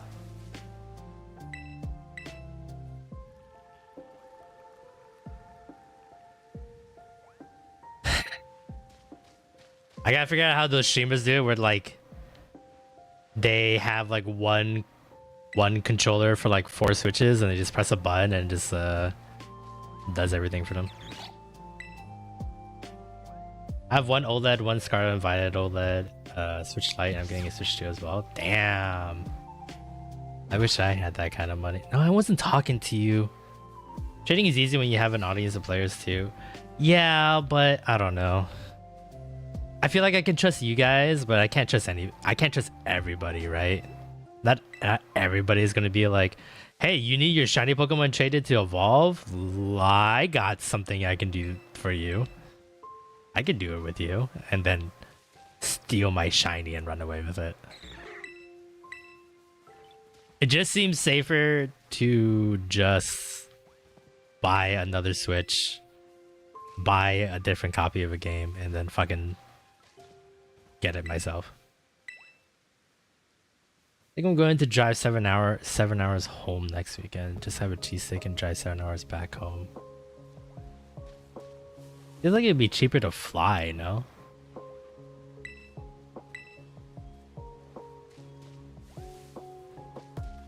I mean, I just mean if you have trusted people, yes. That's true.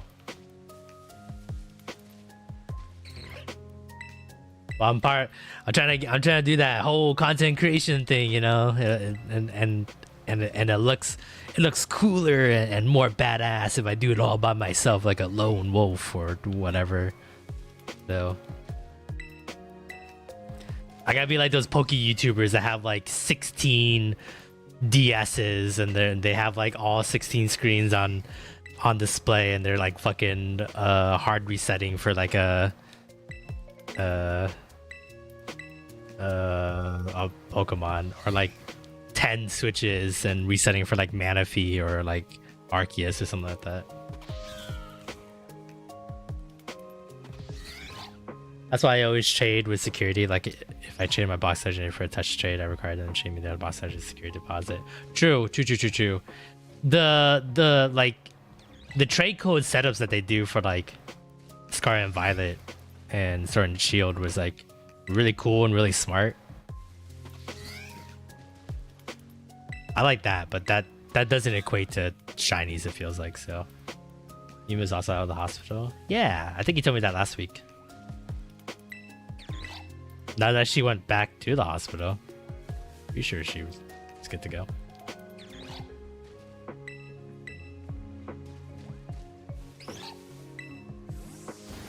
I mean, like, I do have trusted friends to trade with, but at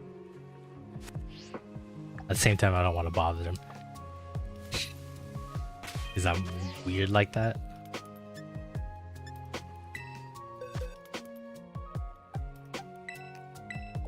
Swear to God, I never fucking fix my box. I'm pumping out eggs on the wrong boxes.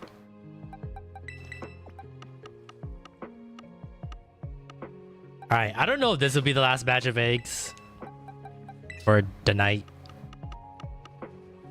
I might run another batch. Yeah, we'll see. Yeah, on 308. Alright, I'm just gonna do 2 eggs for right now, just so I can make it 310. So I don't confuse myself here. Yeah, I'm still working on the first Brigatito. We did 181 eggs last time, and we're already coming close to doubling that.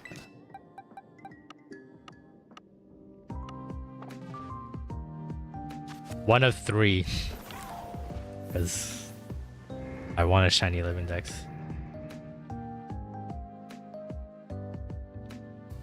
She's happy that she's at the ame nasty pork. Yeah, you were telling me that like your grandma was making food for her, yeah? So she can have food, not pork. Did you do the Sprig Pogo Calm Day? What the hell is that? What is a Sprig Pogo Calm Day?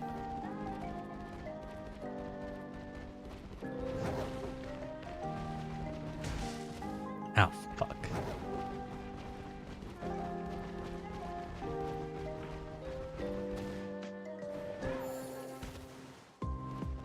Pokemon Go Community Day for Sprigatito. Ah, Pokemon Go. Ah, that's right. No, because I stopped playing Pokemon Go like a month after it came out. I loved it. I was going out every day to my local park with a friend of mine. And playing Pokemon Go, and then I stopped. I haven't played Pokemon Go since. Which is like what? Almost 9 years ago? Right? 2016 I think is when it came out.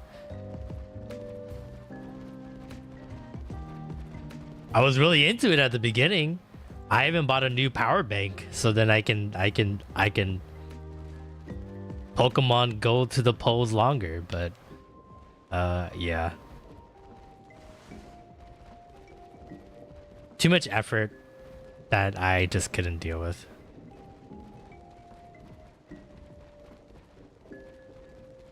I don't play Pogo, so I also did Misita. Yeah. It's the only way.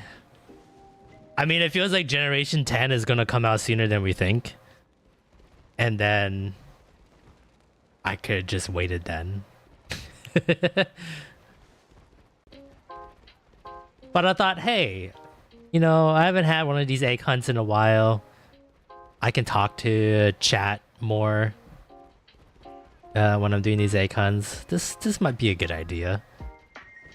308 eggs later, pretty bad idea. I did trade for a gold mark Sprig though, just have a shiny from there. Ooh, that's kind of cool. Alright, we got ads here in a couple minutes. We'll pause the game so you guys don't miss a single minute. My shiny hunting starters yet, need them with premier balls. See, you want the nicest things in life. I could care less what Pokeball these guys are in. They can be in the ugliest ball ever. I don't care. Just want them. Because I know someday a Pokemon company will finally let you just switch Pokeballs for all your Pokemon.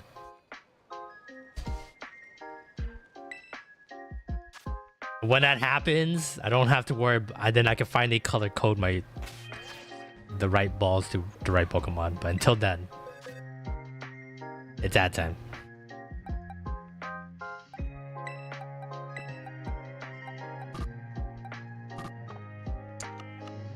Can't put those in that way. I didn't get that many eggs this time around, I think.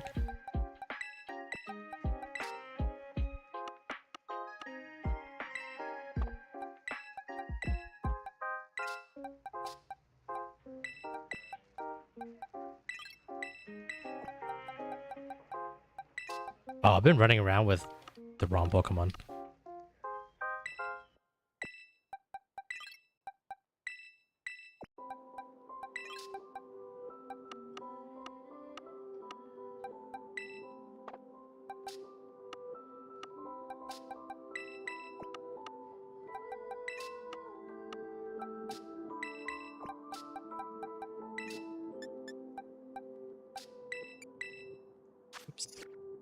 My grandma remembered from when Pumpkin was not understand why anyone else eats nasty food.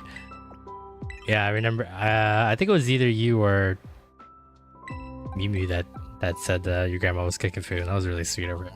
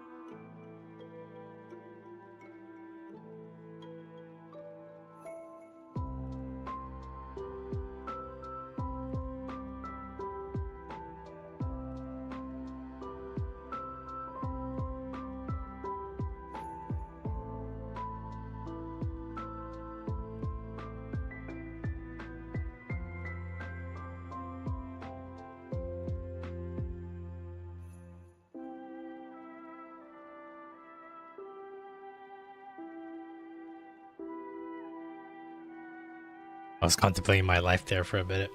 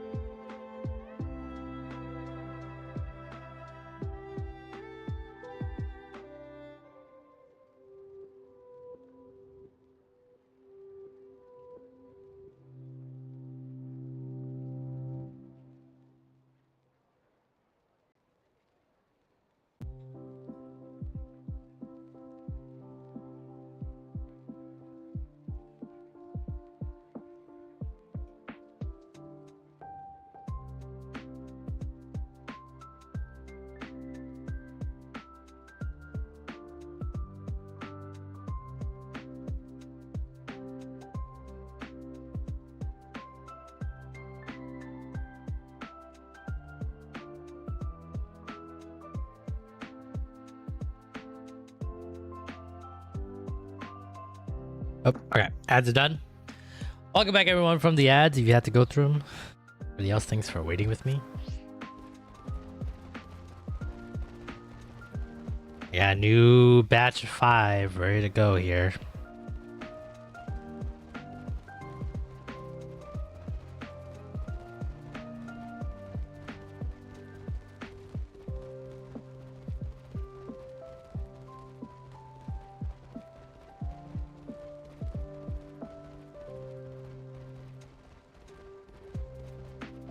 Right? Okay. I'm sure there for a second. I'm already losing my mind, so.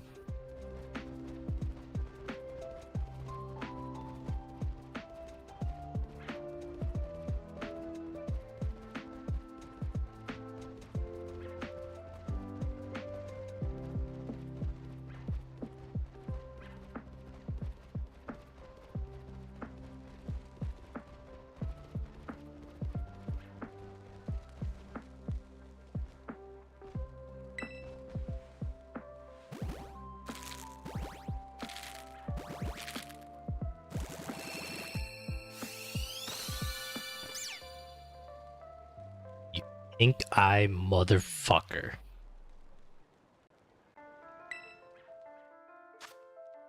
You piece of shit.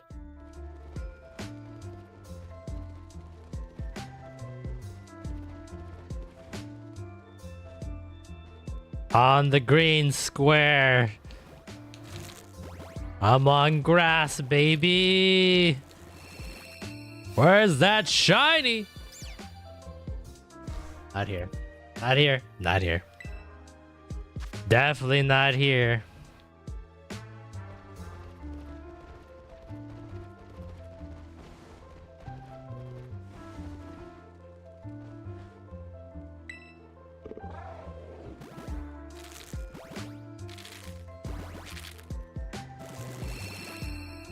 Third time's the try?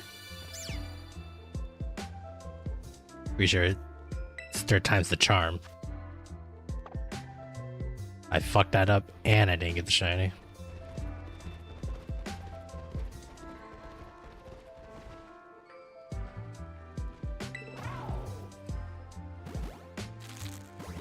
I was starting to think this grass spot is cursed. This actually isn't helping me get the shiny.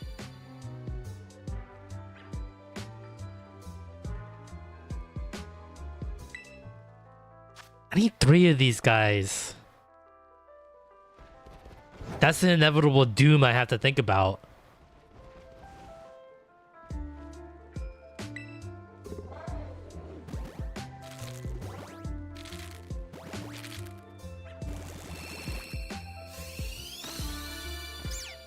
Just suck my cock.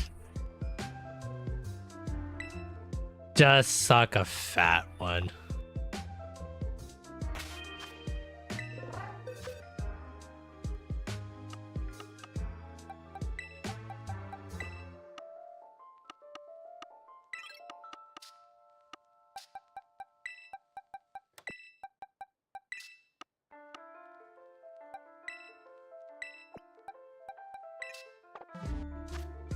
Hold on, let me just get this one egg.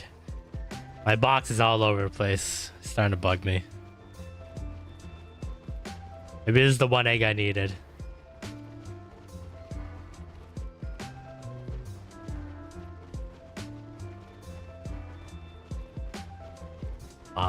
Baby.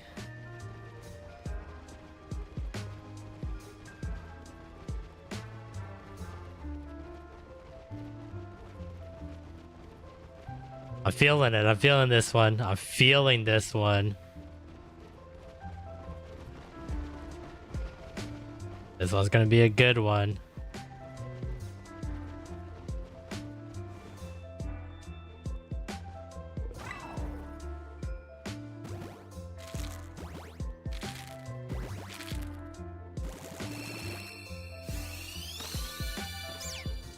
Not a good one.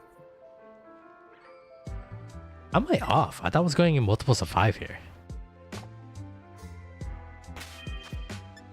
Where did I go wrong?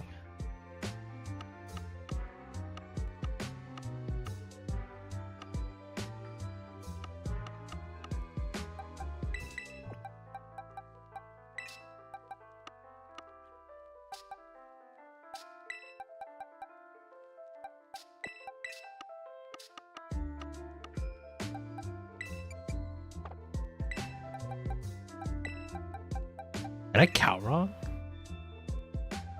Oh, because I started at 181 today. That's right. Alright, it's fine. We're fine. We don't have to go multiples of 5. I forgot. We started at 181.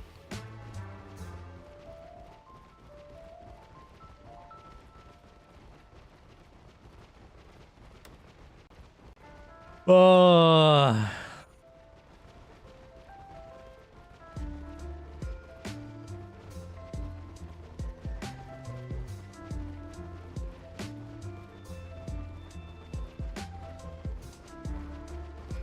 Starting to think this might be the last batch. Starting to think my patience has run out for today.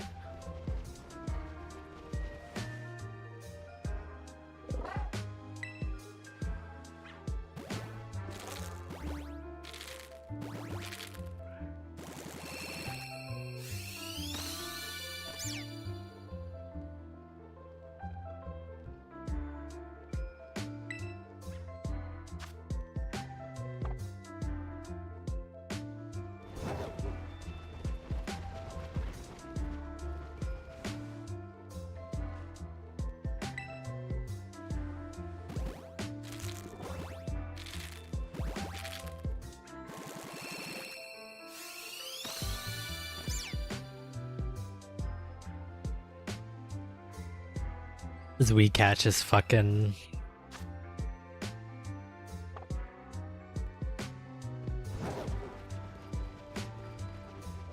just taking me for a spin.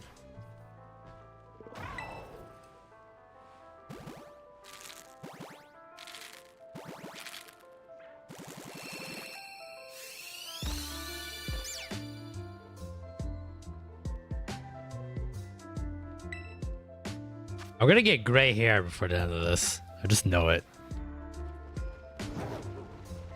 Notice I'm getting more gray hair as the days. Oh, on the grass, on the grass, on the grass. Here we go. Here it comes. Here comes the shiny on the grass square. Let's fucking go. Ah, and the pain continues. I was saying, yeah, I've noticed I'm getting more gray hairs as the days go on. Your boy gonna have a salt and pepper shake, salt and pepper type of look sooner than you think. Which I think I'll look great in, but because I have pretty long hair, but. Knowing that this fucking cat was one of the reasons to attribute to how quickly I get gray hair is not something I strive for in life. Surprisingly.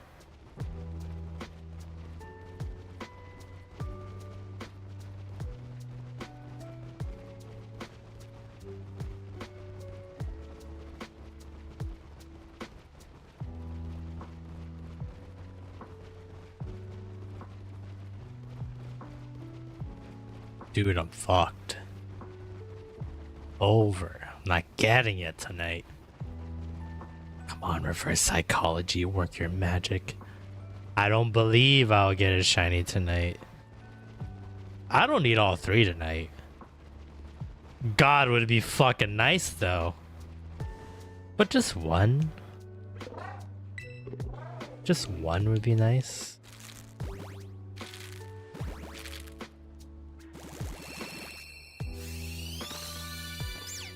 Oh, I can kill you right now.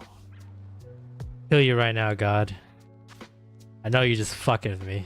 I don't even believe in you and you're fucking with me.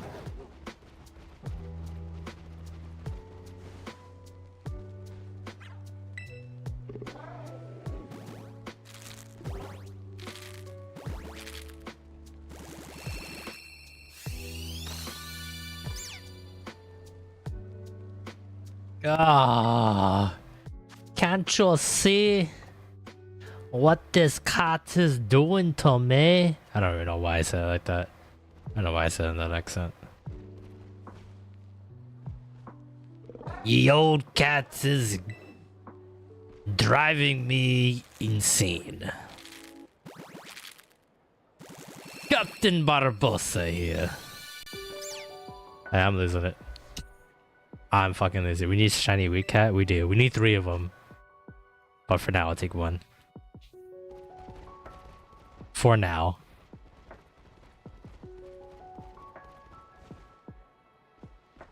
The moment we get 1, I'm swapping it to like Quaxi or Fuecoco. I just need to look at something different.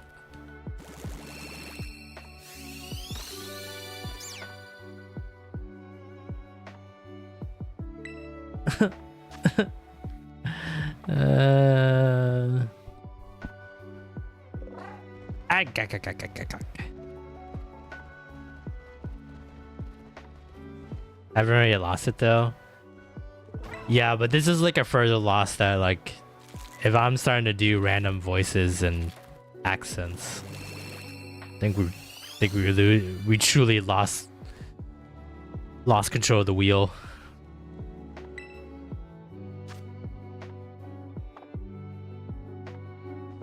Because I can lose it but still drive the car, aka the stream, just fine.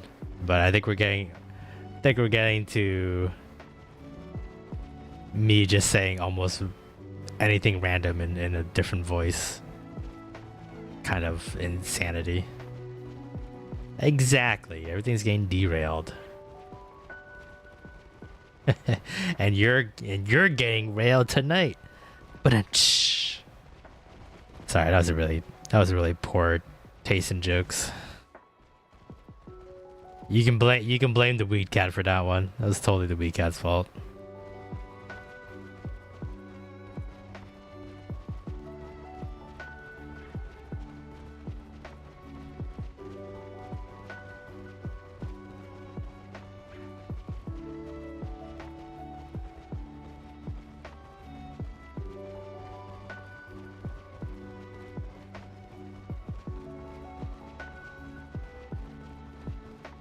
Jenny just burst out laughing. Well, yeah, sure, she that. I don't have any fucking eggs in my fucking. I was like, there's nothing hatching, so because there's already been 5 eggs done.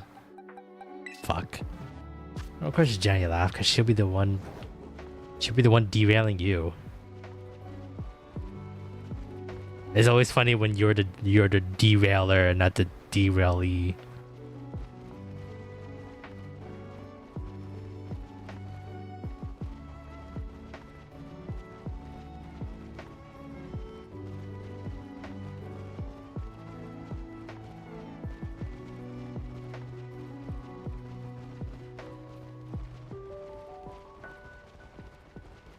At least you get to look at pretty colors while we're like spinning around in a circle.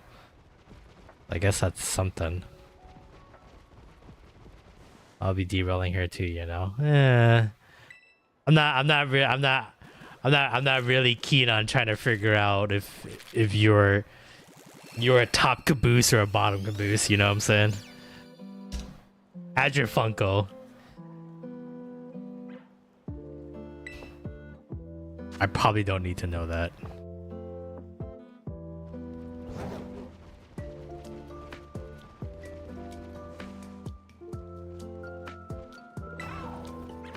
Well, whoever's wearing the chain conductor hat, it's all good. Don't matter. As long as you guys are riding the train together, that's what matters the most.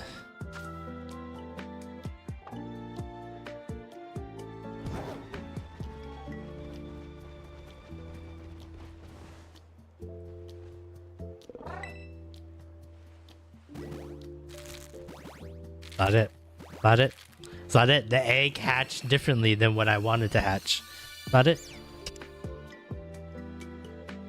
I'm this delusional now that the egg hatching animation looks different every single time, even though it's absolutely the same animation. Why would they ever change it? But I think they're changing it. Anime, welcome to the stream. Hope you're having a great day today. I don't know what you're talking about.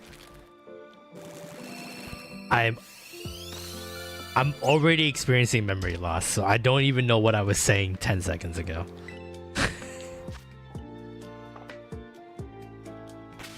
Not 5 eggs already? Yeah, one more. How you been? How was your holidays? How are the babies? How's Fred? How's your dad? Oh, about people derailing each other? Oh, yeah. It's Monkey's birthday today, so she's gonna get her tracks derailed pretty often tonight. Which with most other people I'll be totally okay talking about with, but she calls me Funko. And so there's an inherent like parasocial familiar relationship now. So it's weird doing. You do a stream? Yeah, so we do a stream on YouTube and Twitch. We originally only streamed on YouTube. But things have been easier dual streaming wise. Also, Twitch had kind of like a weird, like, I wouldn't say like you're not allowed to do a stream, but it was kind of like was frowned upon. But now they don't give a shit. So I figured I might as well take that opportunity and jump on it. So yeah, if it seems like I'm like talking to someone else but you don't see the chat messages, it's usually because I'm talking to the other chat. So we're not big enough yet to where like I can't handle both of them. But yeah, usually that's what I'm doing. Friend and cuties are doing awesome. Hell yeah. Hope your dad is doing well as well. So but I usually do my best to try to read both chats. I don't want anyone to feel excluded, because even though they're both similar platforms, some amenities are more stronger than others, you know. So I try to keep it even across the board for everybody. Give everyone equal attention. Cause I'm a whore for attention. I don't really know.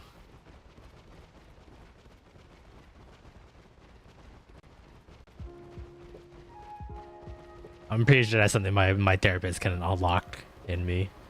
Some kind of like weird like need for attention or something like that because I didn't get enough of it as a child or some bullshit. That's why I make content on the internet. I usually only watch on Twitch because I haven't figured out how to find streamers in categories on YouTube. Like on Twitch, I can just select a game I want to watch and then list the streams.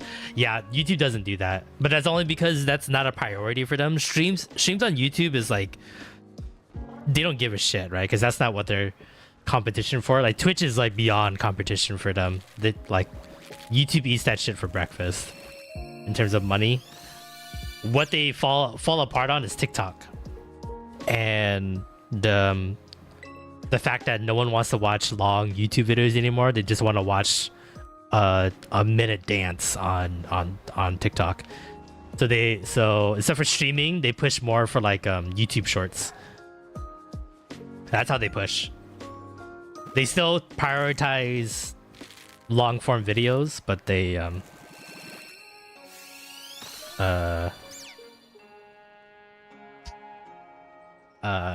make a big push for shorts because they're trying to match TikTok. So the stream amenities is almost dog shit on YouTube. So, but they do have some good things. I think the YouTube player is a lot better on, or like the stream player is better on YouTube than it is on Twitch. Just for the sheer fact that you can actually scrub through the stream. So if you're a lurker or you don't chat a lot, you still want to watch the streams and stuff like that, but like you have to go somewhere, you want to make food, and you know obviously on Twitch you can't like just pause the stream and then come back so you miss stuff. You could do it on YouTube, right? You can pause the YouTube video and then come back and then just watch the parts that you missed. So I've always noticed on Twitch, people who watch on Twitch want to be a part of like the live portion of the stream.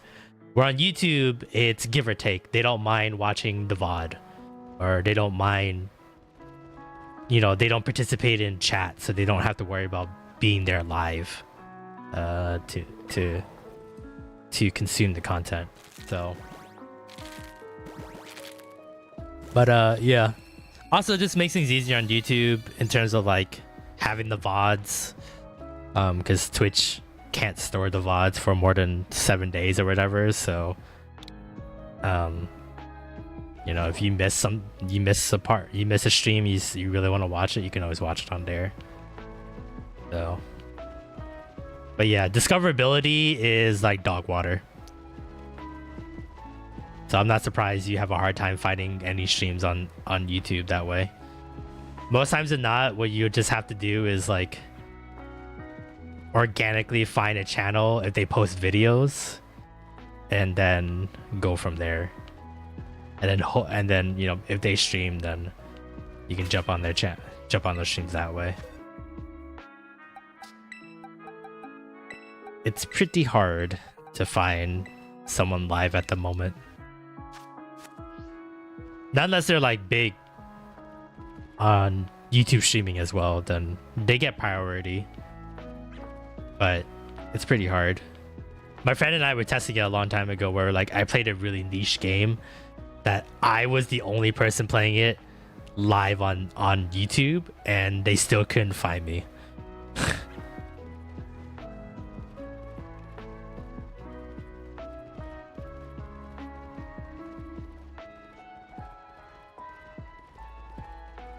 I know how it works, but I won't say it either.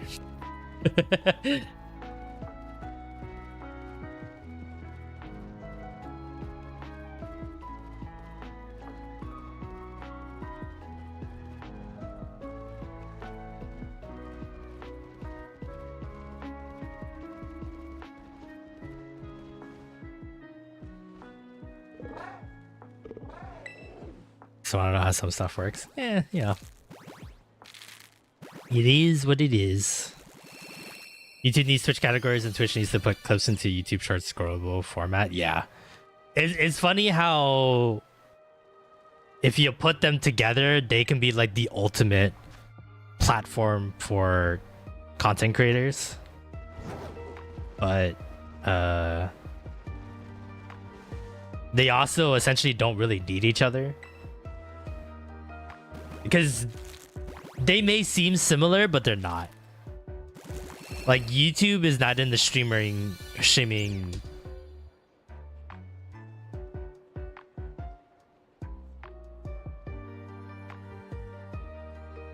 Does the game look blurry to you? Okay, never mind.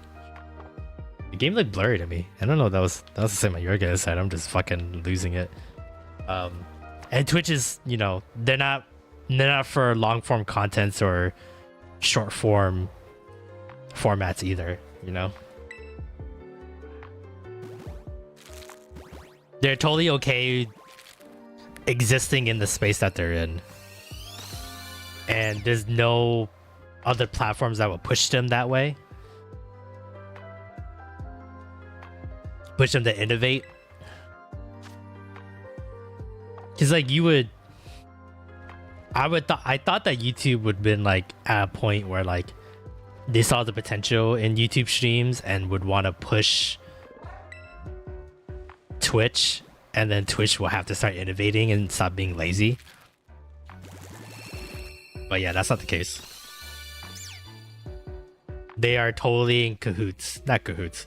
They're totally at an arms race with TikTok. So shorts get pushed out hard.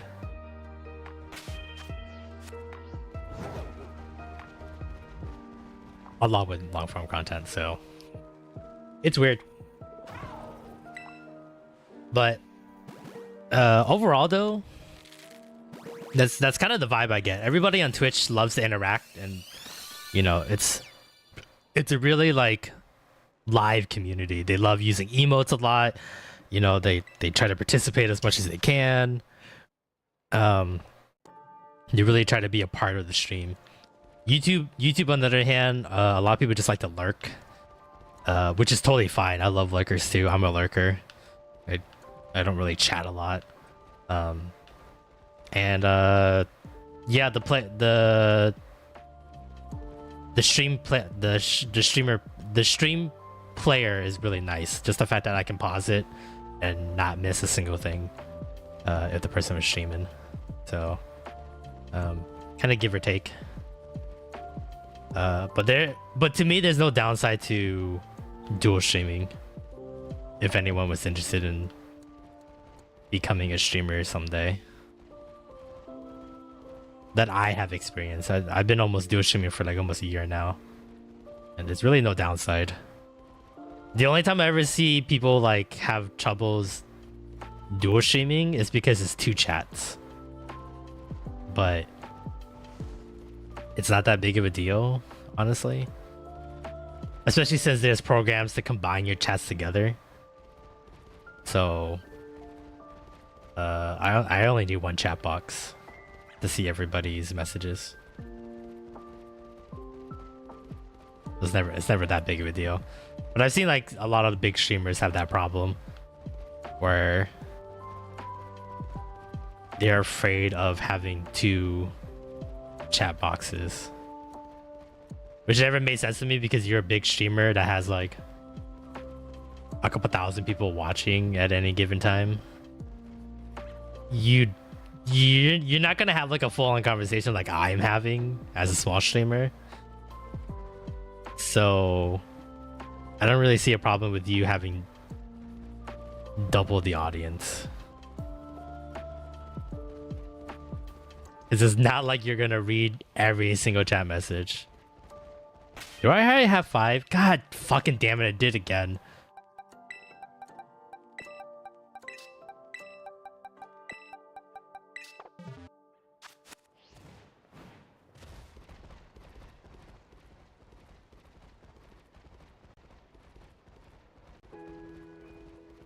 But yeah, it's kind of nice. Dual streaming attracts like different crowds and different communities, so it only benefits.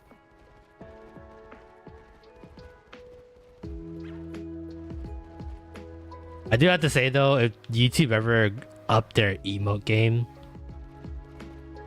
and raids and stuff like that, there's a lot of like not small, but like good amenities that Twitch has that like I feel like is so simple for YouTube to do, and people would use YouTube more. Like Twitch raids is like one of the most smartest things they've ever done to connect communities together. YouTube kind of has a raid system, but it's not that great, and you need to basically be like, it's a similar thing as affiliated as it is on Twitch or partnered, but it's harder to get that partnered on YouTube. So like smaller channels can't raid until they get to that point. It's pretty hard. The threshold is a lot shorter on the Twitch side. It's kind of a weird concept. Like if I was a streamer, I'd like to have a peak of 150 viewers, but I also want to be able to live off of it, which would require 1K. Yeah, exactly. But that's also kind of like the thing where like if you put your eggs in multiple baskets, you could eventually, I wouldn't say like take a shortcut, but you can have your cake and eat it too, because I totally get what you mean by that.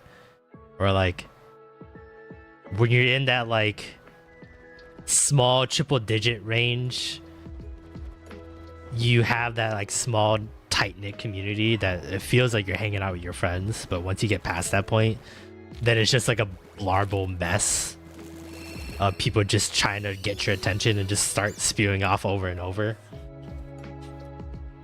Now you can't do that anymore. But having a YouTube channel and like posting, you know, VODs of your streams there, and then doing other stuff like that, feeding off of like social media and pushing smaller long form content based off of your streams. You could essentially cover your expenses that way on top of your 150 viewers.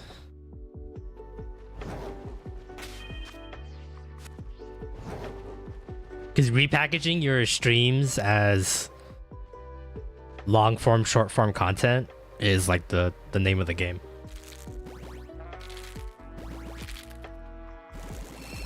Because not everybody can make it to your streams.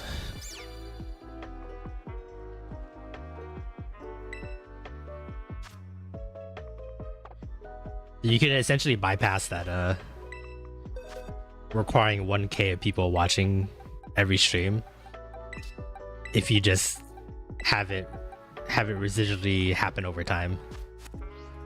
Because like every YouTube video you post, I mean, I'm no expert. Obviously, I only have like a couple hundred on YouTube, so like, who am I to say I'm a fucking noob? But essentially, every video is like it's like a little investment bank. It's a little ticking time bomb. You don't know when it's gonna go off, but it could potentially go off, and then you'll get like a whole bunch of views and watch hours on there, and then you know your ad revenues will kick in once you reach a certain threshold. And it's like evergreen content, right? Because it's a video, people can just go back and rewatch it again, and especially short form content, you can. It's always like a nice bite-sized piece that people love to rewatch over and over. Yeah, it only takes one video to go viral, and then you're off to the races. But it's consistency that's the problem that a lot of people run into. Because they always say like whatever number of followers, subscribers you got, essentially you only need 10% of that to like be kind of consistent in your in consuming your content. It doesn't even have to be the same 10%. It just has to be a 10% of the group, and then you'll be fine. You'll be able to make it happen.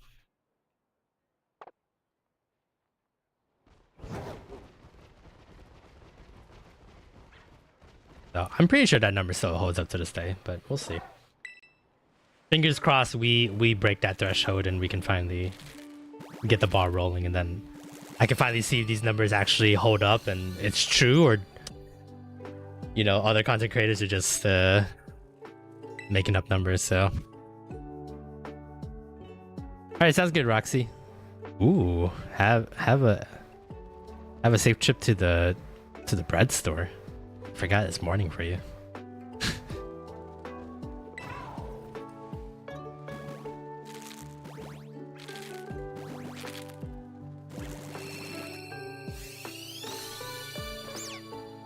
Oh, dry up. Hope you turn into actual weed. Not the good smoking weed, like the really shitty I destroy flowers weed. You dumb cat.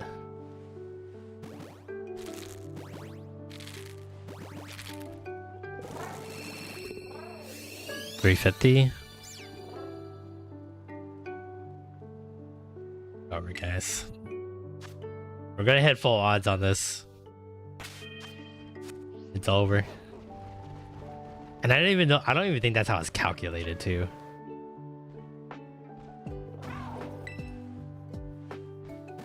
I'm pretty sure it's just every egg is separate.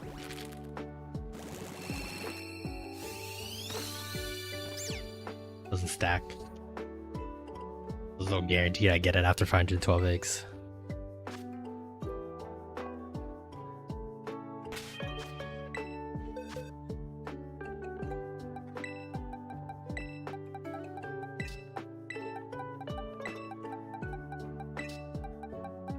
Okay, maybe I make enough eggs. What's this? What are we on? 361? We got 20 more eggs. I think we'll make like a small batch of eggs. I want to go at least to 400. Because we're almost to doubling, not doubling, but matching the amount we made last round. I think we made like 181. Made like what, 362 to match. Let's get to an even 400 tonight. And then you'll never see me again because I'm pretty sure we're not gonna get the shiny, and then I have to jump off a bridge. Because this isn't happening. It won't happen. I'm glad I only scheduled one shiny hunt this week. Because after getting like a nice 10, 12 shinies over the weekend, I was riding high on shinies, and now it hurts.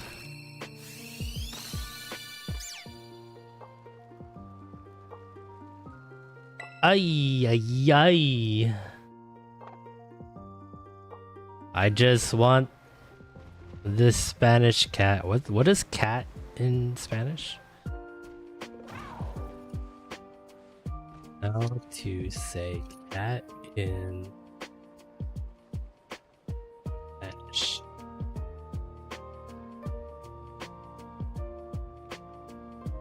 Gata. Gata or gato. That's right. I know gato.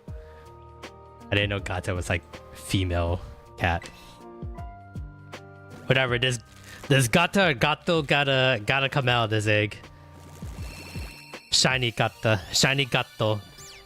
Fuck. You know what? How do I say shiny? Shiny cat. How do I say shiny weed cat in Spanish? Gato de hierba brillante. Gato de hierba brillante. Gato de hierba brillante. She rolling her R's too hard. I can't catch up on this. Gato de hierba brillante. Gato de hierba brillante. Brillante. I need this gato. What? Gato de hierba brillante from these eggs. That's what I need.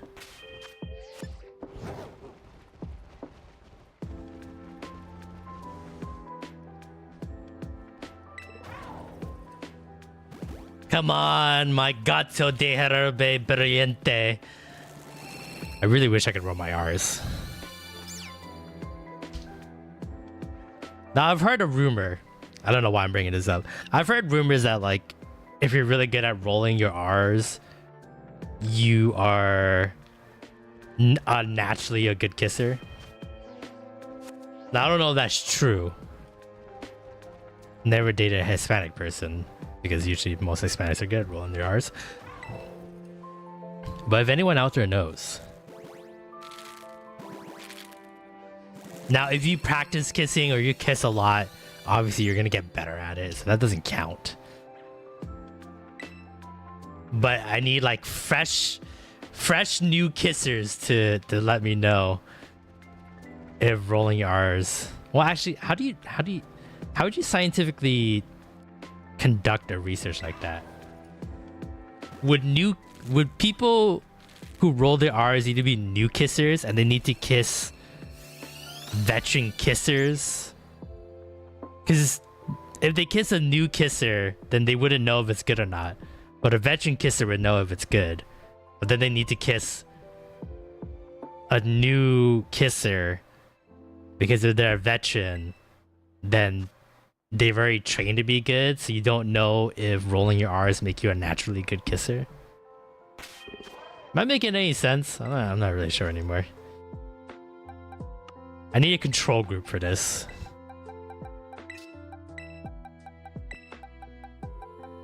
And then we need to test it like 4 times. I'm pretty sure that's how the scientific theory works.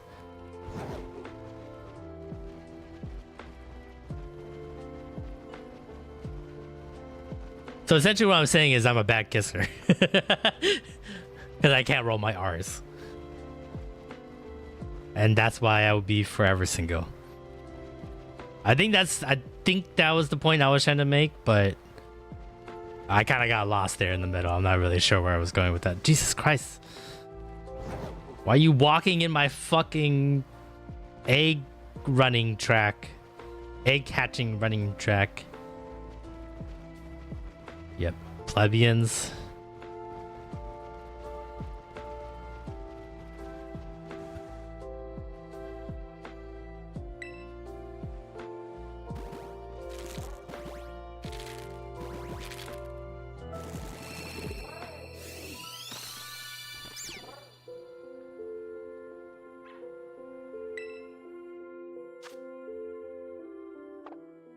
Nah, it's not good. It's not good.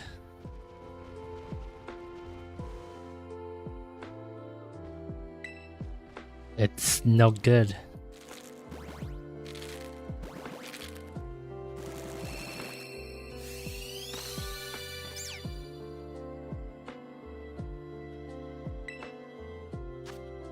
Why couldn't they have these 3 star Pokemon available in the wild?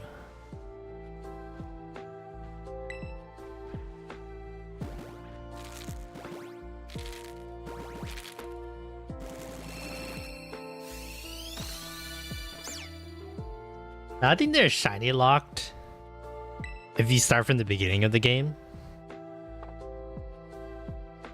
But I wonder which odds are better. It's probably Masuda, right? Because you have the shiny charm and the foreign ditto. I wonder what's, well, actually the beginning of the game is kind of long. I wonder how long it takes to choosing a Pokemon to run into the cutscene. So I'm pretty sure that cutscene was unskippable.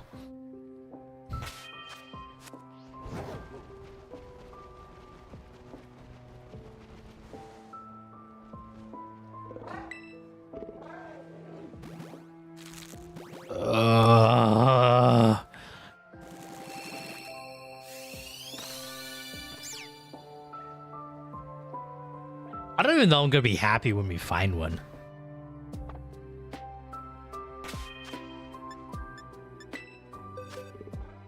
Just the sheer fact that I know I need 2 more.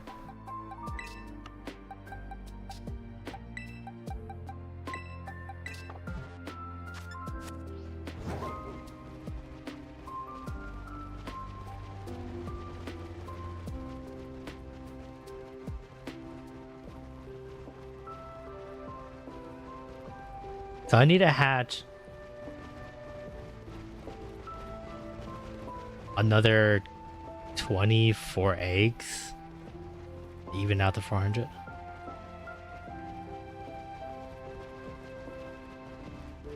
Probably get closer to like 6 hours for the stream, which is not too bad.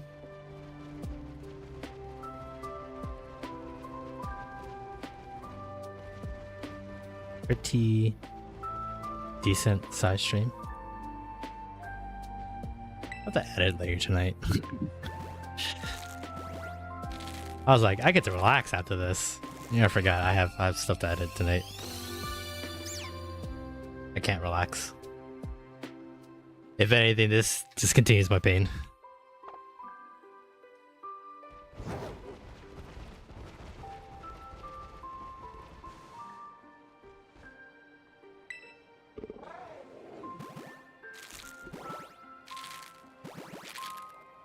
When was the last time I saved? Can I just like unsave and just get rid of all these cats? Pretend like it never happened? No, that's... the responsible thing to do is to release all these cats into the wild and fuck up the ecosystem. That's the most responsible thing I can do with this. I beg of you. See reason. See reason! I've suffered enough, have I not?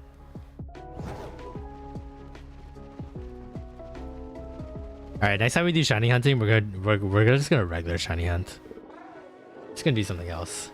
And then come back to hunting eggs.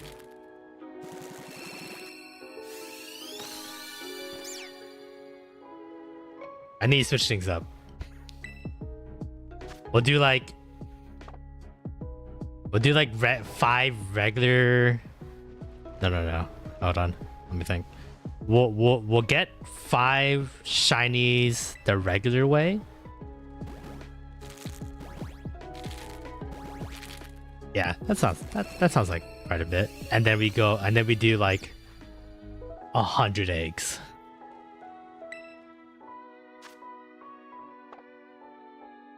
Cause 180 is not that bad. 100 would be like easy in my sleep. Then we do 100 eggs. And then after 100 eggs, we go back and do another 5 regular shiny Pokemon. That sounds reasonable. But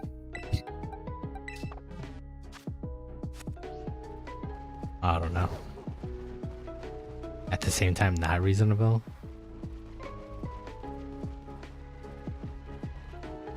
We're gonna do over like 200 eggs tonight.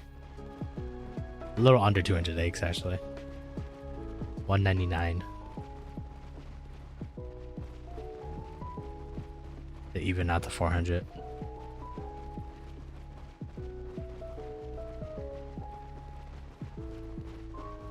Right? What's 180 minus 400? 220? Oh no, we did over 200 eggs today. We're gonna do over 200 eggs today.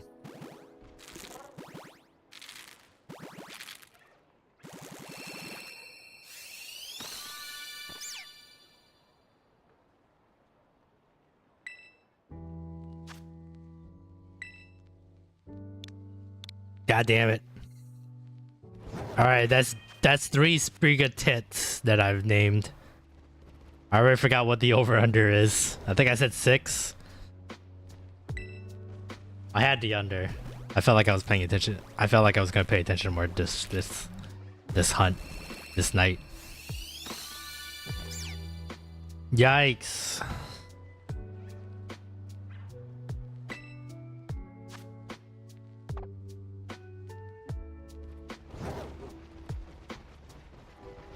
How about a shiny cat?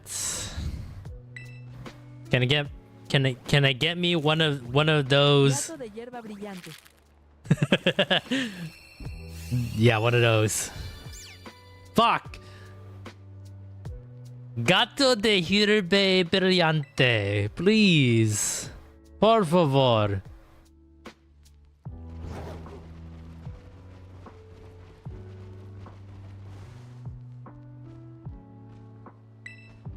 Mi amiga, whichever god refers to himself. Something gato de prime brillante. Did I get that right? Yeah, gato de hierba brillante. Por favor. That's all I need. Please come back. Is this a shiny Colossal?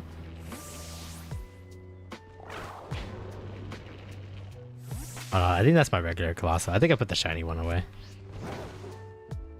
I think I have a shiny Colossal, but I don't. I only have one shiny Colossal, so I put it in the box.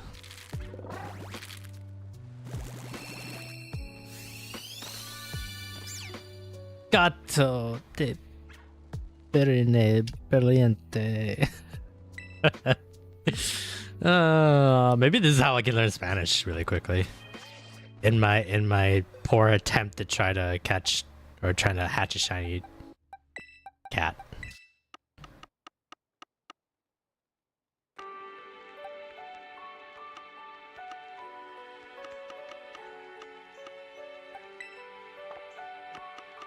All right, let's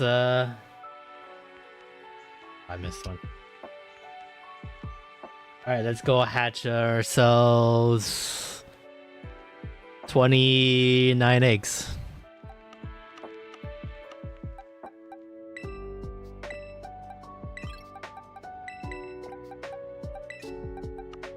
Okay, let me grab a cat at this end here so that it knows to drop these in this box.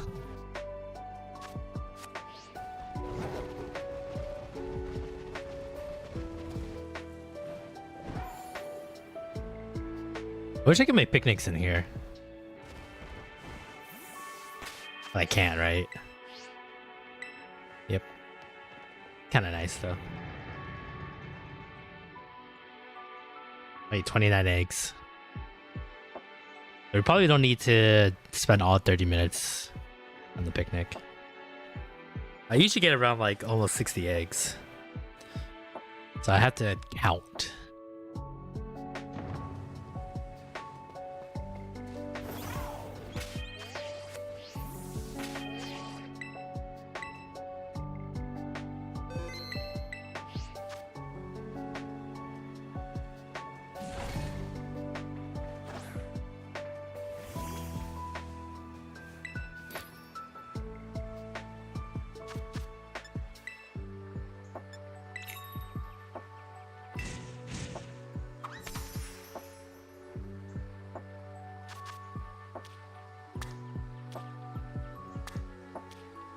Alright, everybody.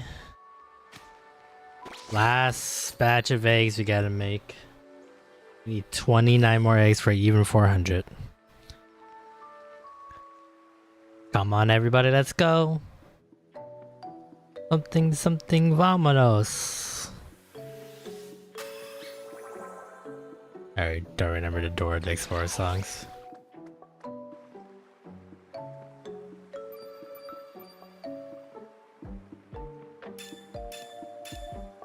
Swiper, no swiping.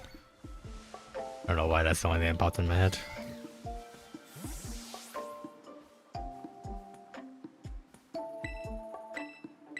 One. We're gonna ads in a couple minutes. We'll probably keep playing. It's because we're just getting eggs, so you ain't gonna miss anything. One egg. Two.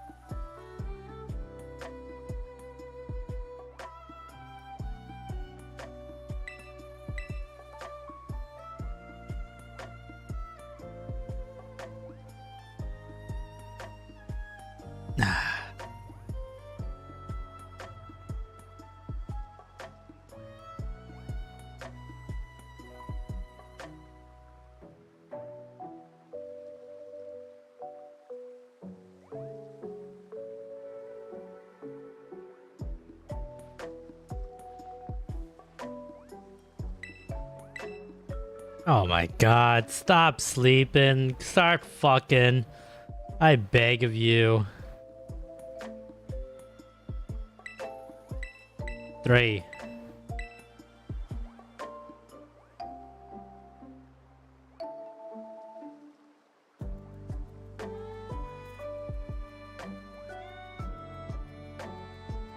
I should make eggs when I'm editing. That might be the smart play to do.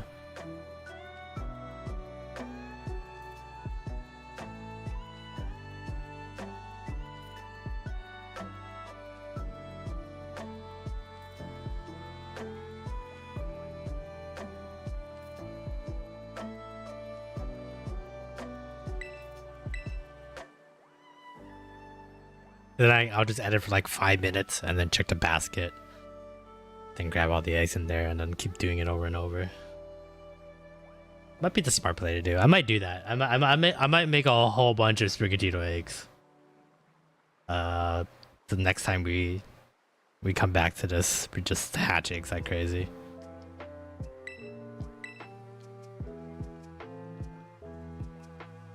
Like 200-300 eggs.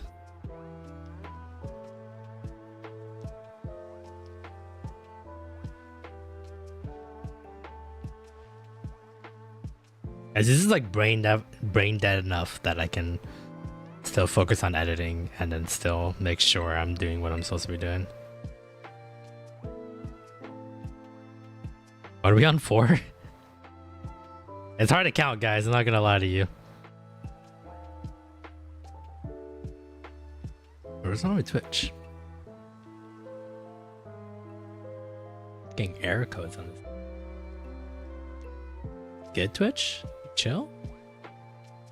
Alright, you chill. You Gucci? Alright. Just making sure.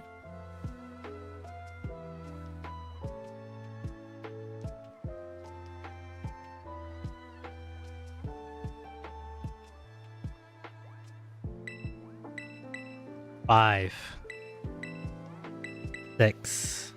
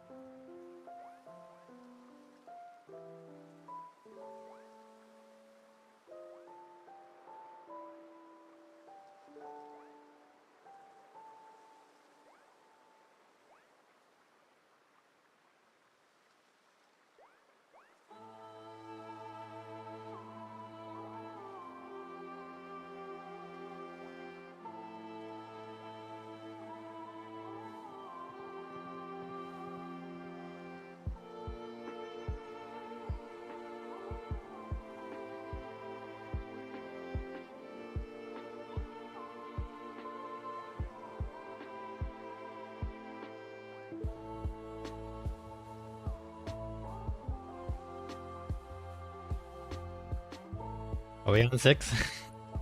I was already like doom scrolling on social media. 7, 8, 9, 10.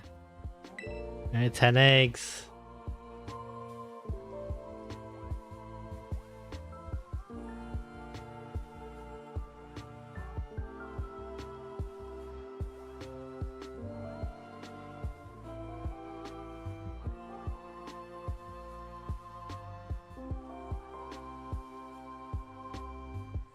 My camera's not like picking me up at all today.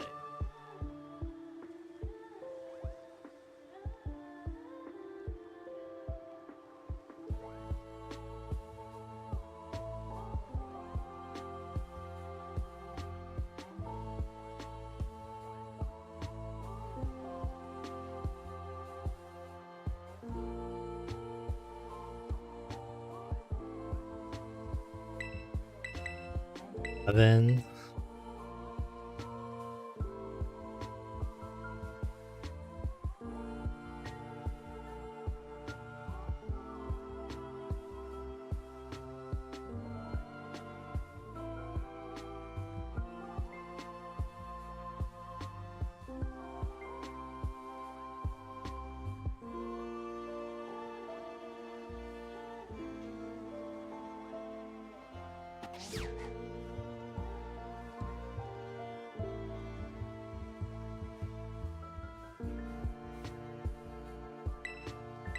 Oh, come on. You can fuck up one more time. Alright, ads are done. Welcome back, everybody, from the ads. If you had to go through them, sorry. Kind of how we have to roll with things. But no worries. You didn't miss anything. We're only up to 11 eggs. Everybody else, thanks for waiting with me. Appreciate it. 12.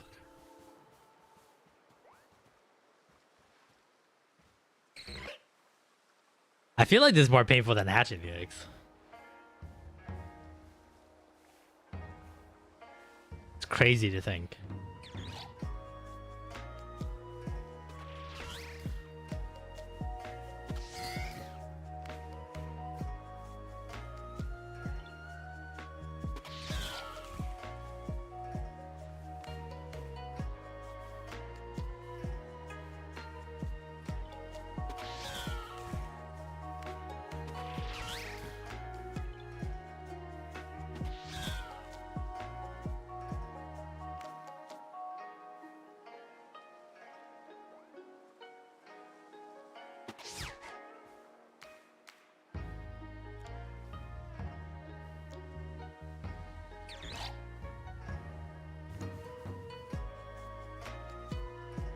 13, 14, 15.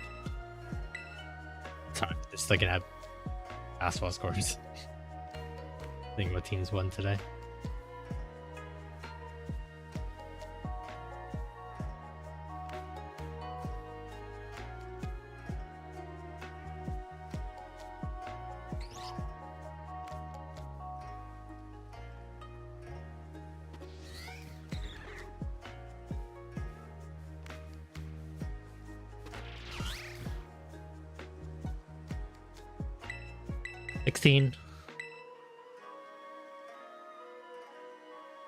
Ay, ay, ay.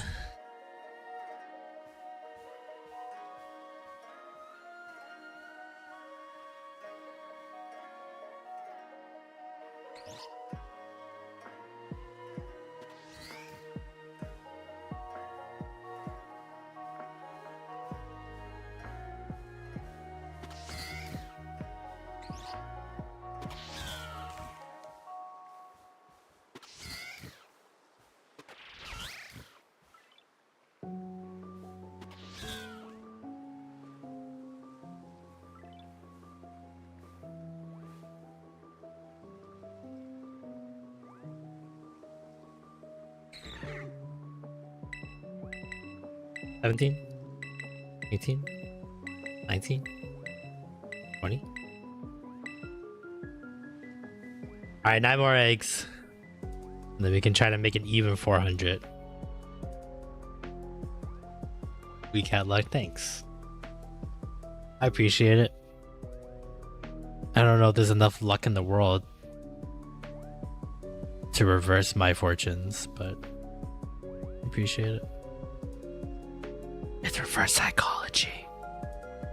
I'm trying to trick the game into thinking I don't want the cat, but in actuality, I would kill someone or a shiny Sprigatito. Shh, don't tell the game. I know it listens to my every word. 21.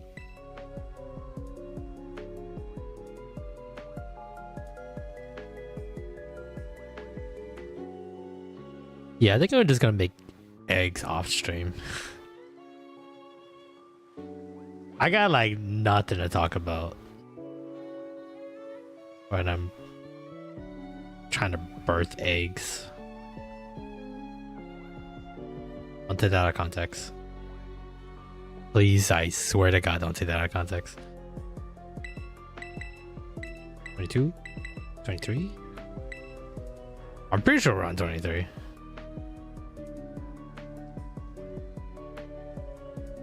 If you find this shiny, what are you gonna call it? I don't know. Disappointment? Regret? Not planned baby? That's too many. That's too many characters. I think that's more than 12.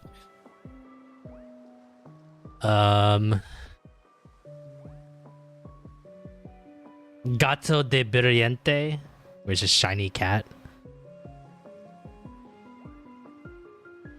Oh, we can call it Gato de Hirbe, which is weed cat in Spanish. Right? Pretty sure I Google translate that correctly. Yeah. Gato de hierba. Gato de Hirbe. Which is just weed cat in Spanish. Hirbe. Gato de Hirba. I don't know. I'll take whatever suggestions on names. I don't give a shit. I just need it. Whenever I catch shinies off stream, I rarely name shinies. I don't really have a nicknaming bone when I'm catching shinies on my own. So I'm pretty sure like half of the shinies that are going to be in the box are going to be like not named, and the other half is going to be the ones we catch on the stream, which we will name. Name it whatever you guys like. 25. Alright, I think we need 4 more eggs. I may have miscounted, but that's fine. Not a big deal. Also, you have 29. Actually, I'll just double check right now.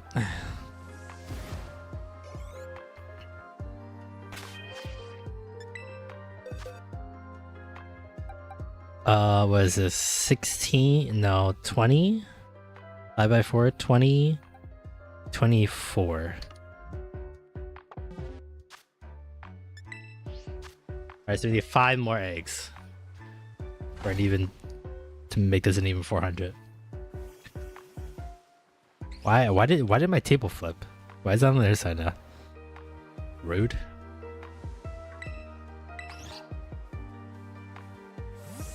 Crydon, don't distract them. They're trying to fuck as much as possible here. I swear to God. Be the Shrek, Diddle, and Floigato. No, not Floigato. That's the middle form. Masquerade.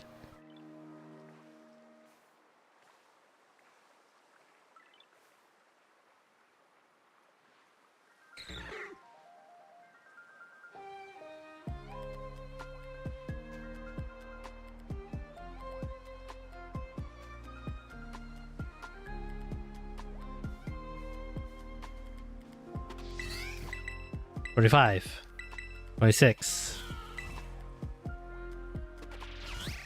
Hey, welcome back, Roxy. What kind of bread did you get?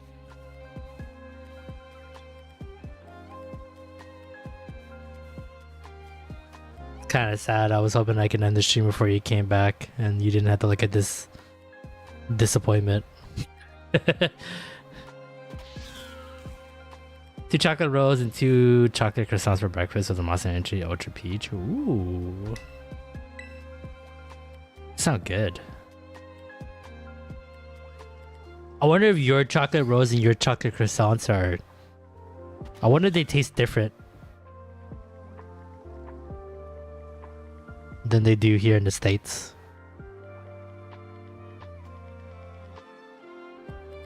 Never had a Ultra Peach Monster Energy. That sounds interesting. Bread and milk. Ooh. I think catnip's a good name for the shiny. Alright. I'll do it. We can do catnip. I can need like 1 more egg.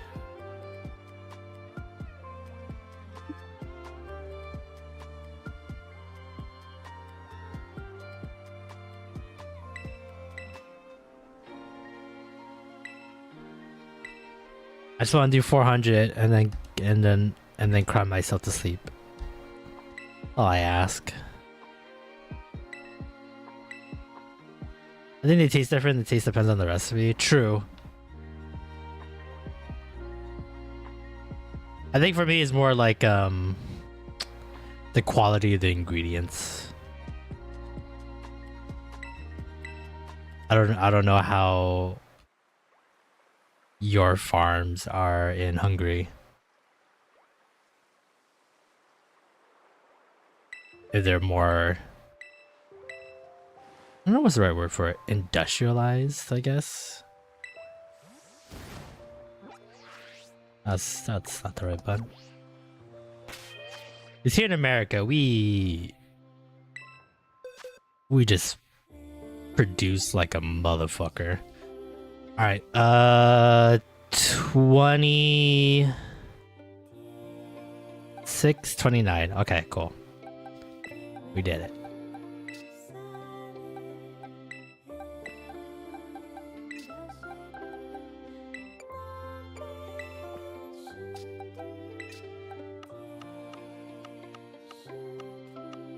I gotta release all these things later. I see a wish for cats, right? True. What are you gonna name the other 2 cats, though? Catnip Jr. and Catnip Jr. Jr.? Gotta get 3 of these guys.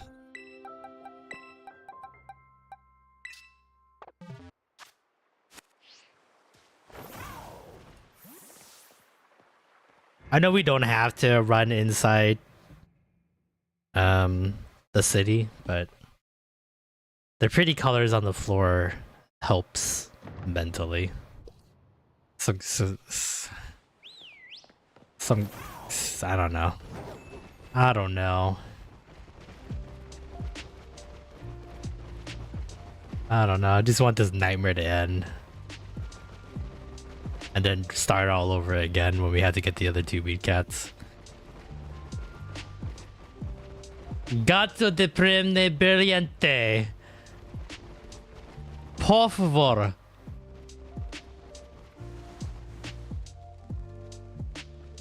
Not sure, I just had the one suggestion. Well, I mean, no rush. We're not even gonna get the first cat today, so we have plenty of time to forget the other two names. I was trying to reverse psychology that. I was really hoping that would have been the shiny right there. It would have made for a good short.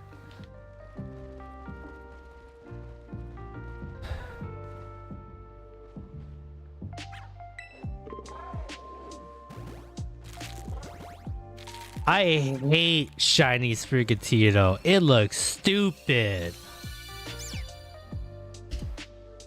Bad mouthing it doesn't help either.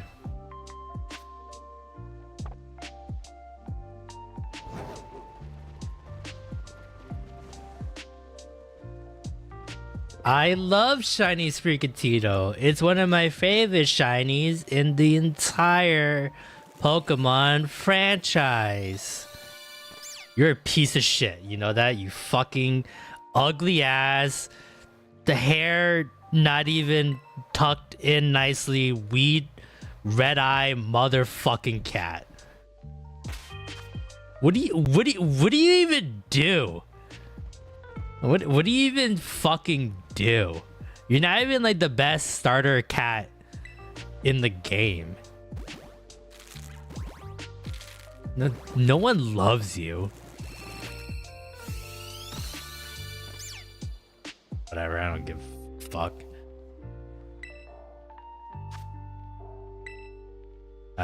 Fuck, Sprigatit. Oh, I missed one. Okay, there we go, 375. Alright, so I should have 25 left. Yeah, okay. Alright, that's 25. Before I off myself. Catnip. Tomcat. Yeah, so we got Catnip. So we're gonna go Catnip.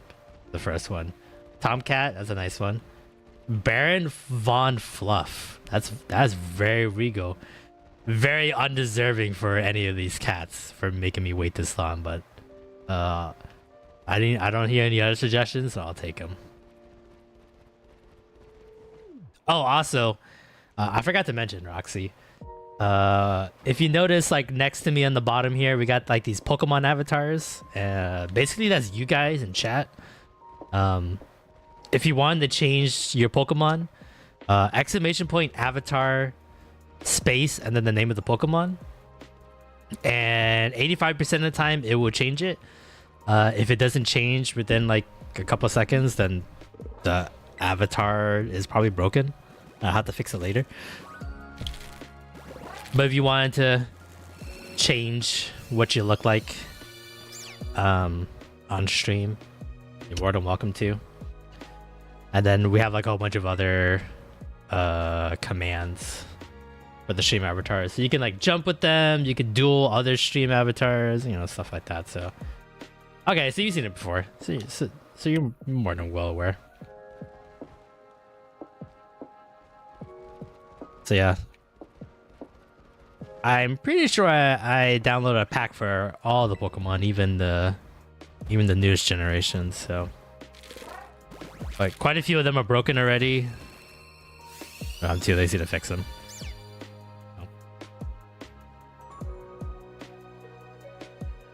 Please enjoy.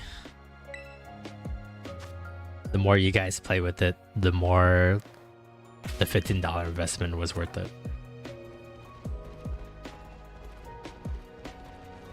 Did I go too fast? Did I press a button too quickly? Alright, now we're on 378.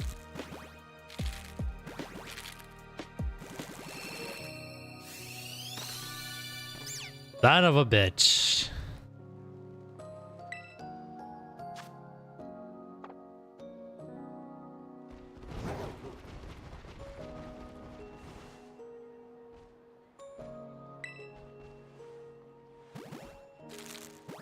It's on the fire square. You're weak against fire. Doesn't that make you happy to be a shiny? You fucking bitch. You piece of shit cat. No one likes you. Oh, this is the fire one. What the hell was I on earlier?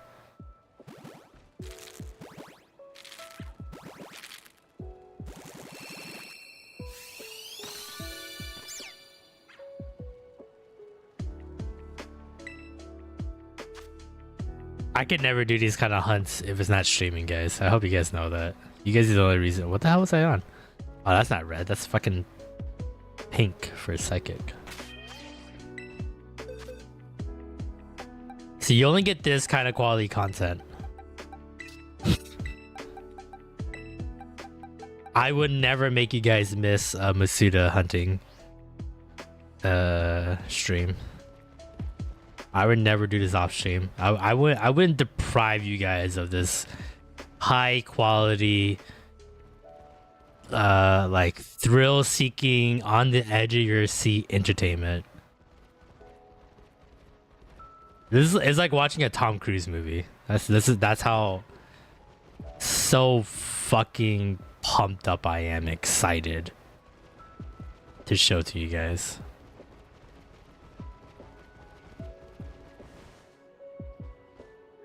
That's how much I've lost it. I can't believe I compared this stream to Tom Cruise. I'm the Tom Cruise of Masuda hunting. I think I might turn into Scientology pretty soon. I think I'm getting there. I think I'm starting to believe in Scientology.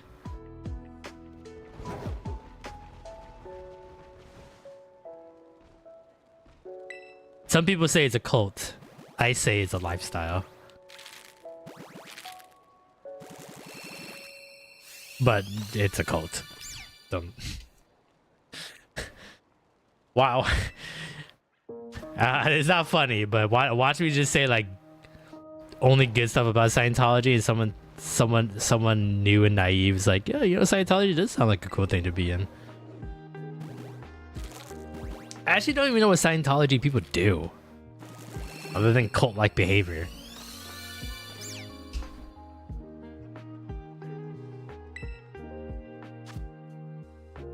I only know Tom Cruise is in it, and he was crazy, and he like locked up Katie Holmes in a cage, which is not confirmed or denied, but no actual proof on that. But come on.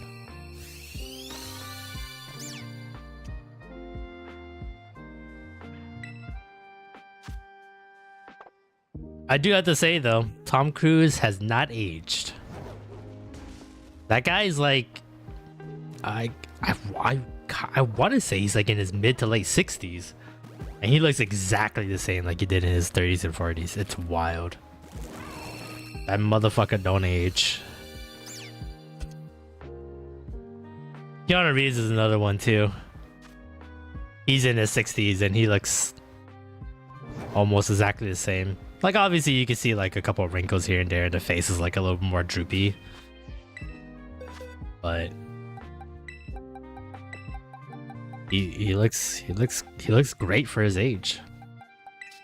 Really takes care of himself. Also, he has a very like good-hearted view on life. So I'm sure he manages his stress levels a lot better than most people in life. Also, he just has a really nice life. And he's pretty down to earth. So he doesn't need a lot to be happy. I'm only gassing him up because, you know, Sonic movie, which I still have to go see.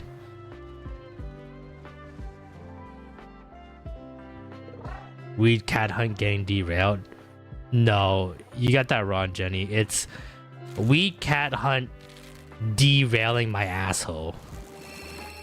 Derailing Peter's asshole. That's the correct sentence. That's what's going on. Alright, that's 5 speaker tits that I have accidentally renamed.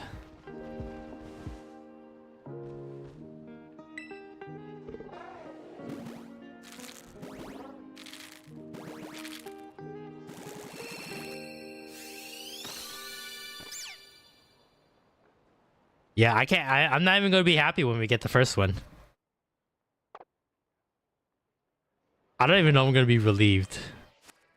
I don't know what I'm gonna feel once we get the first one. Probably regret, shame.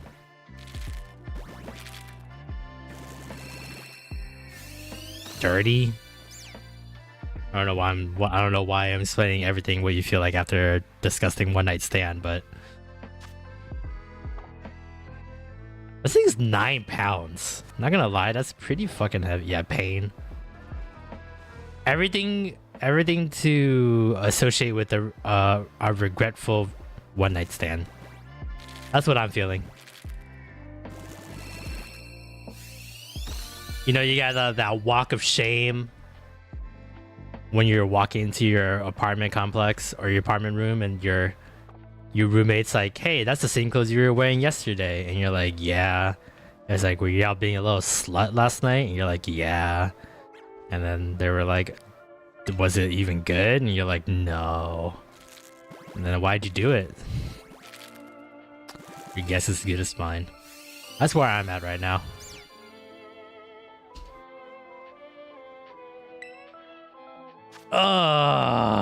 Okay, 10 more eggs, and then the stream will end.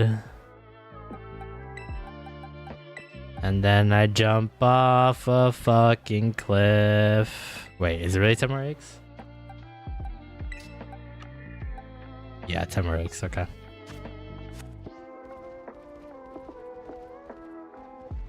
Hasta luego. Shut the fuck up. Whoever said that, whatever kid said that. Hasta luego. I hope your mother leaves you.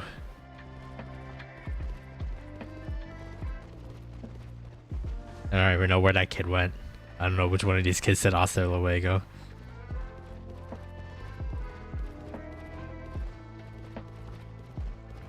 A lady just said, Pokemon.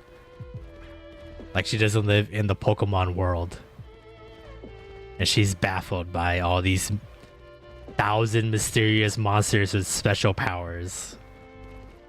Okay, no horror. Did I put eggs on? Okay. Sometimes the eggs don't hatch fast enough in my head, and then I wonder if I actually put eggs in my party.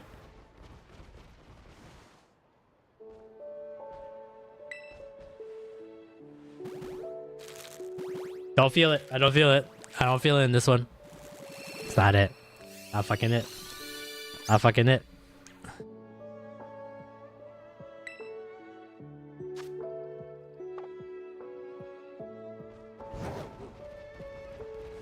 So you starting out with catchy, you would jump. Oh, yeah. You know what? I appreciate the love and support, but I will make sure if I see you guys where I'm trying to land, I would try to lean in a different direction to make sure I land far away from you guys.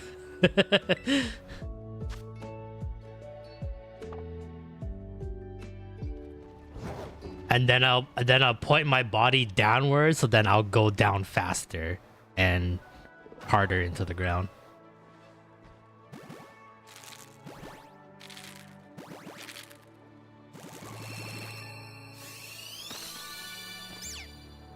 Yup.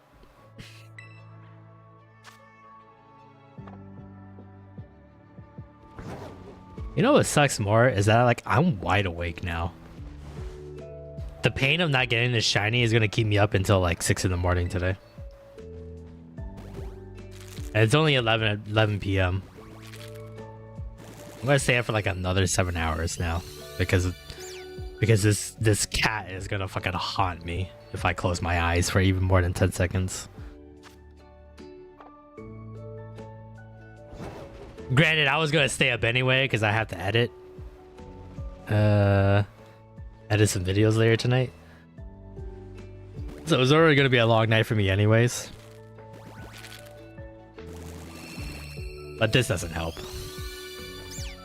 This doesn't help one bit.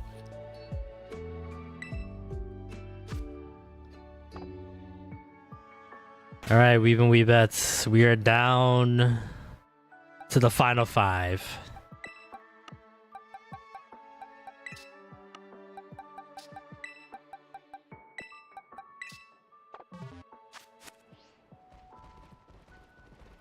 This is it. Whether we get this or not, let's all remind ourselves I still have to do this for 2 more cats. And then 3 little baby crocodiles and 3 little duckies. So this is far from over. But as I was thinking about Fuikoko and Quaxley and what we're gonna name them, I think I have the perfect name for the Quaxley triplets. Once we get them, I kind of want to name them Huey, Dewey, and Louie after Donald Duck's nephews. And granted, they're all not going to be Quaxleys; they're going to be like different forms, but the nickname doesn't fully work. But I've always quite enjoyed Huey, Dewey, and Louie.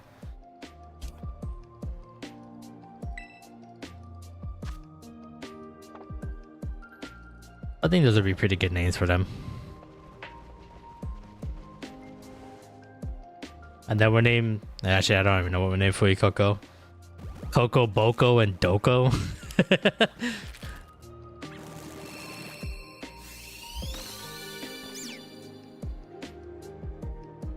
It's gonna hatch at 404 because this shiny doesn't exist? Don't say that. Don't say that. We're stopping at 400. We're not even gonna get to 404. So I wouldn't even know. We'll have to wait until next week to get to that point.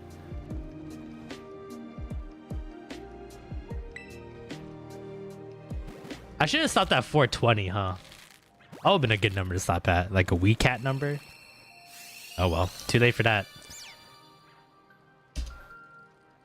I'm already like 1 foot out the door.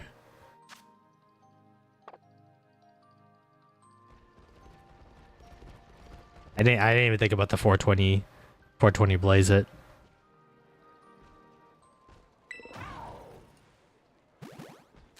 But I don't want to make another picnic and get 20 more eggs. I can't.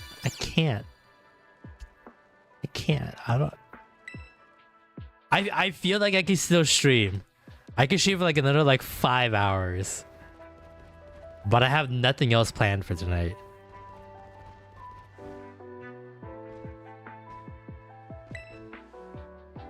And no one wants to watch me stream for another 5 hours doing this shit.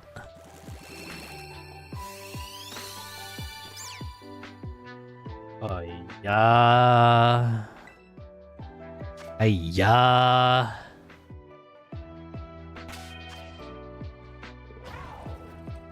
I miscounted. I just didn't press the number fast enough.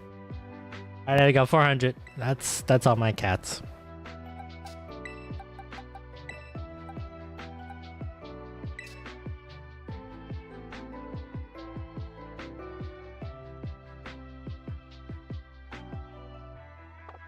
Do a sandwich hunt for the 3rd outbreak you see next time.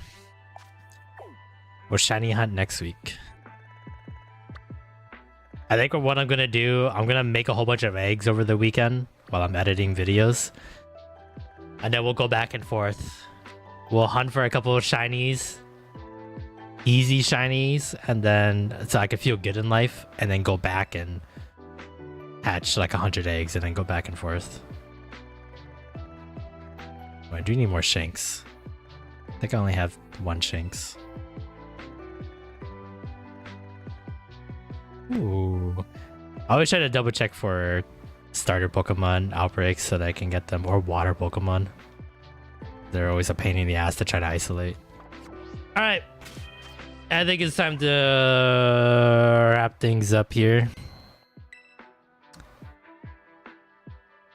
Yeah, Monkey, go do your nefarious sex stuff. It's fine. Not kidding. On that note, thank you everybody for dropping on by and hanging out with me on this Wednesday night. We got a whole slew of streams for the rest of the week. I'm hoping I don't have to cancel any of them, but if I do, check the Discord server. I usually update as soon as I figure out what my work schedule looks like. But we look like we're good to go for the rest of the week. So 5 p.m. again tomorrow, Pacific Standard Time. We will do a nice, relaxing playthrough of Star Fox 64, Pokemon Legends Arceus on Friday and Saturday, and then hopefully we can do our first playthrough of Stardew Valley on Sunday. So come on by, I appreciate it. It'd be really dope if you do. If you haven't already, new video out on YouTube, murder mystery visual novel game called Project Eden Garden. We're starting to play chapter 1, so it's part 1 of I think 4 or 5 parts to be determined. I still haven't finished editing all that stuff, so please check it out. I really appreciate it. Other than that, Roxy, Toyo, James, thanks for the follows.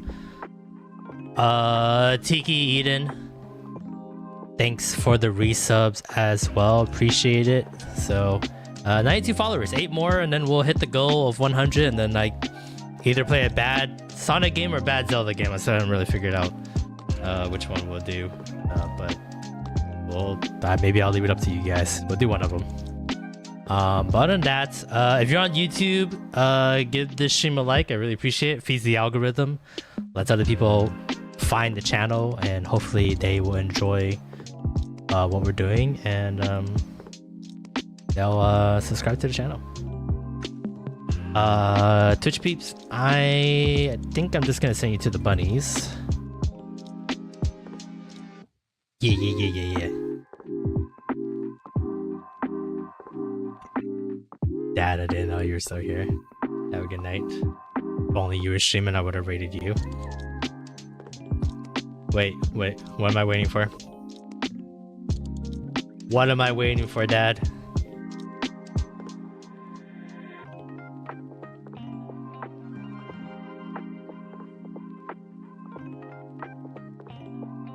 You have a raid recommendation? Alright. Hit me. You never steered me wrong before. Why would you steer me wrong again? I mean, why would you steer me wrong now? Not again. Potato gin, okay. Let me grab that channel real quick.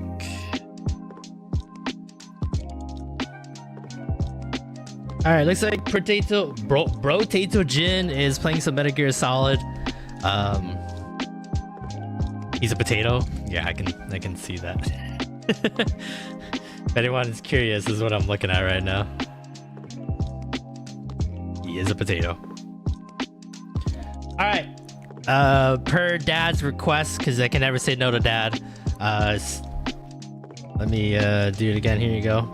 Here's a raid message. Send Brotato the Weeb love, and then hopefully I'll see everyone back here tomorrow, 5 p.m. Pacific Standard Time, for a nice playthrough of Star Fox 64. Other than that, it's time for me to head on out. So I'll see everyone at the same time, same place. Have a good night.